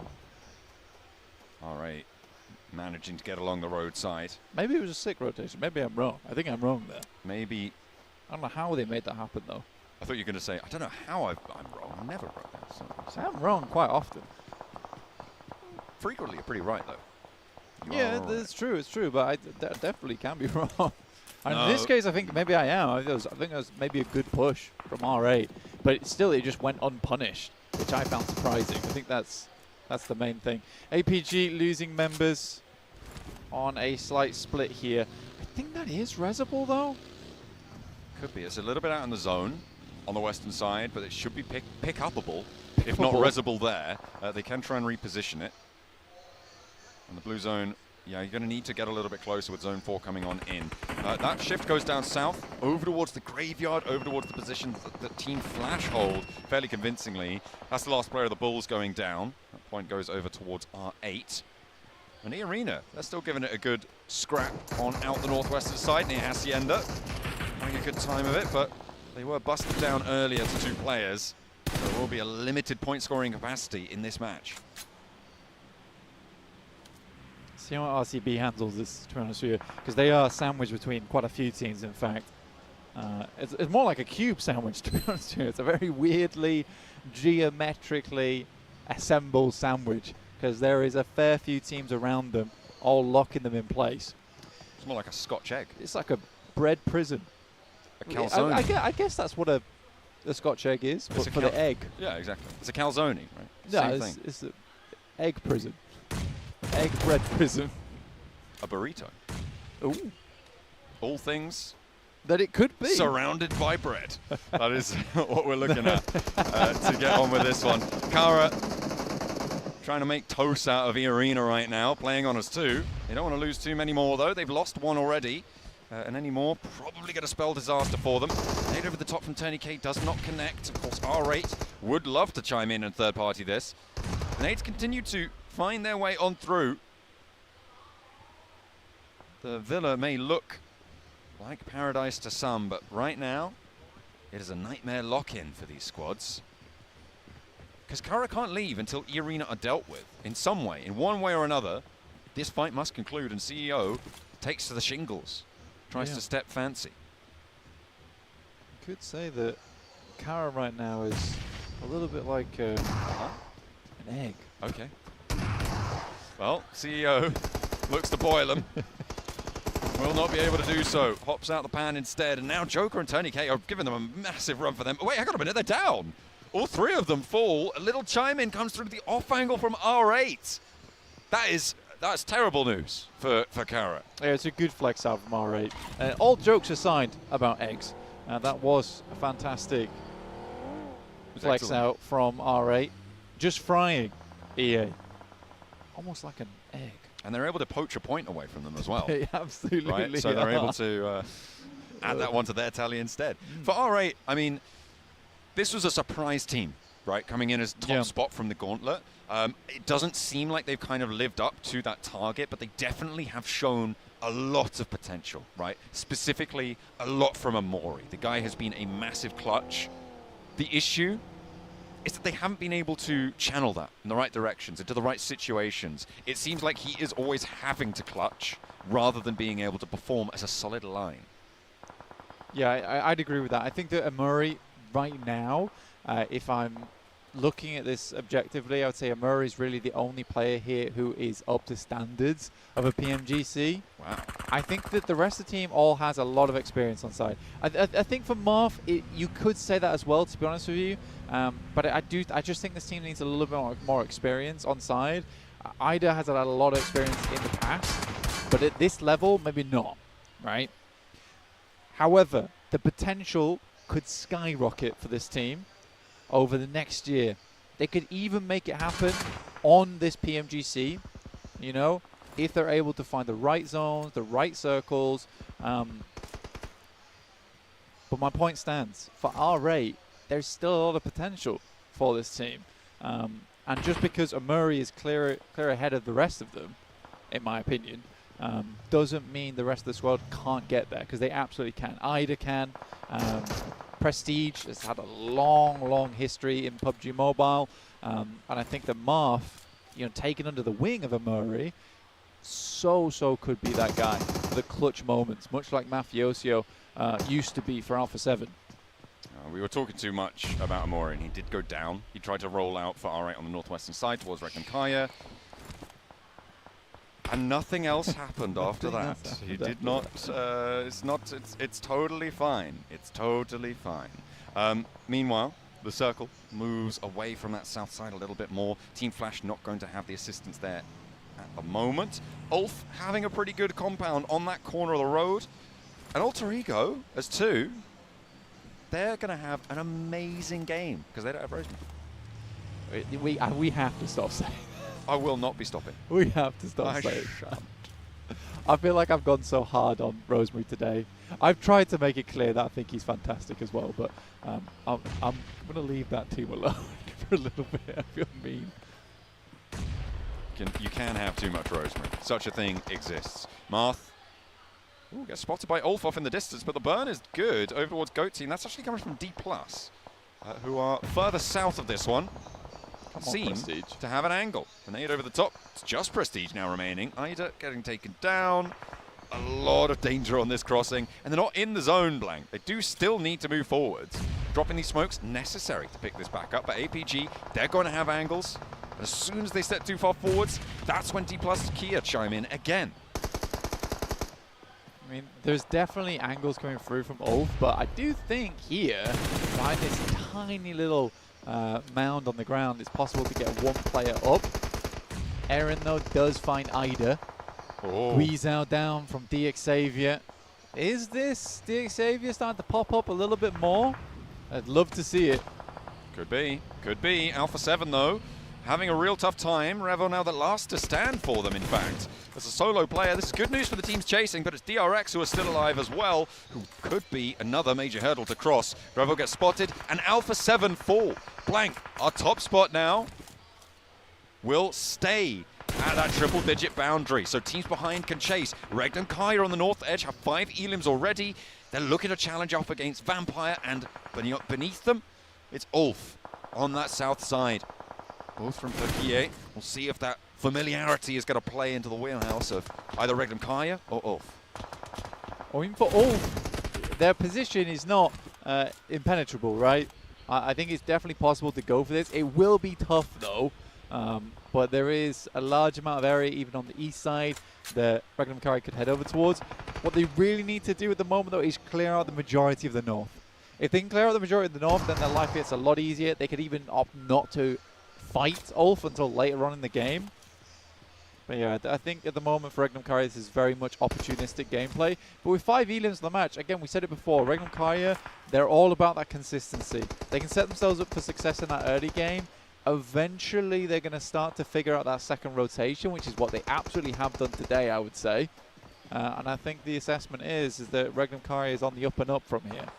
I feel like Regnum Kaya in a 3-day tournament are a force to be reckoned with. I think when it comes to 2 days, they're a little bit easier to subdue.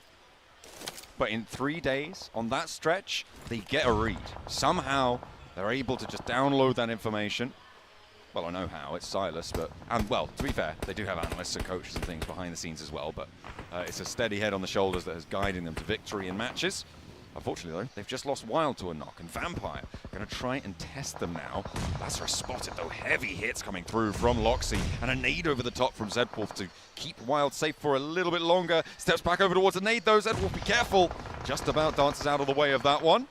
Maybe the second follow-up will be a little bit more potent towards him, though. Does do damage, but doesn't take the cake on the shot.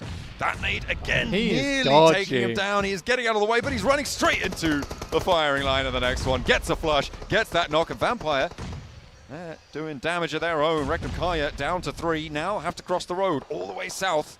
Vampire really making them suffer. Yeah, there's this case where Vampire is able to move up, but they would just not leave Regnum Kaya alone, so it forces poor Zedwolf in that position where he is desperate to get a second knock there. If he's able to get the second knock, then maybe they would have had time to get Wild back up, but they're going back for it in earnest. There's a swing pass coming through from Loxy. That makes life so much easier now for Regnum Kaya. And they go for another one. Gooey down as well. Zedwolf does get knocked, and it's a 1 versus 2 now on the challenge. Vampire caught lacking.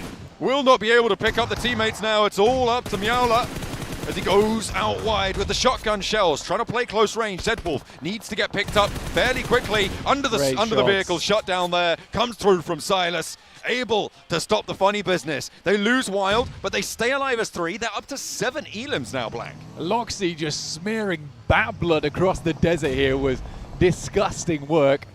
DXavier getting backed off the position from Thundertalk, who are shifting into gear sighting very soon. Nades up. DXavier not connecting, but they use it as cover. Moving forwards, that short plateau really stopping them short, and actually APG chiming in. That is bad news for DXavier. They lose 1, very unlikely to be able to stick around for that revive. D+ also trying to step towards Paragin, but Nolbu just about able to win that trade. Thundertalk might try and step forwards, take that point away from them, but no, a second elim found. It is, however, just Nolbu now left standing on the south side for D+. And Flash is in his way. So it's sort of unlikely that's going to go through. I got worried for DXavier there because I did feel like Thundertalk was just going to send it. Luckily they didn't. For Ulf, they actually have a lovely spot to work with, and I think that for Regnum Kaya, their option here is sort of to crash E-Arena, but even then Ulf's going to have sightlines over towards us. This is a very tough push for them. Do you wait for DRX to make a move, though, out on that east side? You've no idea. You've no idea they're even there. They've been quiet for a long, long time. That's true, but they do have 4 elims. Alter Ego. Oh, here it is. They've been holding on the shack, and Thundertalk go for the push on in. It's not going well to start, but King's trying to hop up. Immediately he's taken down. Moana gets shut down as well, but Thundertalk are getting plinked away from those off angles, and AJ can only look on in dismay as his teammates are taken out, but so are Alter Ego. And that is going to leave us at 7 teams remaining. APG, 8 eliminations. Regnum Kaya on 7. And TRX on 4. I only have 2 words for that. Gear sighting. Oh. You had to do it to him. AJ super low on the rollout from the blue zone. Trying to travel on in down the roadside, but that's not going to be pretty, especially when the vehicle rolls away from you. Even the cover doesn't want to stick around.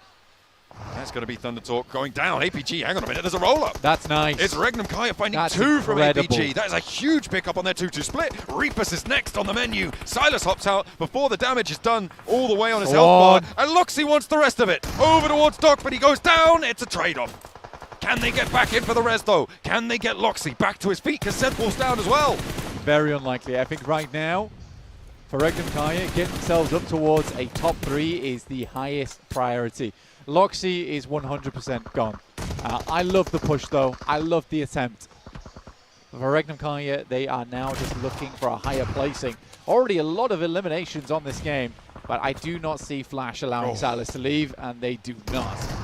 Keep him under lock and key in the meantime. DRX still looking to chase towards Alpha 7. Another elim to look for, and will rack up the point. Yunbin now storming around the front, but caught by the off angle. Ulf should be able to clean this one up now, as DRX are drawn a little bit short of the mark. Don't think that they've crossed that 100-point boundary, which means that we're getting closer to locking in our Smash boundary. at the end of next match. We've still got one more Miramar to play today, but this should be an Ulf chicken dinner. And this might be able to put them close and in contention as well. I think for Ulf, didn't they win the Erangel? I think, did they win the Rondo? I think they won one today. I thought they won the Erangel. The ones to... Oh, maybe. I'm not sure. I think it might have been the Rondo. I think it might have been the Rondo. Okay. I'm not entirely sure. I have to go back and double check. But right now, they could be on for a big game here. 7 elims found. They're racking it up to 8 now. Second place locked in. Team Flash as well, getting into this one very late. And we know what they could do in the last moments of a Miramar. They do have a little bit of tenacity to them. But for Ulf, they're on 69 points, so now up to 70, I think, with that elim. So we'll be put on 80 with a chicken dinner, and if they can get those two, that'd be 82. They very much would be within striking distance, Blank, and that's the aim of the game right now. Stay. Babe, Chinese खाने चले?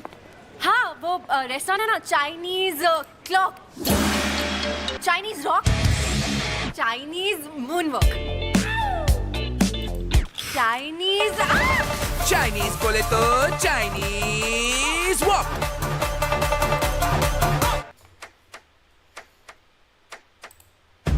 कश्मीर में football club शुरू करके क्या करूं? ये club सिर्फ football के बारे में कभी था ही नहीं। ये क्लब 2 चीजों के बारे में था, उम्मीद और इज्जत। मैं ना यहाँ श्रीनगर में एक प्रोफेशनल फुटबॉल क्लब शुरू करना चाहता हूँ। वो IFL है, मुगल गार्डन नहीं कि निकल गया तफरीह करने से। खिलाना है तो क्रिकेट खिलाओ ना, फ्यूचर में कुछ तो होगा। Who cares about football? 1.5 crore. तुम्हें क्या लगता है मैंने क्या किया? एक बार बी लीग के लिए क्वालिफाई कर गए तो वैसे भी टिकट लेने वालों की लाइन ही लग जाएगी। फुटबॉल के लिए टिकट लेने वालों की लाइन? मुझे लगने लगा है तुम भी मुझे स्कीम ही भेज रहे हो। कश्मीर का अपना pro football club. Welcome to real Kashmir football club. Sir साहब एक इम्पोर्टेंट क्वेश्चन। हाँ, ये तनख्वाह कहाँ पे लिखी है? DFO कप के लिए सिर्फ 10 दिन में कहाँ से तैयार होंगे? उड़ान ऊंची भरनी है तो परों को भी लंबा फैलाना पड़ेगा।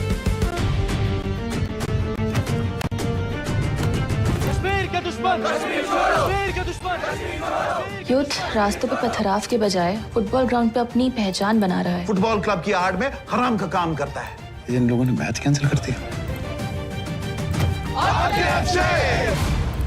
साहब, मेरा दिलशाद बहुत अच्छा बच्चा है। ये लड़के आपके लिए इतना मायने रखते हैं? ये लड़के मेरी जिम्मेदारी है सर। सर, परसों से हड़ताल है, सब बस बंद। सड़क भले ही बंद हो जाए, रास्ते हमेशा खुले रहते हैं।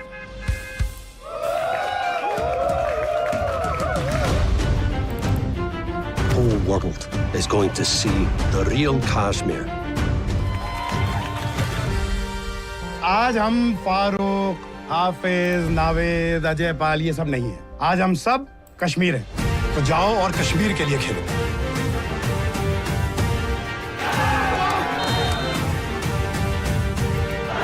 This is going to be the greatest club in India. Real Kashmir Football Club. RKFC. Streaming now only on Sony Live.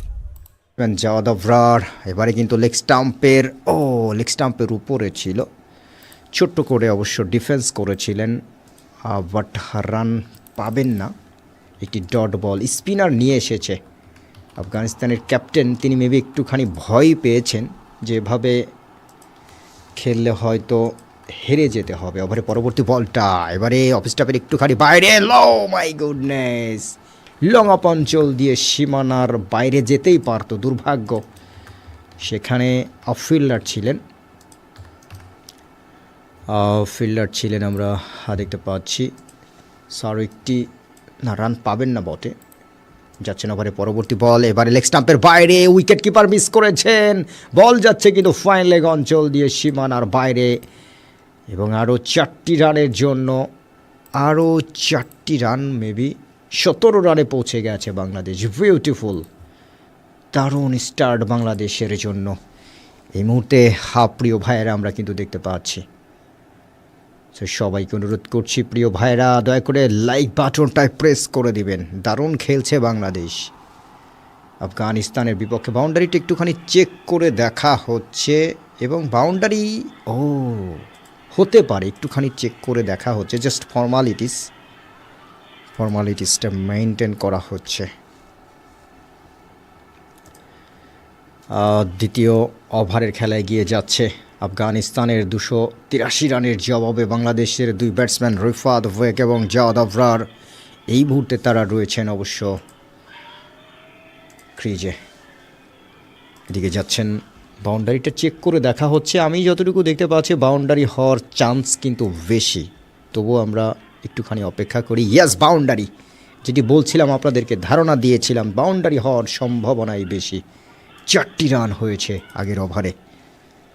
এদিকে যাচ্ছেন ওভারের পরবর্তী বলটি করবার জন্য। এবার অফ স্টাম্পের উপরে ছিল, ড্রাইভ করবার চেষ্টা, কিন্তু ফিল্ডার ছিলেন, কুড়িয়ে নিয়েছেন। রান পাবেন না বটে, আরও একটি ডট বল। সো প্রিয় ভাইয়েরা, আসসালামু আলাইকুম, আমি আর জে রাসেল আছি আপনাদের সাথে। দয়া করে লাইক বাটনটায় প্রেস করে দেবেন। ওভারের পরবর্তী বলটা এবারে ফ্রন্ট ফুটে গিয়ে এসে চমৎকারভাবে ডিফেন্স করেছেন, রান পাবেন না, আরও একটি ডট বল। জাওয়াদ আবরারকে দেখতে পাচ্ছি, যিনি এখন পর্যন্ত 9 বল থেকে 9টি রান। পরবর্তী বল লফটেড শট তুলে মেরেছেন।